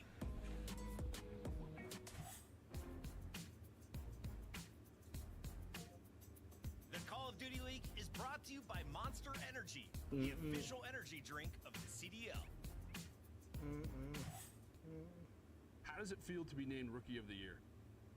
To be Rookie of the Year, you know, it's a good one. Like I said before, individual achievements, you know, Rookie of the Year is cool. You know, we're looking for that ring, though. That ring's going to mean everything to us. But yeah, it's a good feeling overall. Is this your first time hearing that you're Rookie of the Year? Yeah, it is my first time hearing it. You know, can't really say I'm surprised, but, you know, it is what it is. Ladies and gentlemen, welcome back to the Call of Duty Championship weekend here at the Thomas and Mack Center in Las Vegas. We have a game with Titans on the main stage, all tied up, going into game number 3. Toronto Ultra and Atlanta FaZe have strutted their funky stuff for us so far, but who walks away with the control tongue? I haven't seen you strut your funky stuff for me in quite some while, right? So, you know, I haven't seen any moves from you. Maybe in the break when all the music was popping up for the crowd and the venue, it was nice to see. But who has been strutting his stuff over this entire season? FaZe 3-1, you think? Do you have the script, or are you just saying? And not surprising, but as he said, what is important to him is chips and rings. They will need to get through Atlanta FaZe on the control here. You believe Bro, I still just can't believe this fucking Challengers cheating scenario. well versed on this one. 11-7 from Shit's FaZe. blowing my mind. From Toronto, so evenly matched when it comes down to it. The defensive win percentage is really there for FaZe, whereas the offense is a little bit better for Toronto. It's a hard one to decipher, but you think of yesterday, it wasn't a good showing from Ultra up against the Thieves. Envoy had his way inside the middle of the map. They will need to be better. The SMGs need to be very present from Ultra if they want a chance against FaZe here at map number 3. Inside is wow. Been completely picked This is a up huge map here. That has opened up the B door. You can already see that they're going for this prime position so far this tournament. B has been a hot button topic. Hixie and Slasher trade. Traded out, but BC now found himself in the position that maybe can be something to find something for the Atlanta FaZe side. I'm just perplexed by the gunfights that this man takes and wins time and time again. Because he's pushed up past the 10 point, Toronto Ultra starting to spawn out over towards that A side. Important kill found for inside. Scrap will steady the ship over towards the middle of the map as well. BZ is still an issue here though. Atlanta FaZe will maybe try and work around his positioning. Try to get something done. I don't know who this map favors. Yeah, looking for him inside nose. The calm control at the moment, looking for it. Hixie looking to find a BZ as well. Hixie's having a good start here. Guns every single direction he fights, and this is going to be an A push now. FaZe have given it up. They're going all the way over. Scrap is going to be the first follow-up, trying to slow this one down. I love that positioning coming in from Slasher. B was trying to be working well all this time. Is Toronto Ultra putting those resources over towards B. Slasher finds himself in the premium spot over towards this A side. Defense or attack. He wants Sips gotta get on that point, man. Like, y'all need that. You're giving them enough time to get over. Toronto Ultra posturing over for a potential retake. Can they find a way through? None of BZ's going to say about it. We'll find the kill. Yesterday, I want to say one thing. Alright, they got it. Well. They overcommitted to some retakes. They don't do this yet. They give it No, they didn't. No, they didn't. all of a sudden, it's only No, they didn't. Bro! Watching teams play control might be the biggest thing that annoys me. You literally could have 3-stacked it and guaranteed another minute of play. I mean, oh my god. Just 3-stack it. Just 3-stack it. I mean, holy crap. FaZe expand out maybe just a touch early, and all of a sudden Ultra, when they find those 2 kills, they catch them sleeping, they find a way through and find 4 dead. And then FaZe, what do you got from there? You're in an absolute no man's land. 15 seconds to go. defensive round over towards Ultra with only 2 ticks gained by Atlanta FaZe. Well, that is not how we saw that round going. We thought we were going to have a little bit longer on the B, but a great defense there from Ultra in the end. Can they compound that? Can they get onto this point straight away? Already the trade's flowing down. Selling towards the back. They're going to have to get him out of here first before they can do anything. A B, already causing problems, but Clinic gets on the point! And that fence takes it away. If gets the kill, and Ultra will have to reorientate themselves. Honestly, that fence is scarier than any. Well, Crimson are kind of scary for me in rank play, to be honest, Brycey. Oh, that was cringe. Try and find a gunfight. Abizi just about got away with that one, but 3 members of Toronto Ultra have found a way through. It's all really about slashing, whether they can find anything here. Finds one on the inside, and that might just now give Atlanta FaZe the momentum that they need to retake here. Selling him in Abizi, then put themselves into a position, but some damage going over towards B. Snapper from Kleenex, not quite good enough. Atlanta FaZe will clear them away, but 2 ticks over towards B for Toronto Ultra. Atlanta FaZe gonna have to really concentrate. I'm back. Bro, FaZe just triggered me. Why? They had, so they were on offense round 1, and like they were doing nothing, and then there was like the last 20 seconds, and they had 2 guys on A, and like Simp was, you know, like that fence right there, like he was like right on the outskirts of A. If he just steps into point, they cap it easily, and they didn't, and people start roaming and stuff. And they got 2 ticks, and literally like the last, they needed literally like maybe a millisecond more to cap A, and because they didn't just fucking 3-stack it, Toronto was able to break, and they didn't get any caps in round 1. Like, it was a hideous round. 4 kills solo over towards the A side. Atlanta FaZe and Raptures on this defense cannot find a way through. And the control in the middle map wasn't there, but those 2-3 kills will help with that. Inside can slow that down though, and we will just keep that pressure on Atlanta FaZe, keep them away from being able to push up any further. There's 1 minute and 10 seconds to go for Toronto Ultra to find 1 good take over towards it. The big gun though for Ultra is getting towards Radio Tower. He's setting up, he finds Simp as well. The door is wide open, the water is fine. Come on through, teammates. They look for it as well, they get it. Abizi's gonna fall, that is Scrap. The big gun takes aim, and they clean out FaZe. You cannot let that man get in a position with the form he is on. Scrap said, hey boys, I'm here. The way is clear. And they are now 2-0 on the control. It's a brilliant round from Scrap. You think back to the A point where both points were being pushed by Toronto Ultra. Yo, Toronto about to 3-0 this shit. It's only Scrap on his own over towards it. Finds 4 before he gets taken down. Gassing his teammates as well. He's happy about that round. It's a 2-0. Yo, can competitive COD please go back to console?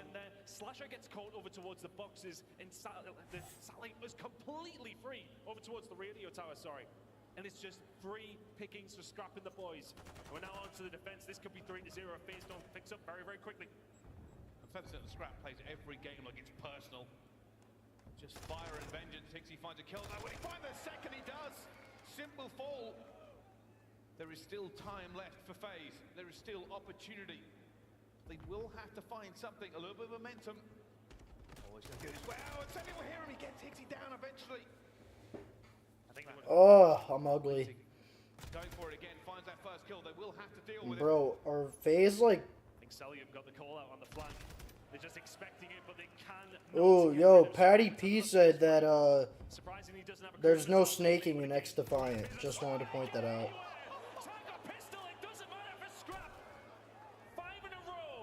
Oh. He is a problem. He is an issue. He is the rookie of the year. And Ultra are making this look easy. Coming back off respawn 2 of them. This is FaZe's chance to get some points on the board. Toronto Ultra shooting cannons out of their guns right now. It's been a flawless control, but FaZe still have a chance. You are never done and dusted when it comes down to control, but inside from behind we'll find one in the slasher. Time is running out for FaZe here in this attacking round. Yo, what do you think people are tweeting at Draws' girl? They are? I said, do you think they are? No, I don't know why. What do you mean you don't know why? People hate her.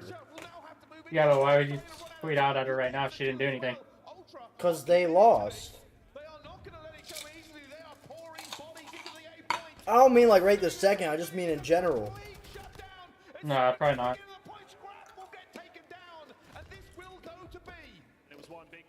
Unless he says something first. I mean, COD fans are just pretty ruthless. But the difficulty here is that FaZe are set up very, very deep in towards your side of the map. Okay, so. Over towards the flank inside of your Ultra. You're starting to fall as well. Abizi putting the pressure on. It's a big kill from Hixie. Toronto Ultra just trying to hold on. The FaZe are everywhere. They do not want them to be. Celium backs up from Scrap there. Trying to get him off the respawn. Looking for them.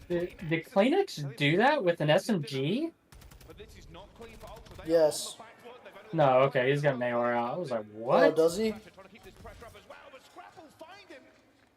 And every time you think FaZe may get up to this point, they have not got it. This is about to be a swift Rio. Much better position for them now to be in. I was getting very scared for Ultra at one stage there. FaZe were finding all the gunfights. They were finding all. Good heavens. But all of a sudden, oh! Kleenex just knife slasher. No. There was Shit! Oh, it's chalk. So are you thinking FaZe down here? Yeah. But they don't have time. But do they have the means? Scrap finds him already. That's one player going to go down inside. Looking for a beat. He's on this point. Flies to the map. Scrap gets two. Celium will find one, but goes down. You know what's crazy is if FaZe were somehow, like, if they somehow managed to bow out and, like, lose this and then lose the next one, that'd be, like, the first time that Simp and Abizi got, like, less than top 3 or whatever. Yeah, I know. I think it's less than grand finals, right? What? Oh yeah, it is. No, it is less than would be less. It'd be less than no, for Simp, you're right. Appearance at It'd Champs, be less than yeah. grand finals, yeah. Scrap is having his way with this team. Yeah, he is. I'll tell you something. Scrap said it yesterday in the interview. Look at Simp's stat line. Win a gunfight against me to get me out of this game. Not happening. I mean, every single stat. Man almost dropped a Doug. Traded kills out of his 25. The damage is there by 700 on Celium. Offense, defense, doesn't matter. It's 8.3 kills around the closest to him. There's his teammate in Kleenex who had some really big moments there. There was only one moment where things really got scary for Ultra. That was pretty much textbook in terms of their ability to find this control. The first round might have choked FaZe. There was the moment where it looked like that A. But even then, it's only A, right? I mean, you would have still had to get a hold of B, and you can't let that really mentally get towards you. A very, very good performance from Ultra, though. And the Rookie of the Year conversation, well, it's over. It is already over towards Scrap. And of no doubt, he deserves it. The pistol kill, by the way, we need to see that again. That was absurd. Bro, I have so many friends at Champs, and I'm just like living vicariously through them. Sam. He finds this pistol kill. I know a lot of people at Champs, and I'm just like fucking, you know. I hope we get to see it. If the replays ops haven't got this up, I'm having words very, very shortly. I'm just chilling, I guess. We're talking a lot about Scrap. We've got to give credit to the rest of the team as well. I mean, it's hard not to, though, right? I mean, that was a ridiculous performance. Solid all the way through from Ultra. Sim actually not having the greatest of games there in the I'm thinking Thieves. Struggles for FaZe against Ultra. And the problem is, it's a hard point up next as well. Fortress coming up, both these two teams. Relatively solid. The Ultra fans celebrating that one. And rightfully so. And dominant map number 3 will have them in the lead. The highlight will, of course, go over towards Scrap at 1.67. Honestly, as you mentioned, though, everybody from Ultra frying in that one. Really outslayed, outmanned, outplayed. Hey! And basically what Ultra did yesterday against Thieves, what a switch up that was. They lead up Thieves yesterday, and they send FaZe now packing into a position where they need to win 2 maps to continue in this winners bracket. Realistically, winner of this into the winners final. Winner either. Yo, my dog won't shut up. Big games all around. There's no easy game left in this tournament. There's no easy game in the CDL, realistically. We will see. Really? Atlanta Shut FaZe it.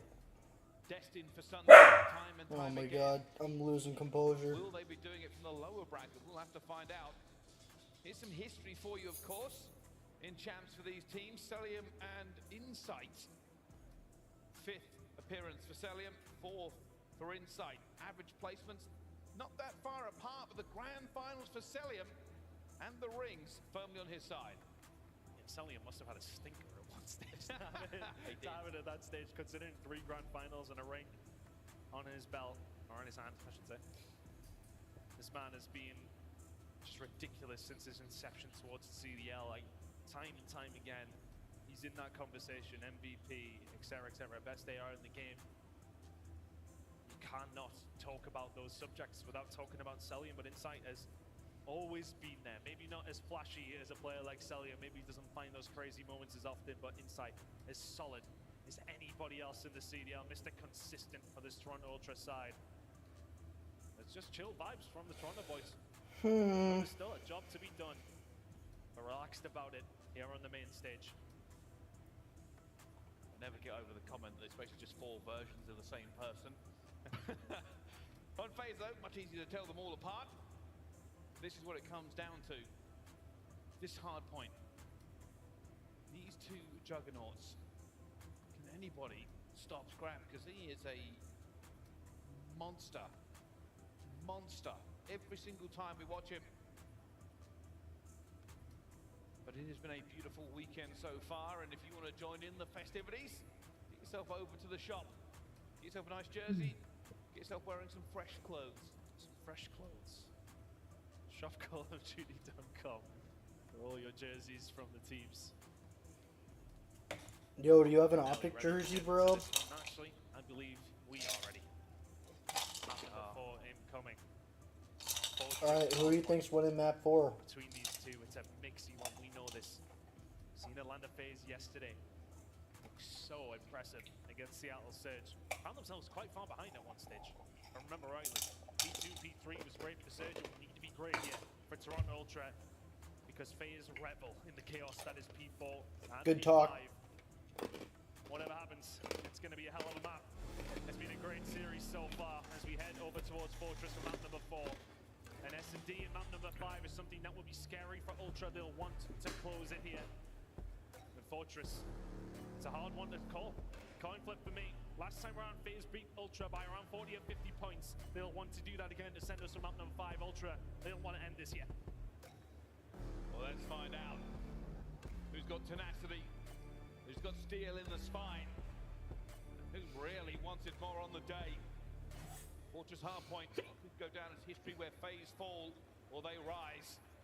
At the moment, you see both teams just looking to bring around P1. Ultra, slightly better side for it. Chandler. Keep a hold of these Yeah. spawns if they can do. Who gets a dub here? Insight crucially. Gets rid of it easy. You're going to be wanting Ultra, probably. the stable side as quickly as you can, but Slasher, another good start to a hard point.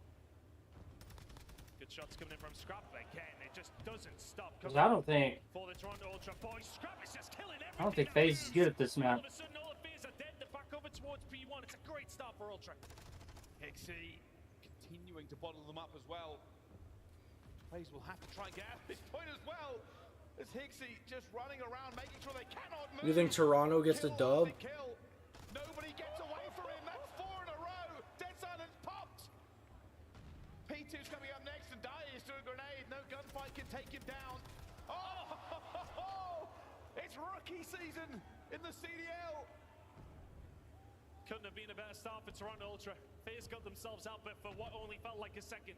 Spawns coming over towards the P3 side for Ultra. They want to keep a hold of those, but here come Atlanta FaZe now. Pushing over from the P2 side of BZ and Sim. Will strike first and third. Sim finds 2. There's the break that FaZe needed in 40 seconds. That will be welcomed if they can hold on. Huge recovery for them in the end. And BZ finds the first, snaps the cell. Sim gets it. Here we go, look at this. He's making the move already over towards P3. Ultra need to make something count here. 30 seconds to go. P2. Yo, FaZe are kind of looking bummy right now. 5 in a row for the young god Sim. 20 seconds to go, P2. It's looking like it might go to FaZe Ultra. Might have to commit for this scrap time because it's such a hard push over towards P3, and Atlanta FaZe have a hold of the spawns. They will get it. For Atlanta FaZe, everything now rests on this rotation. They must not lose it. They must not go further behind.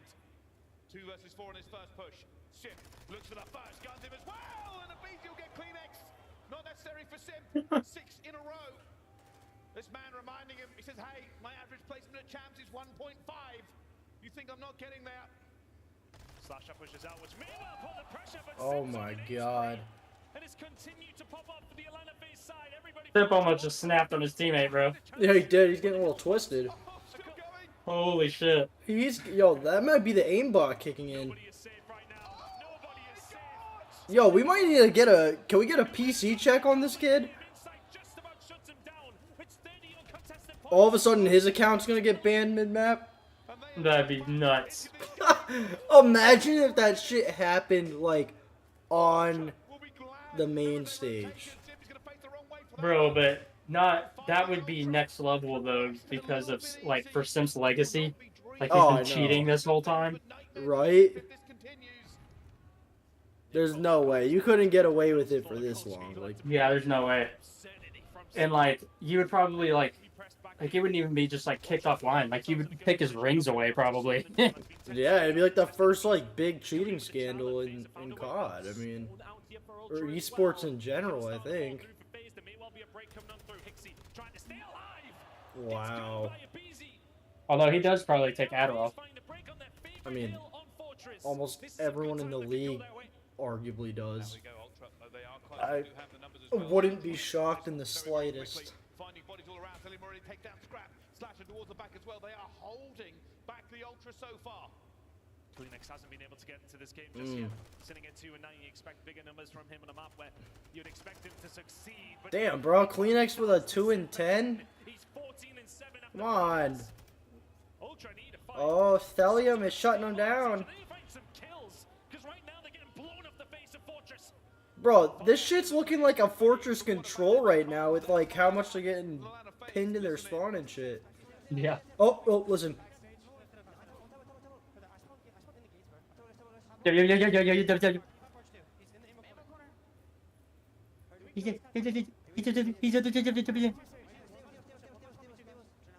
Stable.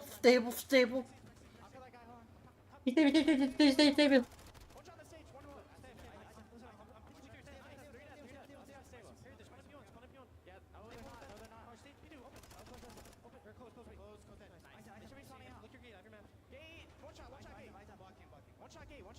Holy shit. I spoke too soon, bro. Oh my god. Wait, what did you say? Did you say Toronto was winning this shit? Yeah. I mean... Because I was like, I'm pretty sure FaZe is not good at this map, and then now they're up by 50. No, I'm pretty sure FaZe is pretty good at this map.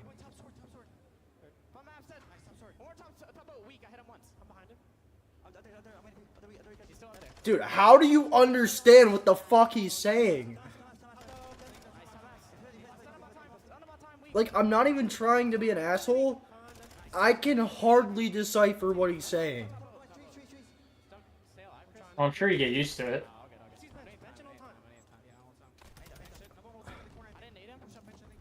I mean, my guess is you just know the areas of the maps enough that, like, it sounds like 75% like he's saying a certain area, and you're just like, alright, that's probably what he's talking about. Ultra, yeah, I was gonna say Ultra, or, you know, they're staying in it. Who all did you go to Major 3 with? Yeah, Scrap's dropping a well, I mean, I only went with one person, but I met a lot of people there. But like, who were you hanging out with on the regular at that point? Jules, Lillian, Britt, Magni, G-Dubs, Droopy, a guy named Sean, Rico, and then I met Fatty and I met Flanked while I was there, but I didn't like hang out with them or nothing. I also met Trey while I was there. Gotcha. I met, I hung out with, T,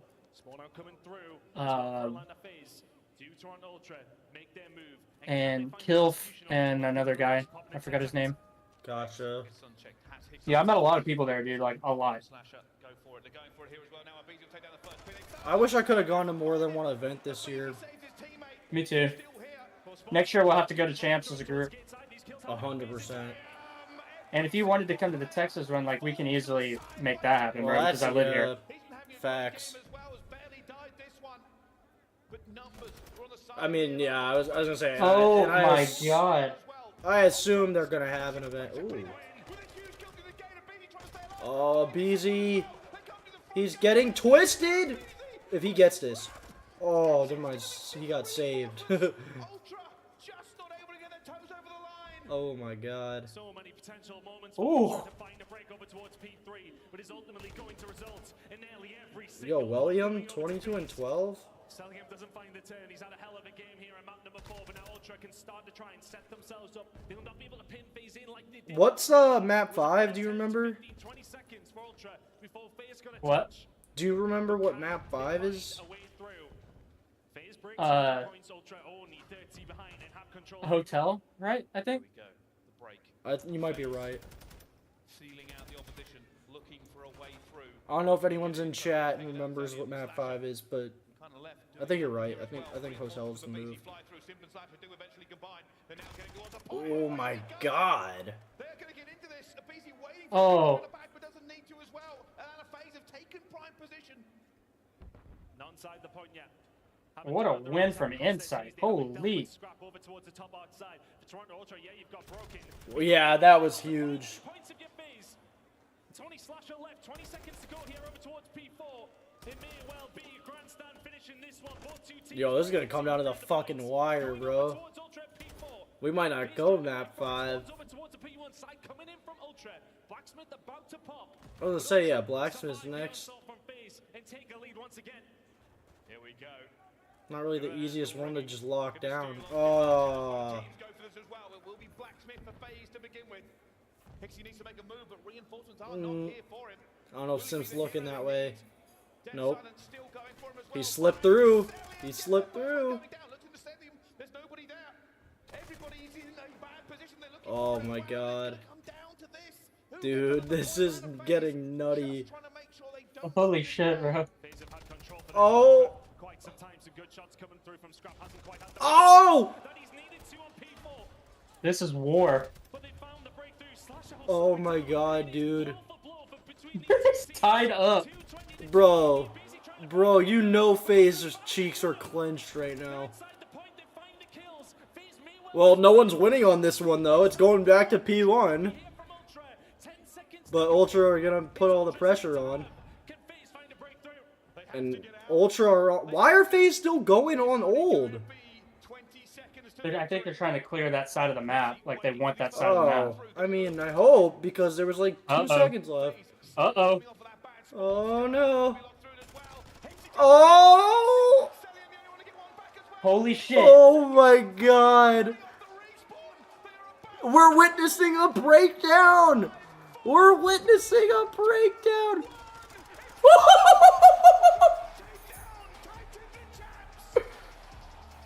We're witnessing a breakdown.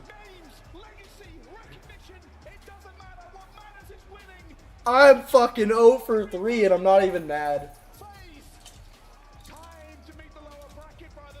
So maybe I spoke too soon and I spoke too soon. Exactly. Hey, yo, what are you doing on your stream? I'm eating some ice.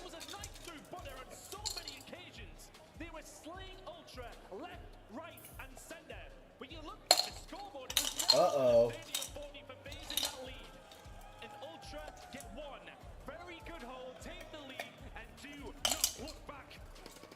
Bro, Ultra looking final. Uh-huh.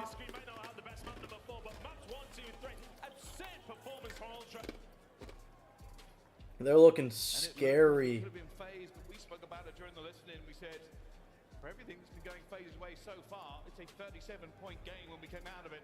This is why we talk about kills not being as important as some people make out. You've seen what was going on. Simp had a 5 trillion spree. I mean, Scrap went 21 and 30 and they won that map. But the lead was not there. They weren't able to convert all of these kills into the points that they needed. Bro, Simp had 28 kills, 25 non-traded. Jesus Christ. I mean, Kleenex and Scrap had some terrible maps, and yet... I mean, but honest to God, though, that right there goes back to FaZe's problems all throughout the season. Dominant in S&D, but can't get it done in Respawn. So, FaZe, Breach. Are now top 3 time. Big performance, and honestly, you know, we talked about their home major that they went to. They will be I wonder if anybody wants to watch Optic with us. I mean, if anyone's on. A winners bracket final at Champs. It's Hixie and Scrap's first year at the CDL, and you beat. I don't know how I feel about this next matchup though. Like I don't know what to expect. Bryce Tom, fantastic cast. I love you both. Las Vegas, give it up for the Toronto Ultra as they take down Atlanta FaZe on the stage. Oh shit, yo. What a series from you, man. You was absolutely frying. Talk to me a little bit about that hard point towards the end and how you guys kind of close it out and how you feeling right now. Yeah, obviously feeling really good right now. The hard points against those guys are always blood pumpers, like always last two. Typical 0.95 out of him, because he was garbage in that S&D. That was a strong 0.5. 0.5, 0.95. Yeah. Now, you know, you and your teammate Scrap, both rookies here on this Toronto Ultra squad. Your first CDL champs. The crowd out here, epic matches on the main stage. How does it feel to make it this far? It's crazy. Like I said it when we won Major 3. Like I was in a shit position. So like for me to be able to, you know, be my first champs, make it this far on the first champs, you know, with this crowd, it's insane. Yeah, it's absolutely insane out there, okay? What you want to say out there to the Toronto Ultra fans that's been chanting your name at home, in the venue, all over the world? Toronto Ultra fans, obviously, we appreciate it. Some of you have followed us all year, so thank you and keep it up for the winners final. All right, give it up one more time for the Ultra. Oh my. The first on the stage. Puckett, take us away. And with that victory, Toronto is guaranteed their biggest check of the year. They already banked $200,000 when they took the trophy in Texas. Now, with the top 3 secured, $320 grand in the bank at a very silly alley. I'm just gonna start with you. She's been gloating all match long. I love it. This is great. This is a banger. Listen, they got outslayed. This is something Toronto Ultra always does. They get outslayed and they still pull out the W's in some of these respawns just out of hard work, out of that teamwork. Fucking slammed. Slammed. He in fact did slam Simp and Abizi. Now we of course have our predictions that don't matter, but we take them very personally. None more than the players though in this matchup. I think Atlanta FaZe are just as shocked as we are here on the desk. Nameless, I want to start with you.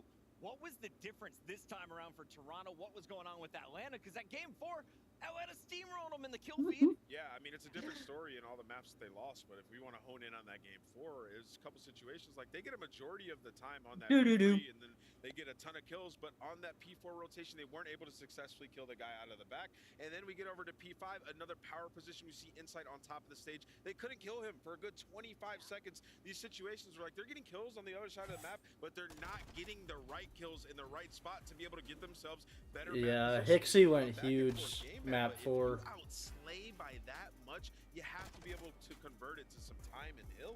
Last time we saw Charlie Hixie performing well, Toronto, they raised a trophy. This is a different Hixie from the first matchup we saw on day number 1. He is putting up huge numbers in the game 4.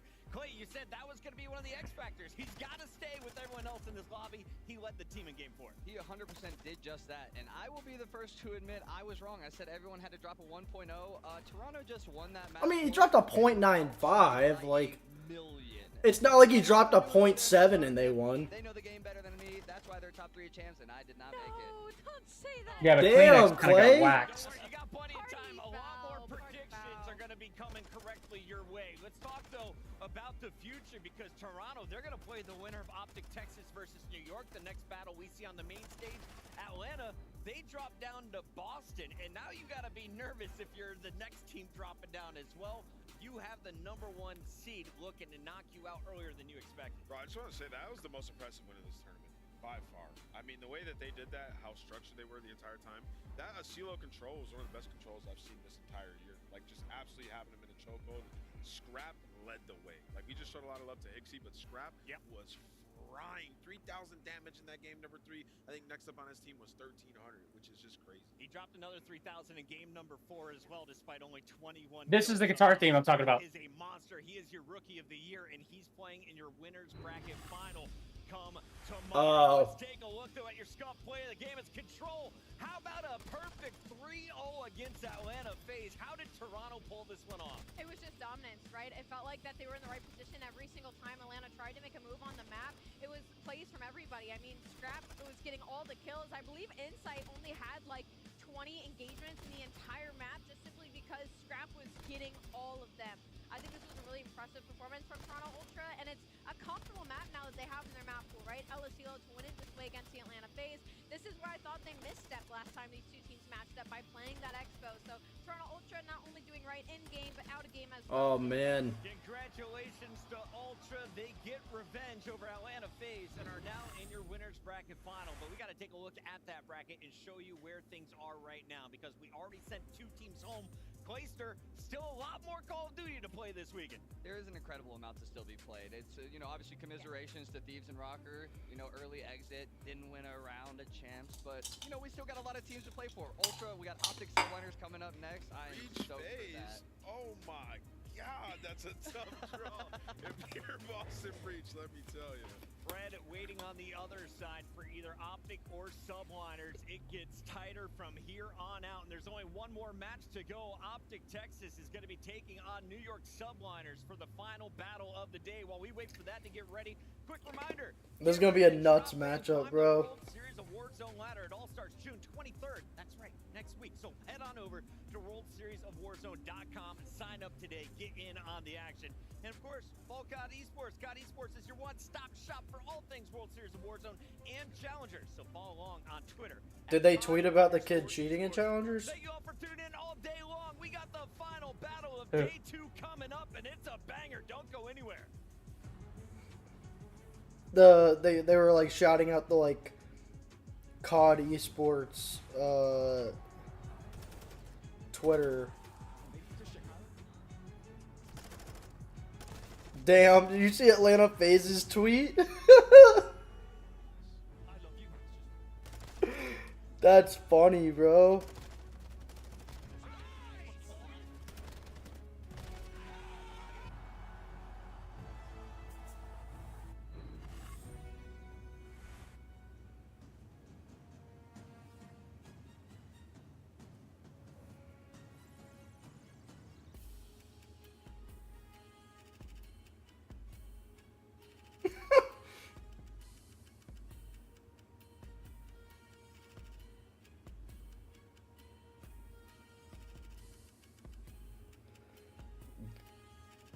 Damn. Alright, well, what are you expecting from this next match, Chandler? I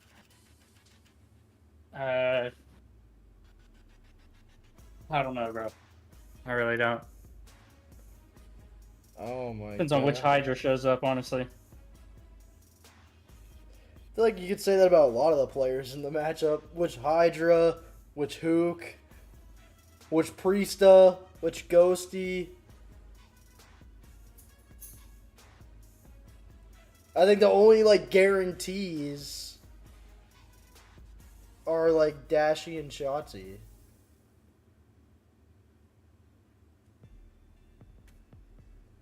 I think you know what you'd get in Kismet, honestly.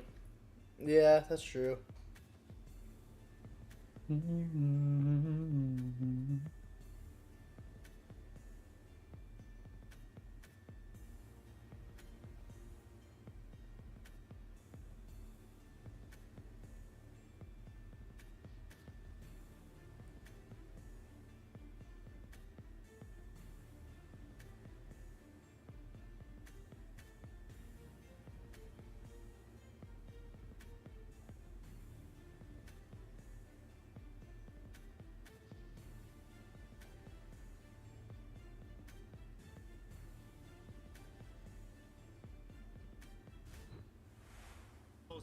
team in Call of Duty League has yet to win a championship.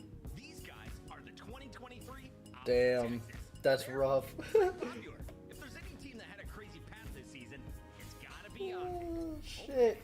So they started the season with these four guys. First they dropped Dashy and brought in the veteran Hook, but then Scump retired and Optic was like, oh no, so they asked Dashy to come back. They tried that for a little bit, but then they dropped Illy and called up Ghosty, who people were not expecting. And with that, Optic had their team. People had their doubts about Ghosty, maybe a little too much. Ghosty ghosted the haters and proved he's for real. They were a whole new beast. You guys are my children! I love that. I forgot about that. We won't talk about that too much. You guys are my children. That shit was goofy, bro. Potential though to regain and dominate, it's gotta be Optic Texas. Oh my Call god. of Duty League champion, and you might be looking at them. The Riz God Shotzi? These guys are the 2023 New York Subliners. They got a Hydra. He's from France, the home of kings, fancy foods, and Call of Duty phenoms. They've also got Skies, Kismet, and Priesta, who are not from France, but it doesn't even matter though. They still got that dog. It took a New York minute for the Subliners to win their first major of the season. But then they lost their mojo. They lost here, and they lost here to Florida, and they did okay here, but then they got a piece. Oh my God! They still had their believers. Some people even thought that they had the best player in the league. This list is delusional. Who's laughing now? The Subliners made the losers bracket run of the century and won the last major of the season. First major. I don't know about that. Losers bracket run of the century. They played like 3 teams that didn't make champs. The Subliners said, why not both? Now there's just one more tournament to win. There can only be one champ, and you might be looking at. Oh shit. Yo, why doesn't Optic have an intro video?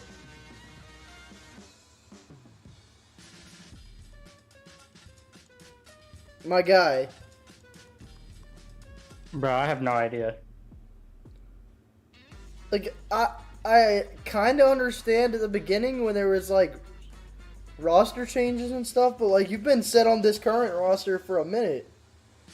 Yeah. Make a fucking video.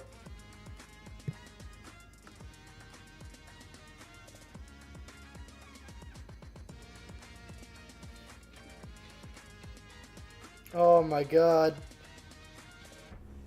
I don't know what to expect in this matchup. It's time for your fourth and final battle of day 2. I feel like these two teams all year, they haven't played each other close.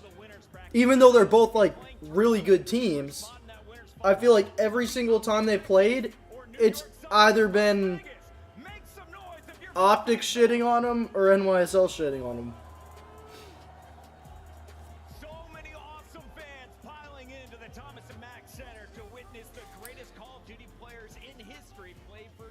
You know Optic's gonna have the crowd buff. It's Chris Puckett, your host, alongside our experts. We got Nameless, Alley Cat, our regulars, and the 3-time Mr. Clayster is here. You've played for Optic, you've played for the Subliners. Today, they're going toe-to-toe. And Clay, I gotta get your He hasn't played for Optic in like 10 years. This is the tightest match on the day. Number 2 taking on number 3. Honestly, Optic looks like they're back in form after that Boston match yesterday, and this matchup against Subliners is going to be a much bigger test for these guys. I think Subliners are coming with something to prove. They perfectly peaked at the right time, winning the first event and winning the last event. That's what we want to do as competitors. We want to peak at the right time, which is what these guys are doing. Subliners, of course, they had to get oh to man get into round 2. Meanwhile, Optic took care of business in just 4 games against Boston Breach. Let's start here with the team representing Texas. Allie, I love this squad. Young Ghosty, the rookie, is the IGL. You got 2 freaks on SMG and one of the greatest ARs in the game. Dashy, AK Bruce, backing you up. You'd argue it's like one of the best builds that we have in the league right now, considering all the talented players that fill the roles on this team, and they're still searching for that chip, right? And there's no better place than at COD Champs to take home that. God, Shotzi is cringe. After we saw them yesterday, especially coming off of the unfortunate match number 5. So Optic Texas, I think their biggest weakness right now might be in that search and destroy. So when it comes to Monster Energy pregame, Masterclass versus New York in this matchup, they do have the edge over the New York Subliners, and play to prevent plants on hotel search and destroy. That's going to be map number 2. Damn, I didn't know that. Breach was on a 5-map control win streak before Optic 3-0'd him. about the opposition here for Optic. They're going up against a subliner squad that You is nervous? pretty strong. Before we Me? get Yeah. here with New You York, shitting your pants a little bit? Bro, yesterday I was more nervous than I feel like I would have been if I was up there playing. The GOAT, Lottie? Congratulations, first of all, a very big win for the boys. First day of champs against Boston, 3-1. Pretty easy stuff for them. How was your feelings going into that match and afterwards, of course, getting that first win? Look at him rocking the rings. Good team, so I mean, I was really happy. Obviously, we're already farther than we were last time, further. So really excited for the boys. Looking forward to this match. Subliners is a really, really good team. Obviously, returning champions from the last one. So really looking forward to that. A big bounce back for sure, especially from the last major. Oh. Now, obviously, we have I just. Karma as the coach on the roster. I've gotten every match wrong today, so at this point, I truly don't know what to expect. On board, the coaching role and what he brings to the team. Well, No doubt. Karma was the one that brought it up, right? And I like to do what's most organic for the organization. The players and the coaches and the creators are the ones that are going to lead the brand into wherever it is that we're going. So anytime they have something creative that they're passionate about, I want to pursue it. Anytime they have something competitive that they want to pursue, then that's what I do. And Karma obviously knows a little bit about something winning some of these, right? So the in-game expertise goes along. Let's go, Optic. I mean, he's a very qualified person, so. Yeah, FaZe lost, bro. I'm shocked. New York Subliners up next, literally going on the main stage in seconds. Talk about the process and the boys going through this big matchup. Obviously, New York Subliners, a team to be feared, a team that needs to be won and be here and now. How are Optic going to be tackling this one? You know what? I don't know. I let the boys do what they got to do. I often stay away out of the practice rooms. I come and say hello, obviously, but I don't sit there and analyze. You're calling Breach beating FaZe? That's bold. They could, I guess. I mean, that'd be wild. That would be nuts. That would the FaZe would blow it up if that happened. I really think so. Thank you so much, Hex, for your time. I think a BZ Simp Celium. I appreciate you from the bottom of my heart. We love it. We love the green wall. Back to you guys. If they lose against Breach, they'd blow it up 100%. Oh shit. Oh shit. This is gonna be a banger. Oh, oh shit.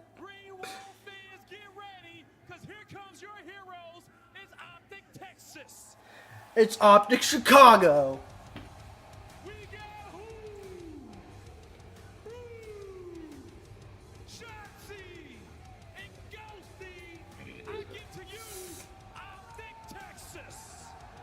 No, I don't like it when Hook smiles. I need him to walk out like the Undertaker like he usually does. Oh, yeah, I love when he's just like... Yeah, like how he looks in his profile picture right there, bro. That's how he needs to walk out. That man always like... Bro, it was so funny. Clay Big was Wayne Ghosty? Like, yo, chill. Yeah, Clay was telling me whenever I get locked, I just keep leaning into my screen. Dude, yes. Just... No, you need to go like full illy, like forehead cam.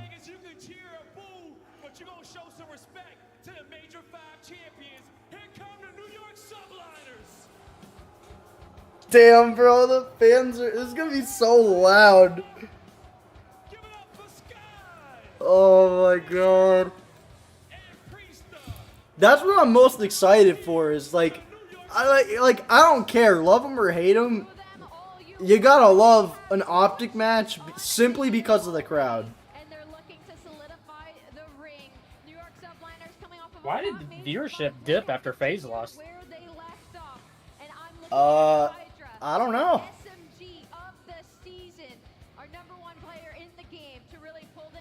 There's no way this isn't the most watched match of the day. Yeah, that's what I'm thinking. Oh my right God. Now it's who's right calling now this Ultra. one? Oh, Lando and Studdy. Oh my God. This is gonna be nuts, bro.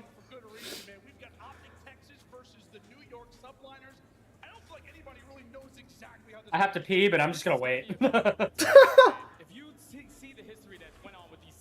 Just get yourself a water bottle. Texas got the better of the Subliners, but a lot has changed since then. That was a clean 3-0 for Optic.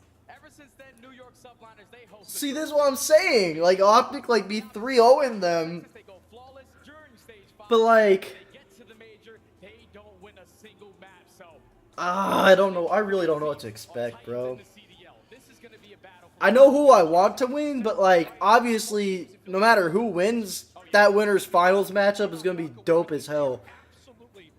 I want Optic, or I don't want FaZe in the grand finals, because, like, they make it every time. I want Optic in the grand finals, I really do. Oh, man. What do we got? Oh, Triple Hotel to kick things off. Yep, those are good vetoes. I mean, I guess they didn't. Optic normally auto bans Embassy Surge, but I guess they don't have to if New York did it for them. Oh my god. Oh. Help. Help. It's gonna be a good one, bro. Oh my god. Hi. 16-4 on Hotel Hardpoint. That's nuts. Oh god. Are you losing composure already? Yeah. Me too. Brew. Oh. That was gonna be a moment.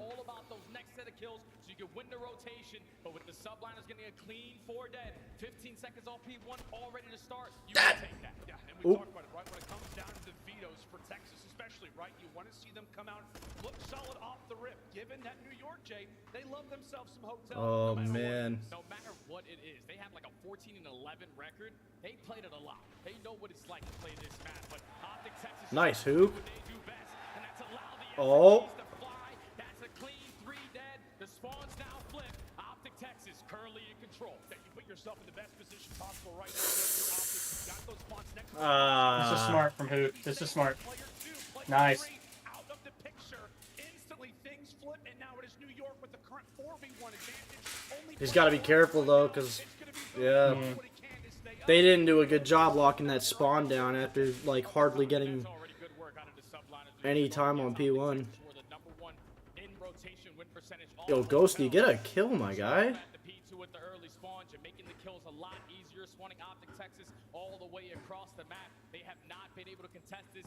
Oh my goodness. There you go. Oh, and there's P-Dog. There's P-Dog.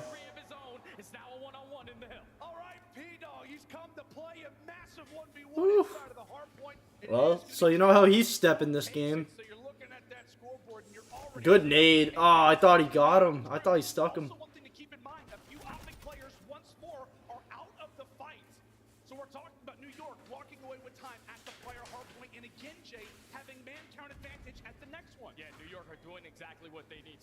Yeah, I was gonna say they're out rotating them and out holding. Now starting off with this initial time, the only player towards the back end is gonna be Ghosty. He's trying to wait for his teammates to apply the pressure through the front. Fuck, bro. Cannot find a turn and burn onto who, but the contest is back and forth. Hydra takes down 2. Yeah, they're not looking good right now, though. But New York come out on top. Oh my goodness, it's an all-out brawl right now inside of the kitchen. Too many cooks, but right now they're just not like I said, like they're not rotating. They're not holding, they're not breaking. Oh my god. Bro.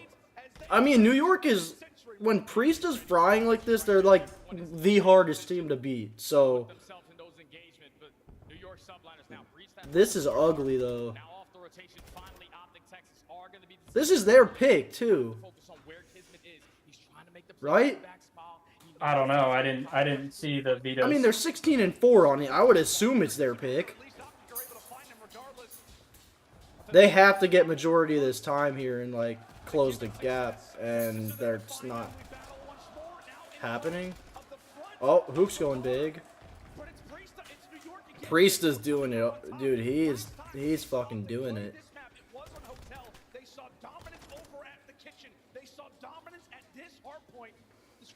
right now. New York are doing the exact same thing that Optic did to Boston yesterday. Yeah, this is unbelievable the way that New York are so far coming out swinging in this map number 1. The fundamentals are in play. The teamwork. This ain't looking good, bro. Is going right. No, this is looking like a shit kicking. They already have bodies off the rotation. So right now, Optic Texas, they're playing from the back foot. They need to be able to cut their losses, get a great hold to try to get back into this game. They find the kill onto Kismet, but now you have to bring Like, why are they not? They're never there on rotation. Right for New York, it's really about rotations. It feels like every single time they are put in a position to succeed. Optic Good kills from Ghosty there. a little bit of light inside of the restaurant. We peel back the curtains. But Priest is still there to make cause problems. Yeah, dude, he's having a good game. You just can't deny it. Team kill. That teammate helped out a lot.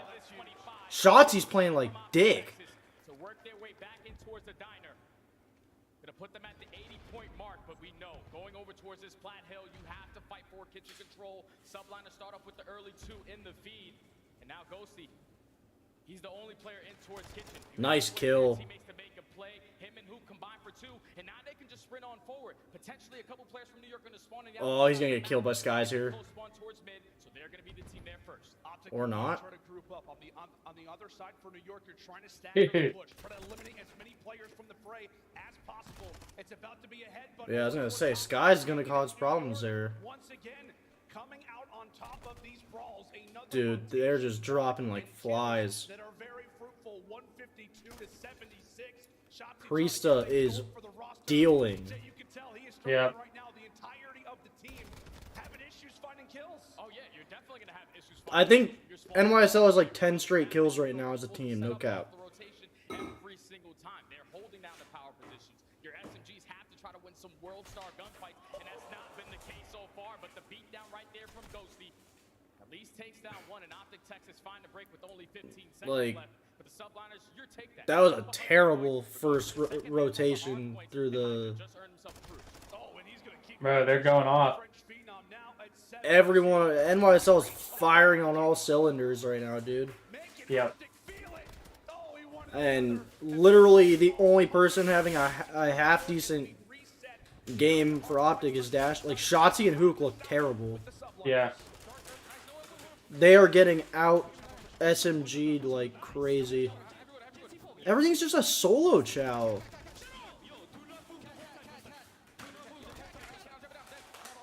Bruh.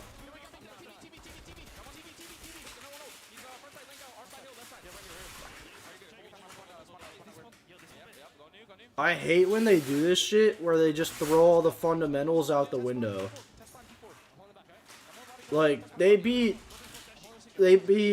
Boston yesterday off of straight fundamentals.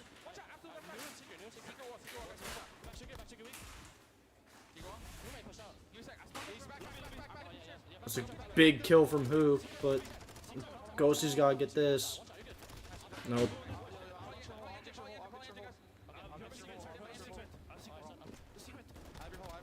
To They can win here, bro. To get beat this bad on your pick, that's rough.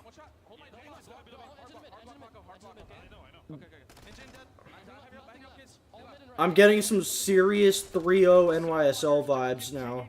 Yeah, me too. Still win the game over at this hard point. But Jay, I remember so early in the season when the Subliners team was seeing struggles in our Major 1 qualifiers, everybody was talking about the communication. Look at them now, right? They are rolling. Comms are fiery. Hydra is leading calls. I mean, you gotta play damn near perfect to even have a chance at coming back here. Yeah. Performance here on Hotel versus one of the best hardpoint teams that we have in the game. That was just some beautiful communication. They don't know Skies is there. They have no idea. He couldn't even speak English fluently. He didn't know how to communicate with his teammates, but now he's directing them. Priesta, do not move, and that leads to great time over towards P2. Yeah, I was gonna say, Hydra's comms has improved so much. Bro, they can't hold a point. until they take map 1. Yeah, if they're not rotating early, they're breaking a hard point. This is just looking to be over soon. This is so chalked. We call it curtains. This has got to be one of the more dominant hardpoint losses for Optic. I mean, 14 and 25, 15 and 29, you're not winning. Yeah, you ain't winning shit when you're playing like that. Nope. Subliners just come out and punch Optic right in the face. They had a 16-4 record on Hotel. They chose Team A. They picked that map number 1. Yeah, that was their pick. That was their pick? Yep. Tell you right now. Why didn't they pick Mercado, bro? I'm telling you right now, they better win both these next 2 maps or they're gonna lose in 4 easily. Yeah. Because they're not winning. They're not winning map 4. To play a little bit different, to start to scatter their pushes, to start to scatter their breaks, to try to figure out a way in. But every single time they started trading, it was always subliners who came out on top. 250 to 130 is the final score. I think the biggest thing that I'm paying attention to, at least off this map number 1 for Optic Texas, is the SMGs. Yeah, we know when Shotzi and Hoop go crazy, every single time for this Optic roster, they usually find success. A slow start to that map number 1, but no, New York Subliners just came to play early. Yeah, I mean, I think it's fair to say, considering who you're facing off against, considering the stage that we're on, the map that we're playing, that has got to be one of the more impressive hardpoints we've seen on the entirety of the season. Just wonderful work all game long from New York, and as we called it, it just felt like every time New York was beating them to the rotation, they were making them work for 1v2 late spots. I mean, Optic was. I wonder why they didn't fucking play on Mercado, bro. Because I'm sure they banned Albagra is what happened. I don't know. You know what I'm saying? Well, again, they were 16 and 4 on this map. It's their best map. They should have been Albagra thrilled. is their best map. Not record-wise.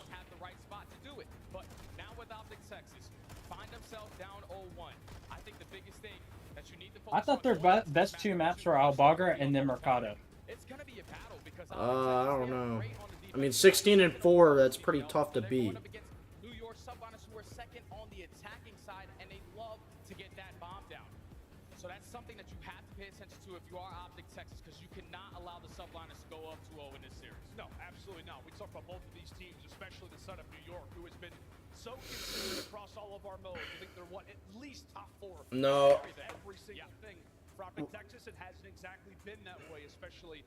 They're saying that you can't let them go up 2-0. You can't let them win either of these 2 maps. Straight up. With that control up next. A big thing, Jay, that I feel like is going to be going on right now is, in fact, the communication. Coaches giving words of wisdom, players going back and forth. I had the chance to chat with Shotzi ahead of the major, and he said, you know what? We can talk about a lot of things, major focuses for us, whether it's control, whether it's search and destroy. This is the big thing for us. It's communication, specifically small talk, but just in general, just remaining focused from game to game. You're going to need that right now. Yeah, you need to let it go. You need to let that map 1 go. I know that was your map to choose, but you can't really win them all. Yeah, he's right. I mean, you gotta just fucking keep it pushing. You have to be prepared for what New York Subliners are going to throw at you. We know how aggressive Hydra and Kismet love to play through the middle of the map. Skies with that sniper in hand can play a dividend factor in this SD, because if you remember yesterday, at least for Optic Texas, the one map that they lost versus Boston Breach was when Beans was going absolutely insane with the sniper. So the New York Subliners, perfect game plan. You're already up 1-0. Just got to keep that momentum rolling. Yeah, that's the scary part. Jackbox after this. Not just Skies. What? Jackbox after this. What do you mean Jackbox? The game. I don't know what that is. Oh, it's fun. You'll see. Well, I'm going to the gym after this match, but why, you loser? Because I need to. Loser. What are Optic's strengths in search and destroy moving into game number 2 that the audience should be focused on? I think it's just their teamwork aspect, because you think. So what's map 4? Hydro. Oh, that's right. Which, yeah, they're decent at, but NYSL's final at. And if they play even half as good as they did on Hotel, it's chalk. Yeah. Fuck, man. Gotta have short-term memory here. Just forget about map 1. Move on.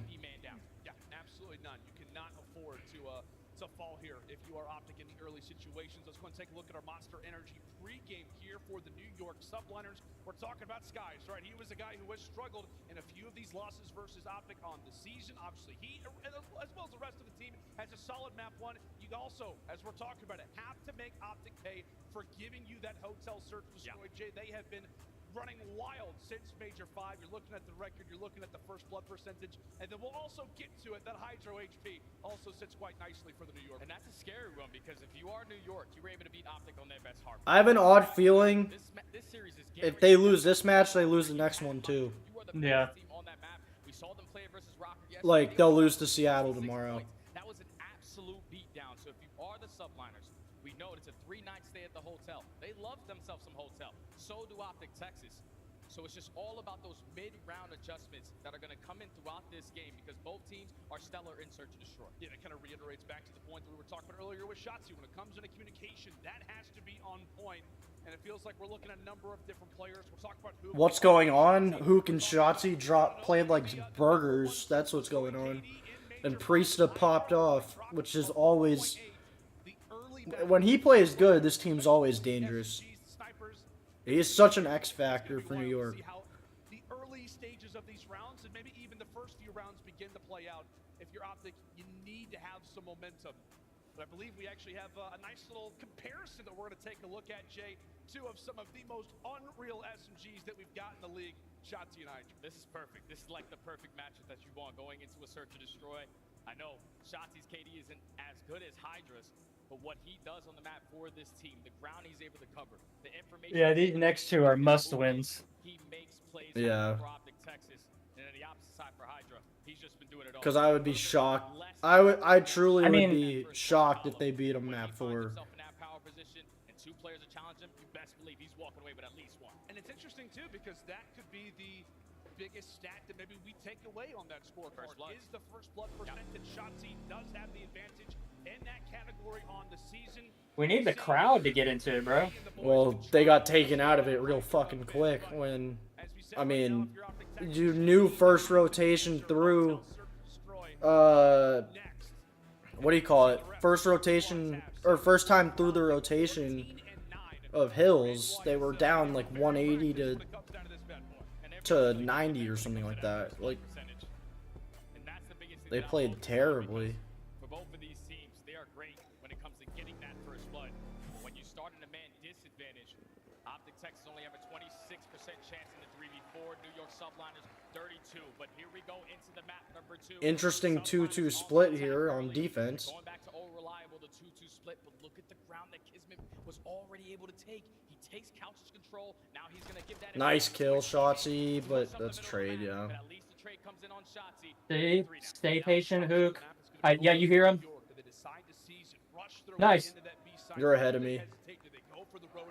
Sorry, I'll be quiet. You're good. You're right, though. That was huge on him to stay patient and get bombed down there. And how does Kismet wrap that? Skies and Kismet versus Ghosty and Dashy. Bruh. Split set up right now for Optic Texas. Same thing for the Subliners. 35 seconds left on the clock. Kismet rotating this bomb over towards A. Dashy's in a great position to potentially take him down. Does he Go check. That's good timing. Go, go, go, go. Bruh. You got my bomb. No! What the hell is Ghosty doing? How did he not get that kill? Oh my god. How did he not get the kill on bomb? I don't understand. I didn't see it. They weren't on his POV. If Ghosty is able to cut away Kismet, who finds that trade onto Hook, he's not able to grab the bomb. He's not able to work through things in the 2v2. Just seconds away. Why were they so spread apart? Kismet just made the play happen. We're talking about confidence. Round number 1 in the search and destroy where you don't have dead silence. No hesitation on his push to take mid-map control. When his team goes down 3v2, he makes the play happen, finds the trade on the Hook, picks up the bomb, gets out with his life. And even when he's going I'm telling you right now, this map is determined in this round right here. For New York to take the first. Now it's Optic Texas turn on the attack. A whole lot of pressure in towards Diner, and Hydra, he might have just slipped on by. See what he can do. Oh, nearly turns onto his second. Huge kill. Comes out on top. and the overall trade Oh, wow. settles for a How'd they moment. read this? But it's about to steam up again. Right into the kitchen we go. And will it be a duel that we save for another episode, or is it about to go down? Big kill from Shotzi. Gritty up close. There from Shotzi. Priest Uh-oh. makes his presence felt. A bit of info onto the other, but a 1v2. Not going to be easy as that bomb. You are right, though. The crowd is not in this game at all. On the opposite side of the map. It's going to be about 10 to 15 seconds before he even gets on this side. Just want to play. You know what it is, honestly? I think they've seen this show enough times. Yeah. Oh! Oh my god, he did the right thing and he didn't hit a bullet. I know. Oh my, and he's not going to expect it now. Maybe he will. Nope. That was fucking wild. The COD timing was insane. No, but like dead ass, like the Optic fans have seen this so many times. These big matches where at the very least it should be close and the team just folds and gets the reload. And so I think they saw that first map and they were like, here we go again. Like, obviously you shouldn't do that when you're a fan of a team. You should support them no matter what. But I think that's the internal feelings they're having right now. Once again, switch sides from offense to defense. Now it's New York again with the objective on their back. We talked about a Nice. snipers for this New York side. It's going to be Skies with it. Oh. Hydra already inside a top. Skies with a sniper is a scary sight. Still to work with, and it could be NYSL looking for a pivot with that bomb. They're relying heavily on Hydra's positioning. Yeah, Hydra's positioning right now. It's going to allow them to earn a lot of information if they want to go for this bomb plan over towards A. Shotzi's in a position to make some sort of a play here. Bomb still approaching towards the A site. Oh shit. Yes. Oh, he's still over there. 3v2 with 35 seconds. He's got the snipe out. Shotzi. They're like right on top of each other. Up in the bedroom and Shotzi, time continues to tick. Dead silence invested now from Skies. They got to get a move on. Is it going to be the Roto or is it going to be... Oh, Sky's going to win this, I think. It's all going to come down to this pick. And Shotzi once more go big for the team. They're making their way through Cat. I was going to say, Hook has to go huge here. Yeah, they should be able to get here in time. But Optic Texas, they're going to know exactly what's going on. Hook plays it super patient. Huge. That's a big round. To find a final kill. I just think in that situation, when Hydra finds himself in towards bedroom. There we go. Now they're finally getting into it. Let's just try to get the Yeah. You know that the double doors towards bottom luggage are going to be closed. The only opportunity to have to take you off site is from top plat and top bedroom. You were watching those angles. Just get the bomb down next time. Optic Texas, they secure that one. And Jade, those are those little situations that you talked to me about. The reason why Hydra's been able to elevate his search destroy game is knowing when to go for those challenges, knowing after he's found that kill what to do in that moment. Gotta keep the pressure on though. Ooh, this could be a good double nade. No, never mind. I had the angle wrong completely. They pushed up way too far. At least Dashies though, he's able to find one onto Kismet. Gets the trade, so now it's You gotta know does Skies have that sniper again? trying to play. I don't know. See what the subliners are going to do on their defense. Just scattered spread. Yeah, I hate when Shotzi and Hook. I feel like a lot, like so often this year they've done that where they like try to get aggressive off the rip and then they both go down immediately, and like you put these two in such a shit situation. Ends up taking them down. Problem being is that reinforcements are lost. Subliners hunker down as they answer. Yeah, that was just a quick round right there from New York. You apply the pressure over towards the A site. They find the initial 2 kills. And even though Dashi finds one, no one budges on their setup. Everyone was playing for the information. Priesta takes down the first and then sets up his teammate to find the final. Such a back and forth search and destroy, all tied up at 2. We talk so often throughout this year of MW2 SD wins chips. Yes, it SD does. wins championships. I know at times it hasn't really been that from title to title, but in this game, it is absolutely the case. Teams who have been winning. Dashy pulled out the snipe. Nice! That was huge. Oh! Oh, shit. Oh, shit. Receiving a roar of applause. We'll see if he can make it a third. You cannot fuck this round up now. 4v2 now. Yeah, they gotta play disciplined as hell, bro. Nah, I mean 4-2. You gotta fucking win those. There we go. That's disciplined COD. Stay down, Ghosty. Run. Nice. Yeah, you're right. That was perfect. The bait and switch. That's not disciplined COD, but they finished it off.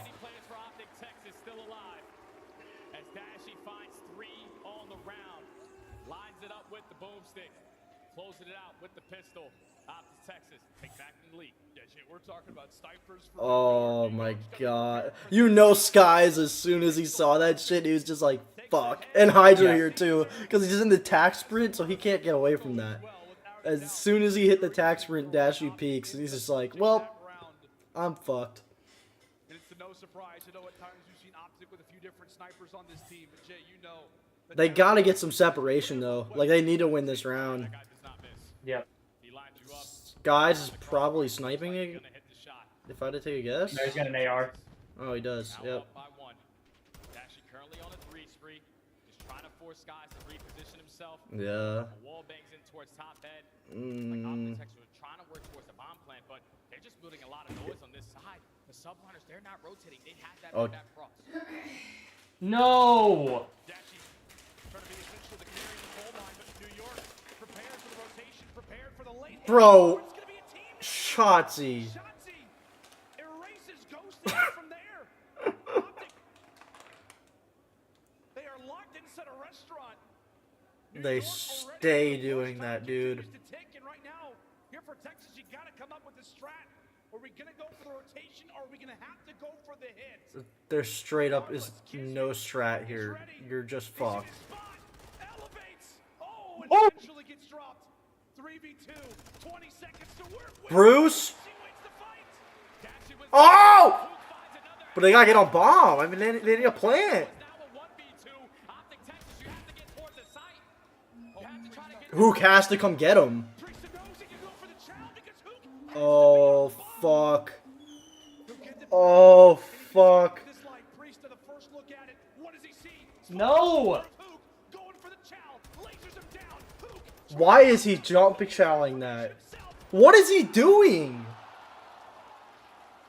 The fuck is he doing? No. I'm telling you right now, who cost it on that? Shouldn't have gone for the bomb plant. That was probably the play call, though. But I don't like it. As soon as Dashy had him pinned and like knew he was still chowing rather than running away, Hook should have, like, you gotta pinch that. Because, like, you got the bomb down, but you had nowhere to go. Oh, they needed that. They needed that round win. And not to mention, I mean, the team nades, bro. Like, I hate that shit. How are you still doing that? They just got through. How are you still doing team nades at Champs?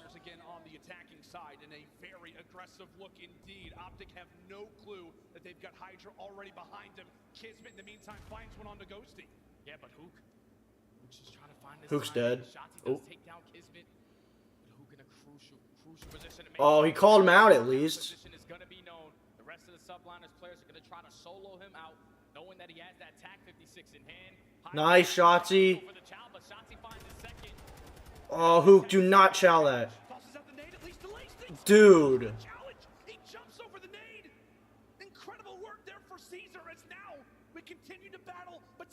I mean, these are the two I'd want left, except Dashy got fucking gunned. Bro, he's split. Oh my god. Wait, why is he looking A? The dude just planted B. No, he planted A. Or, sorry, that's what I meant. Oh my god. Love you, buddy. I'll be able to game Sunday, bet. Dude, they are fucking throwing. Priest is MVP of this. Priesta is, love you too, bud. Priesta is, MVP of this series right now. Yep. We talk about what Skies did. My guy had a name thrown at him. Just jumped over it, goes for the chow, takes away a few inside a kitchen. Unreal plays across the board from New York.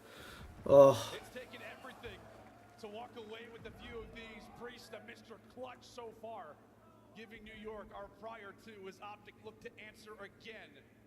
Battles on Greenberg. As things come to a slow.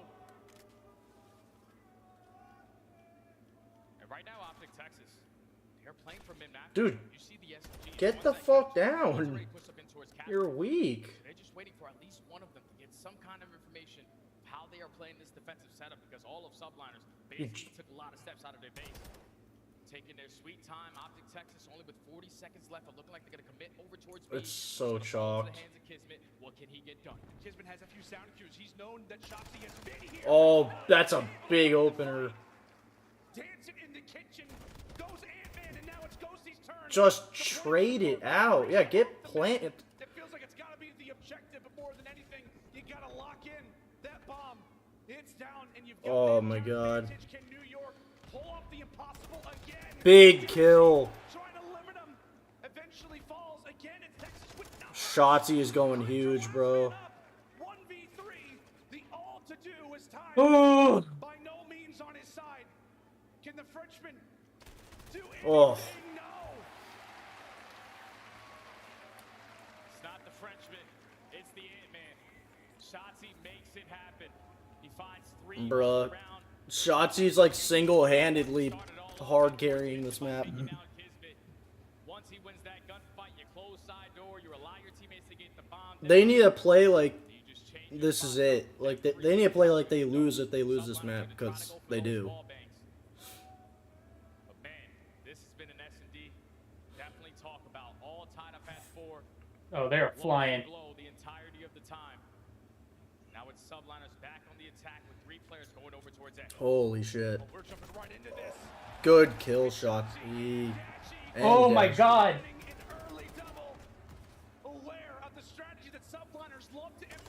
Oh my god, he is fucking frying. What a read, dude. Waving the white flag, a handful of HP. Thankfully resets, but boy does he have a lot of work to do. Now, don't start like solo challenging him. Nice. Just hold your fucking spots. Discipline. Is that 5-4 Optic now? Yeah. They have to They've win got- this one. Yeah, they need to just close it out, bro. Do not go to round Don't 11. go around 11. Not when you need a map win. Green wall. Yeah, bro. Ugh. I'm struggling here. Now we see what the strategy I'm losing composure. jumping into what could be the final round. Oh man. All right. All right. Optic on the attack. Shotzi leading the way. Basically double negative in the hard point. Now taking over at 13-5. One away from the cruise missile, but we saw some And there goes Hoop. But No. great trade by Dashy. answer. Quite a bit of noise made in the kitchen. Oh, round's chalked. Yep. As soon as Shotzi lost that, round's chalked. Shotzi falls in couches. Now it is NYSL with numbers. 2 more players to go. Oh, okay, Ghosty. Ends up finding another. 2v2 now. Ghosty still has that dead time. Oh shit. Puts down a couple shots, but he might right. Oh! You gotta get together, bro. 2v1. All on to Caesar. A 1v2. All right, good. Dashy's rotating. Ghosty's putting bomb down. This is good. Bomb down.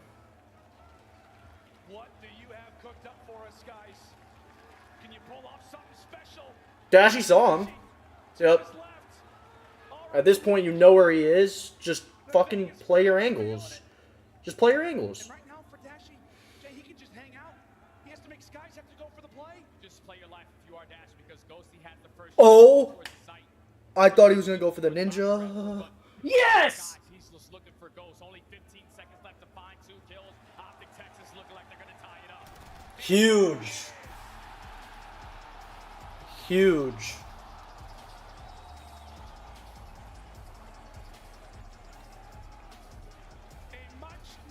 So they each beat each other on their picks.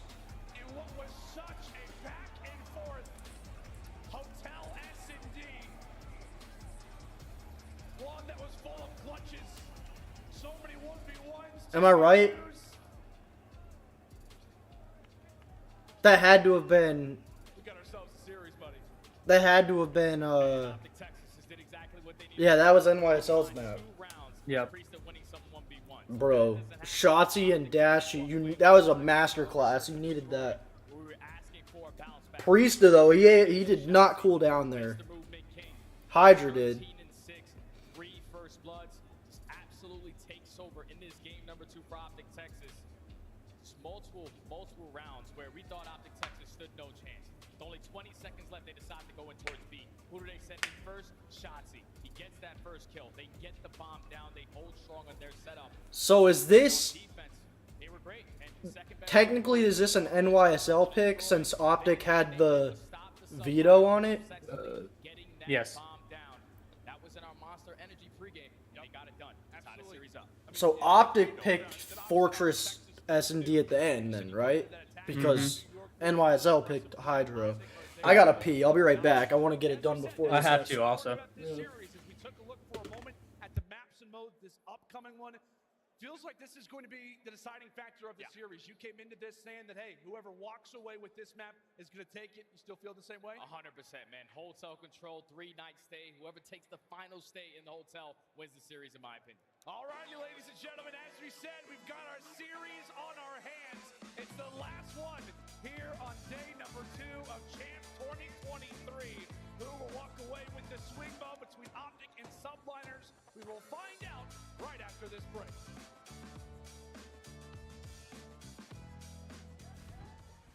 Hello, my name is Miles Ross, and I am here to put a lie detector test on Skies of the New York Subliners. Like I'm swimming?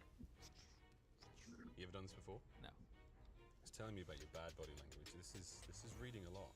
My bad body language? I can see your breath jitter, how your skin's galvanizing. I mean, it's telling me your pulse. It's telling me a lot. Am I nervous? I don't know. Does it look like I'm nervous? It doesn't look like. Why am I nervous? I'm nervous. I'm back. For no reason. Well, that's fine. Let's get this on the road. Is your full name Caesar Skies Bueno? No. Skies is not my legal name. Are you a professional COD player? Yes, I am a professional COD player. Are you about to take a polygraph test? Yeah, what is it?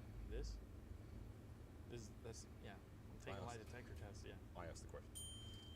Have you ever lied to your teammates about how much time you spend practicing or scrimming?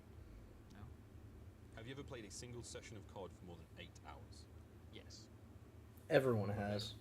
16 hours? Yes. 24 hours? Yes. Okay. What, is that a lie? I was dead ass. I know, you're solid, you're solid. Have you ever blamed a loss on a teammate when it was actually your fault? Oh, when it was actually my fault? Oh, no. He's lying. Dead ass? Do you think Hydra is a better SMG than Pred? Yes. He's telling the truth. Do you think you could beat Kenny in a dance-off? Yeah. Oh, he's lying. Wait, dead ass? Really? Yeah. In my head, I'm thinking he's unstable on his feet. He's lying. No, this is broken because I'm dead ass not lying. I could smoke him. I'm just thinking about his front door porch where he was like trying to control his legs and he crippled on the floor. That's like the first thing I got. Damn, I'm lying on that? That's bullshit. What? Maybe. I smoke him. Where is he? Miles, you're lying. Went free with your girlfriend and her family for 2 years. Damn, how's it? Yeah. I offered to pay, but they didn't let me. You were telling the truth on that one. But maybe you should have lied. Do Did you feel bad about eliminating Vegas Legion from Champs? Yes and no. They're seeing them like, I don't know, actually. You are lying. Lying? Guys.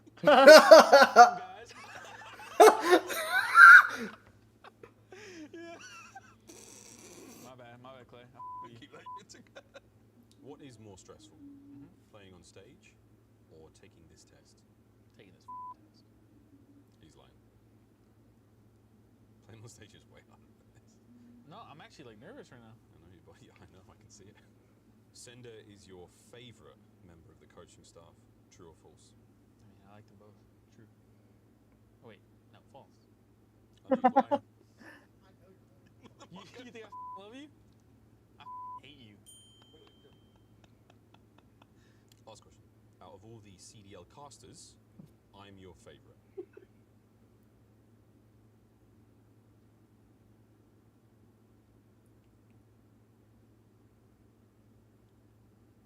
No.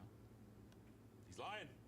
He's lying. How do you feeling about the test? Feel good. I was honest. Abe. You were. I'm nervous. I think it's the vibes, bro. Like this lamp. Why is it here?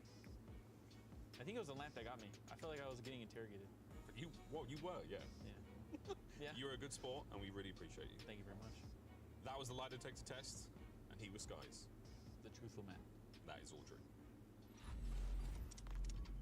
Dude, look at this. I'm gonna make some popcorn. What? Bro. Jeez. I'm shook. Why are you so nervous? You're gonna make popcorn. That's what I'm saying. Like, I was nervous more here than stage. But, like, all right. All right, let's do an outro. Okay. Well, I think the noise speaks for itself, but right now we are watching a main stage match, Optic versus New York Subliners. The turnout is wild. I didn't expect anything less from the Optic and New York fans here in Vegas. Not at all for day 2. We've got fans going all the way up towards the top of the venue right now. It's electric here. I know those that are at home are saying, woulda, coulda. I mean, come on. It's been unbelievable. It's going to be an electric final couple of days as well. It's going to be absolutely insane, and it's only getting louder in here. This is day number 2 at Champs. Imagine what 3 and 4 are going to bring. I literally can't wait, Shift. It's going to be amazing. Tune in. Don't miss out on it. We've got a lot of electricity still to come, even though today may take the cake, let's be honest. There it is. Thanks so much, guys. You guys have been killing it all weekend. Oh, long. man. Ladies and gentlemen, welcome back to COD Champs 2023. Optic Texas currently taking on the New York Subliners. And Jay, we have ourselves a series, New York in game 1. Optic answered to get to the round 10 in the S&D. And now we fly in for another hotel, this time for some control. And this is everything, in my opinion, whoever walks away with the dub at the end of this one. Because both of these squads love themselves some hotel control. We know going into the veto process, Optic Texas, they are not going to play El Asilo. They do not want to play New York on that map, and New York do not want to play Expo. So it was going to be a square up on the hotel where both of these teams find a lot of success on the attacking side. Second for the Subliners, fourth for Optic Texas. So in my opinion, I think it all comes down to whoever walks away with at least one defense. One defense is all that this is going to come down to. And it's going to Oh, shit. Started off Optic Texas, filling the momentum, filling the crowd. I don't know if my boy's got his popcorn. Can they change it to this map 3? Absolutely. As you said, most times we're looking at teams to walk away with attacks. Bruce. This time it feels like, given both of these teams' repertoire, it's all about who can walk away with the defenses. Currently Optic in firm control over at Nice, the Hook. zone. Nearly a third of the way there, and they're also putting pressure on the top side of the map. Right now, with Shotzi having a blast over at the A zone, New York at the back of their base, yet to really put a dent in this Optic attacking side. They can't. They haven't even been able to find a kill as well. Wait a second. Shotzi wins the 1-on-1 over towards A. That's 2 ticks about the 3 over towards B. New York had to get a move. Oh my god. B's already out the way. Optic are finding all the kills at the right time. And Shotzi might have just done enough to get 2 segments by himself at this A. Oh my god. Gonna drop until the trade comes in from Priesta. But 1 segment is all you need. With 2 minutes on the clock, Optic Texas coming out swinging. I'm gonna let you Oh my god. Woo. that is the way that you get momentum on Shit. Before this man even got back, they win the control. Or they win round 1. objectives. They never look back. But Jay, it was the one main army inside of Rest Shotzi won that round, bro. That was nuts. What'd I miss? The fastest round 1 attack win of your fucking life. Really? Yeah. Optic sent 3 to B, and then sent Shotzi to A, and he literally was just like one-man armying that shit. And by the time that they captured B, he had already basically gotten 2 ticks of A by himself. Wow. And then they just had to get like one more set of like clear outs, and then it was chalked.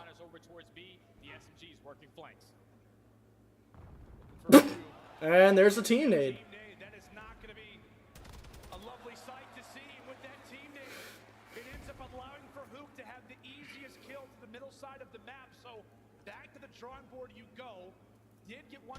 Oh my, dude, they're looking fucking, I don't know if this is just early, like, I need to pump the brakes, NYSL's gonna have a good offensive round 2, but, oh, the COD timing on Dashy is insane.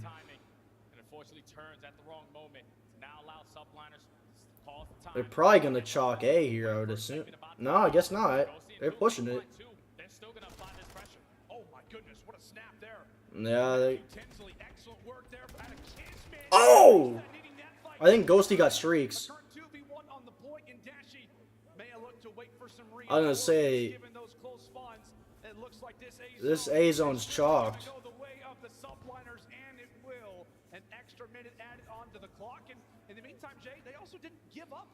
The lives are pretty close. Nice hook. But yeah, that round 1 offense was some of the best offense on Hotel Control I've ever seen. Like, it was fucking clinical, bro. Ah, shit. And he got the refill on his Deddy. He might be able to make play here. Ghosty also trying to dictate the spawns. Keep in mind that arrow on the bottom left side of your screen. It's trying to make the lives of New York a little bit more difficult. Spawn them on the top side of the map. Make them have to work through the opposite spawn. And right now, that is the trick they're looking to make. Another fight up close, nose of the spawner. That Ghosty is trying to do.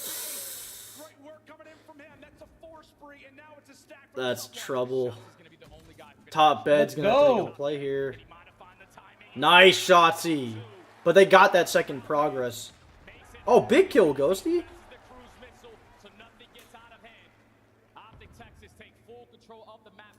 Oh, shit. Fortunately, Ghosty does lose that fight to Hydra. But Stashy's turn now to put down the beams through the middle of the map while his teammates are still holding strong over towards the bedroom side. If you begin to fall, New York looking for the regroup. Again, right now, if you're Optic, just trying to cut away a few players in stride. Have those trades favor you. Oh, shit. Shotzi's got to go huge here. Oh, my God. But it's Shotzi again.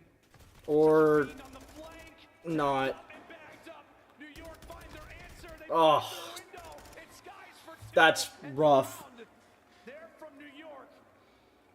You invested your streak. I don't know what happened there that made him lose that, though. As it was for Optic Texas in that round number 1, but you complete that. Yeah, I don't know. You're able to extend that time, and then Hydra goes in a nice little 5-3 towards the back end, catching players from Optic Texas all spawn, creating openings for his teammates to eventually get on the point. And I love right there the play out of Skies, because he's the only guy that gets on towards B, but he puts himself on the backside of the block, so Shotzi's not able to find. That's just rough though, because they used the streak. That leads to his teammates setting him up. Like, New York able to tie they were fully invested on going up 2-0 there. It feels like for Skies at that moment, it's such a high pressure moment, but as we saw in the content piece, What are you doing, Shotzi? Wow, he fucked his nade up. Based on the nerves, but into this round 3 we go. Optic on the attacking side. Bro, he's making like bot level mistakes. To see that same level of success early on in the round. Oh shit. Close spawns, they're going to regroup and just try to get this one out of the way as fast as possible. Big kill from Ghosty there. Holy shit.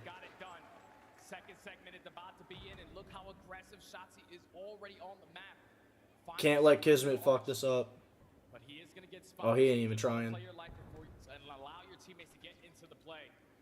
Now time is extended. 2 minutes. try to work over towards this B point. Optic Texas is going to approach the flank angle because they don't have Hydra's in a good spot.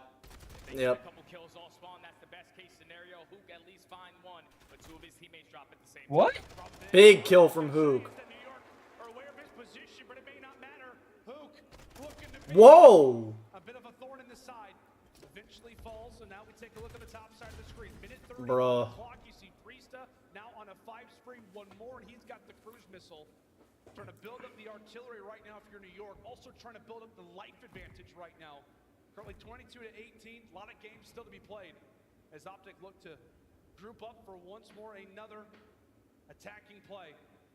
All 4 players up. Oh my nice, god. Ghosty. And that's a big kill right there because now you have bedroom control. You're gonna have one player committing towards the flank. Unfortunately, And they go 3 down. that leads to the subliners finding 3 at the right time. Last player is gonna be Big double from Dashy there.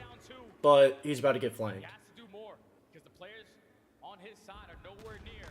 Oh, Bro, he's getting hit with some mean contact. Oh my god. bedroom. So 45 seconds left. New York still trying to hold on. Oh. Timing there from Kismet. Oh. Oh. Someone's got... You gotta know he's top bed. Player up. What can he do? What can he accomplish as he waits for the cavalry to arrive off a spawn? And they got the top right side of the map. So it is gonna Nope. Doesn't matter.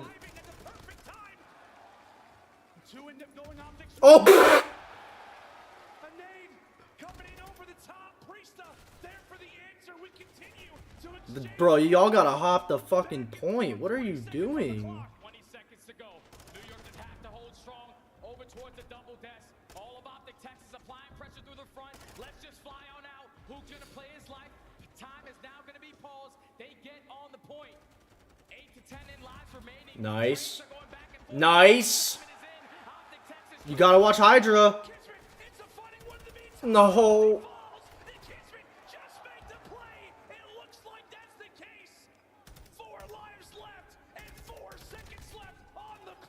They choked.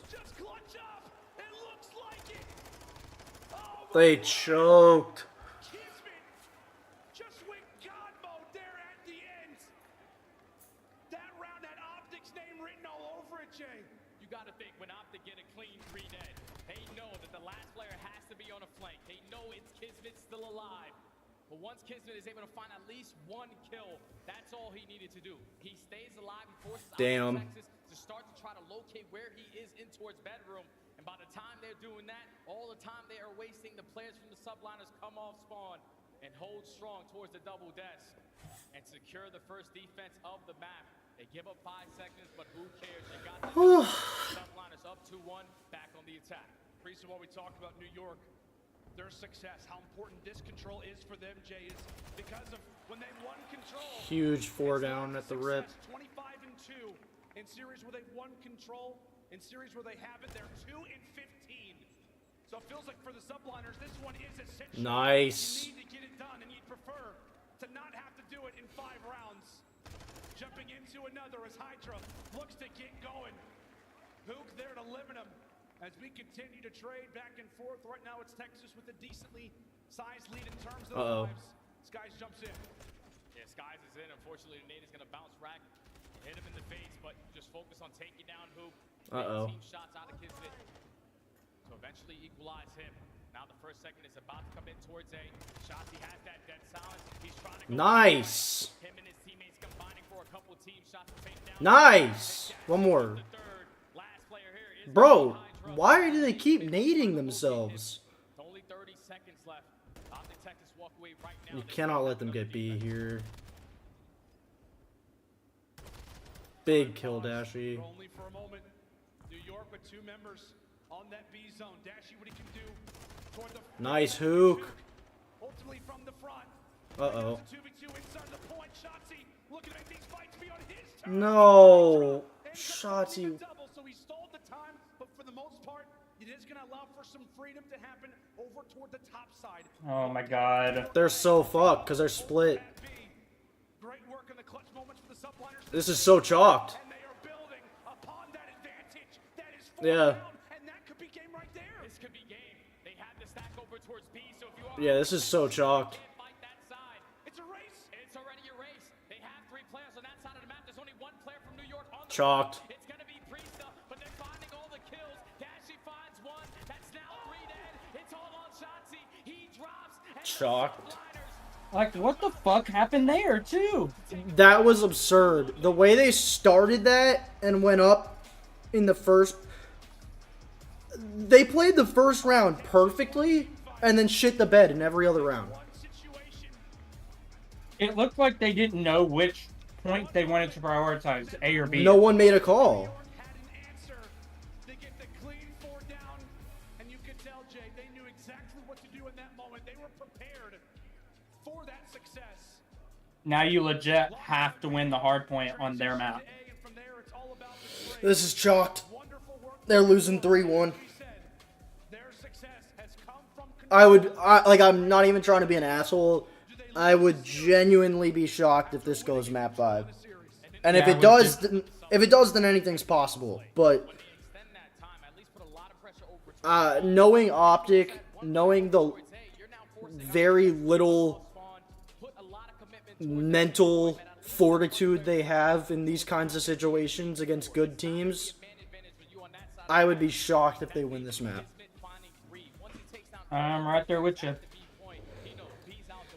Again, they literally opened that control up and just absolutely shit on them, and then 3 rounds in a row they choke. That was ugly. But it was a back and forth game. It's just the subliners a little bit more cleaner on their attacking side, and they were the team that at least clutched up on that one defense. Yeah, that's exactly right. That defense was massive when you think about obviously what they were able to do and that closeout round. But I don't know about you, man, but it just feels like when we look at the respawns, right now New York are 2 for 2. They're hoping to make it 3 for 3 in this upcoming Hydro HP.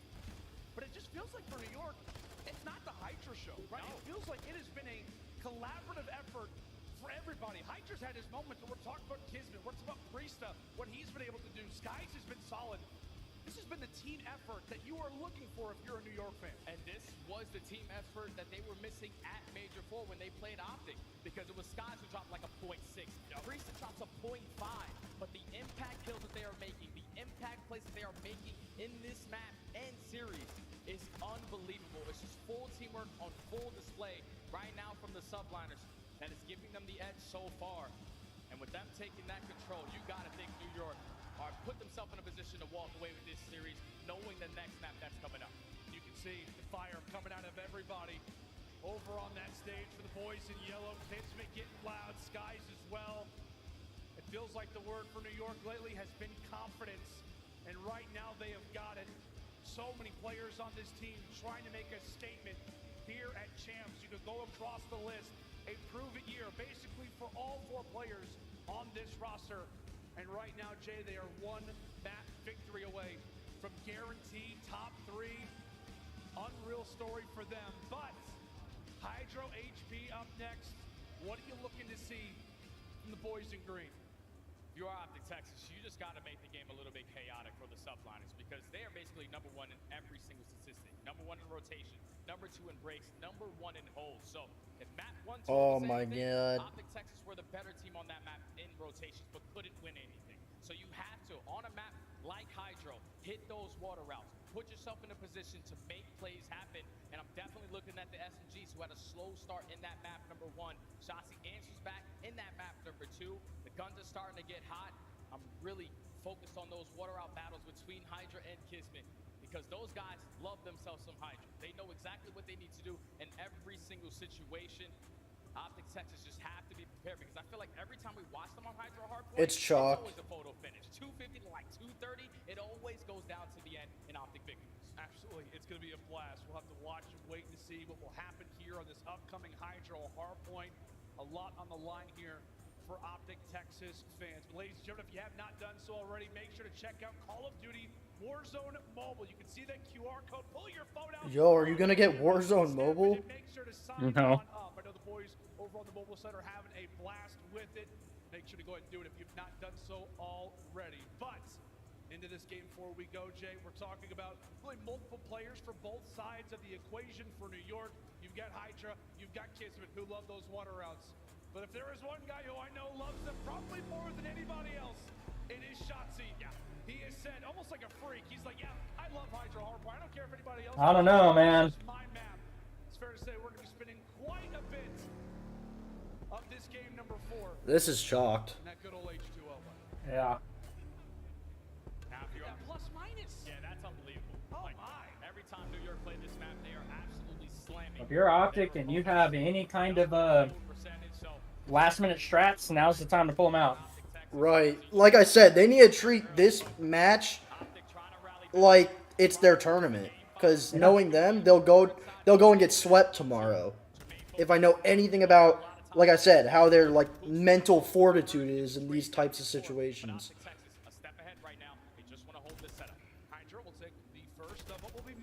Well, I mean, we can't completely say that because they did it at Major 3. Did what? The losers run? Yeah. I mean,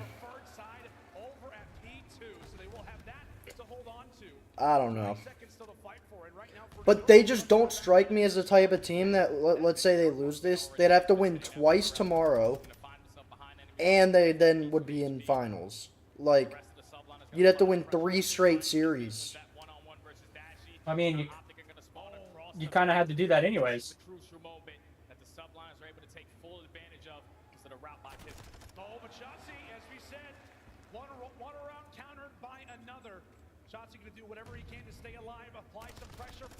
Huge kills. I don't know. I mean, maybe they fucking turn up and win this map. I just don't have good feelings about it. I don't either, but... And it's not for a lack of them being... Or it's not for, like, them being bad at the map that I don't have good feelings. It's just NYSL are so good at it. Oh, he still had to reload. Oh!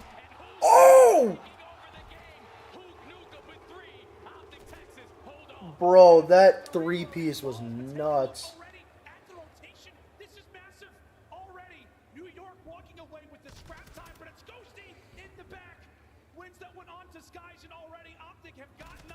Wow. I was gonna say, Dashy, get in the fucking game, my guy. I feel like he's like low-key checked about this team, and I don't know why. You think? Yeah, like the way he's been acting. I just don't think he vibes, like, I think his biggest thing was he always vibed with this squad because of Seth. Yeah, I know. Because going all the way back to Black Ops 4, Seth chose to vibe with him and Tej over Krim and Karma. And, like, kind of, no offense, but, like, got, like, an asshole mentality and, like, was trying to show out for the new guys and, like, kind of brushed off his old teammates. Mm-hmm. And I just feel like Dashy, like, whenever he's not playing with Scump, it's like the vibes are chalk. I don't know. Maybe I'm just talking out of my ass, but no, like I said, I've kind of felt this way about him when it comes to this team, because it's like you're surrounded by 2 of the most talented SMGs of all time, and I don't know. A good rookie. I mean. Yeah, and you're not having an IGL. You literally get to play the position you want to play. Yeah, true.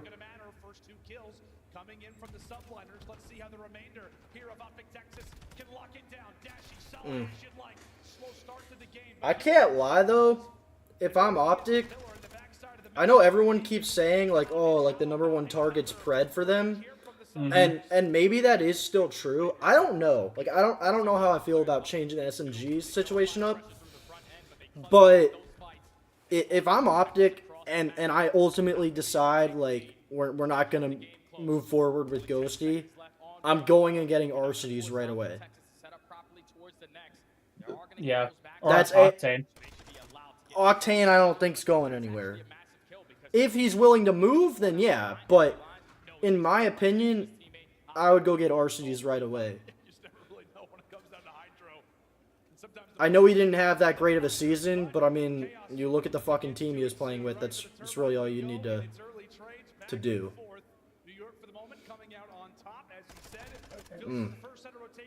Optic has got to start getting some holds, bro. Like they're winning the rotations, but they're not holding. Yeah. And that's the problem with New York on this map, is that then I'm pretty sure they're #1 at holds on it. Just dropping like flies right now. We have to get top dome going into the next 2 hills. Subliners take the lead for now. Optic Texas spawning behind enemy lines. Sky's currently on a 5 streak. Just chalk it. Go set up for P1, P2. Currently up by 20 points. If they can walk away with this remaining junk. And they gave up the rotation. And at the same time as well, you're also going to have Skies who just earned the cruise missile. Finishes his food. They're on to Shotzi. Thought he had another one in store. But as we said for New York, you could be No way, Dash, you just lost that. They've got that right side of the map, continuing to put themselves on the more favorable side, and now with those 2 kills, they can begin to re-engage back into P1. Yeah, because you know you don't want to give them a lot of time. Bro, Kismet is fucking nuts, bro. Fortunately, can't find the kill onto Dash. He tries to set up Hydra. He can't find anything either. So with only 30 seconds left. But like, bro, it doesn't matter that like you gotta yeah, Shotzi, I was gonna say, he's gotta hit this water route like crazy. And he didn't, because Hydra was ready for it. Looks like they're still gonna hold on to it for the moment. 13 seconds. They're gonna team kill here. No, they just They had to give away the lead, but it's gonna be a worthy transaction in the end to put yourself on the more favorable side. Hydra's gonna fuck up Shotzi just won a huge fight. Hydra looking to hit a few routes as Texas begin their first brigade, begin their first look, their push at it, pistol out. Nice, Dashy. Hydra does the job that it needs to, but Optic are right on the edge of trying to go for the break. That's gonna be 2 players already found. Shotzi's making plays, man. He was able to hit huge. Gotta build a lead here though. Bro! They can't win gunfights for shit right now. And there's a team nade. How many times are they gonna fucking do that? And now the Subliners have the ability to take the lead right on back. But if you're paying attention to your mini-map, Skies is a step ahead. Like, I swear this team, for being a top tier team, the amount of times they team nade is just fucking absurd. Oh, this is huge, man. If they could get like 30 to 40 points here. Oh, there's 4 down.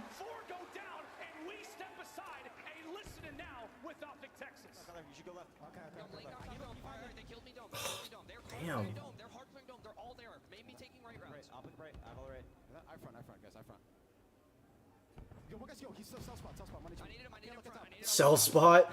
Pitch the back. They're gonna spawn on the back. 2 in the Hydra's in the back. Caesar's front. Caesar's bridge. He's out of rocks. Wow, great call on the fucking spawns from Ghosty there. Yep. You heard that? How he said they're gonna spawn back or whatever? Yep. I mean, so invaluable.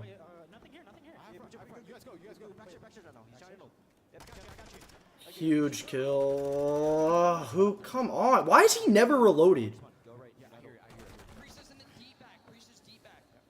I swear that he always gets caught without bullets. You looking over me deep, right? They know I'm here. The P1. That's one down. That's fine. The guy old one P1. The guy old one. You know where this guy's P1? Time castle. He's out of right. Inside castle. I hear that. I need him time. One shot time. I don't see the guy old. There's castle weak. Yo, one guy's still punch. Don't get caught chasing.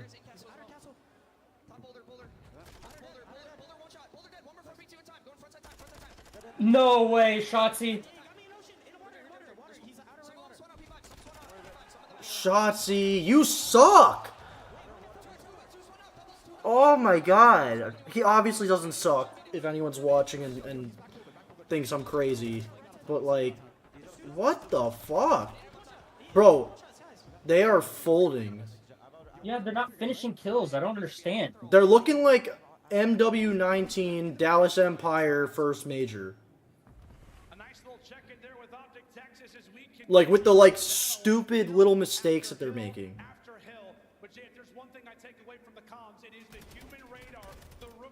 Bro.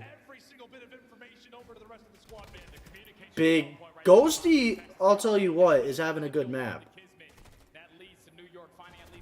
But the rest of the squad, I mean, big kill. You need to win that. it's all on to Skies. He's the only man here. Optic Texas, they're right. Yeah, you gotta. He's on one shot, bro. You gotta win those. Matter of just trying to lock it in. Matter of trying to find it. Ugh. Seconds right now for New York. Skies goes bye-bye, and from there, it's not going to be a 1v1. Kismet's having a really good match. Dude, Shotzi. You know they're doing a water route. Somebody read this, please. You have to get the P1, P2 rotation here. Oh. He's chasing him. Nice. Good. Oh, he spotted. Fuck.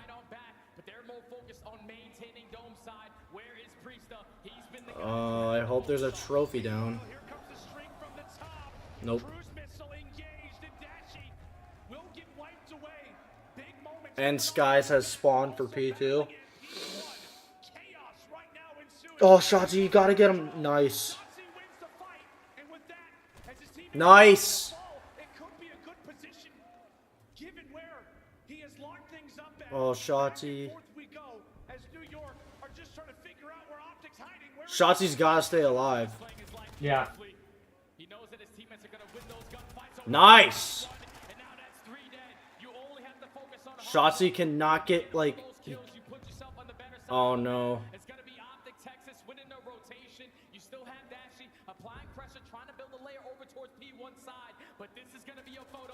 No! It comes down to this. It comes down to this situation. A New York break or an optic. Oh, what's it gonna be? Skies with one. We continue to battle back and forth. It's an open hard point for the moment. It's happy to walk away with the seconds. Shotzi answers it from there. Optic know exactly where New York. Nice, Ghosty. Nice!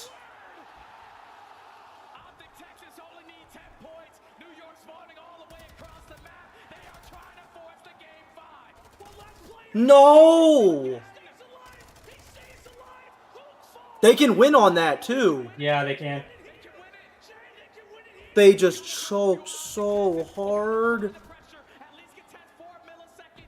Someone just dive in. Just one person dive in. No fucking way, bro. They just choked. They just choked so hard. Oh my god.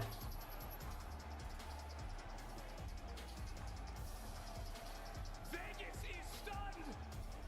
I thought that one player from Texas, Shane Dolphin, dived in and just got a sliver. How do you fold like that? The answer to that is no. New York. I don't know what to say, bro.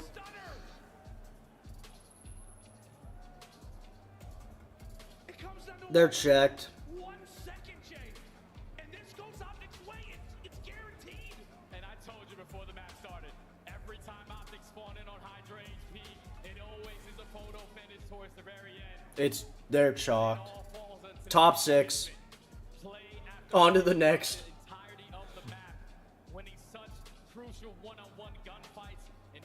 You gotta go Seattle.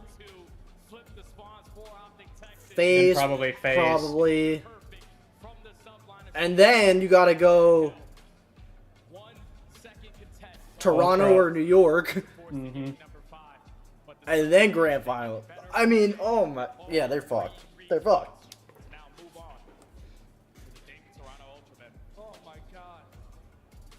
I went 0 for 4 today on picks. Toward the stretch. A Hydro HP that started with breaks and ends with them. Let's take a look at this again, Jay. Bro, I can't believe they lost that.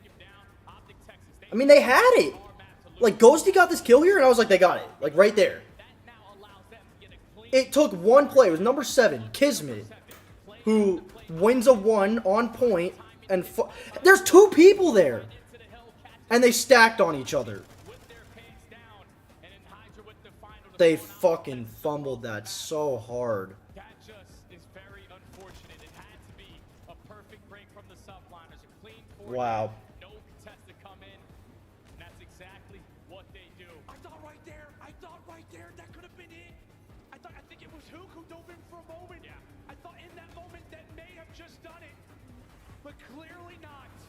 New York, maybe a quarter of a second in this game, is headed to a map 5.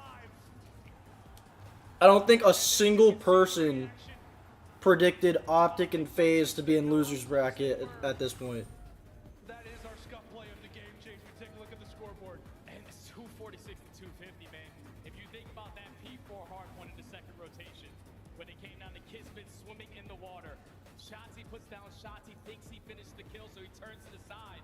But then when he goes back to Chow, Kismet wins that one-on-one to secure about 25. Kismet had 232 on Hill, by the way. Yeah, that what they just said, Shotzi not getting that kill on Kismet in the water was criminal. Yep. That was, I can't even. That W top 3 guaranteed. I believe that's the highest guaranteed placement that they have had in franchise history at Champs. Incredible work here from the subliners. That's going to do it for myself and Jay. We toss it over to Blaze, who's joined by Kismet. Dude, holy shit. Las Vegas, give it up for the Major 5 champions, New York Subliners, as they get it done once again. Kismet, what a series that was. Holy shit. The final moments here on the big screen, but let's talk about it again. A hard point coming down to those final seconds. It was a tough map.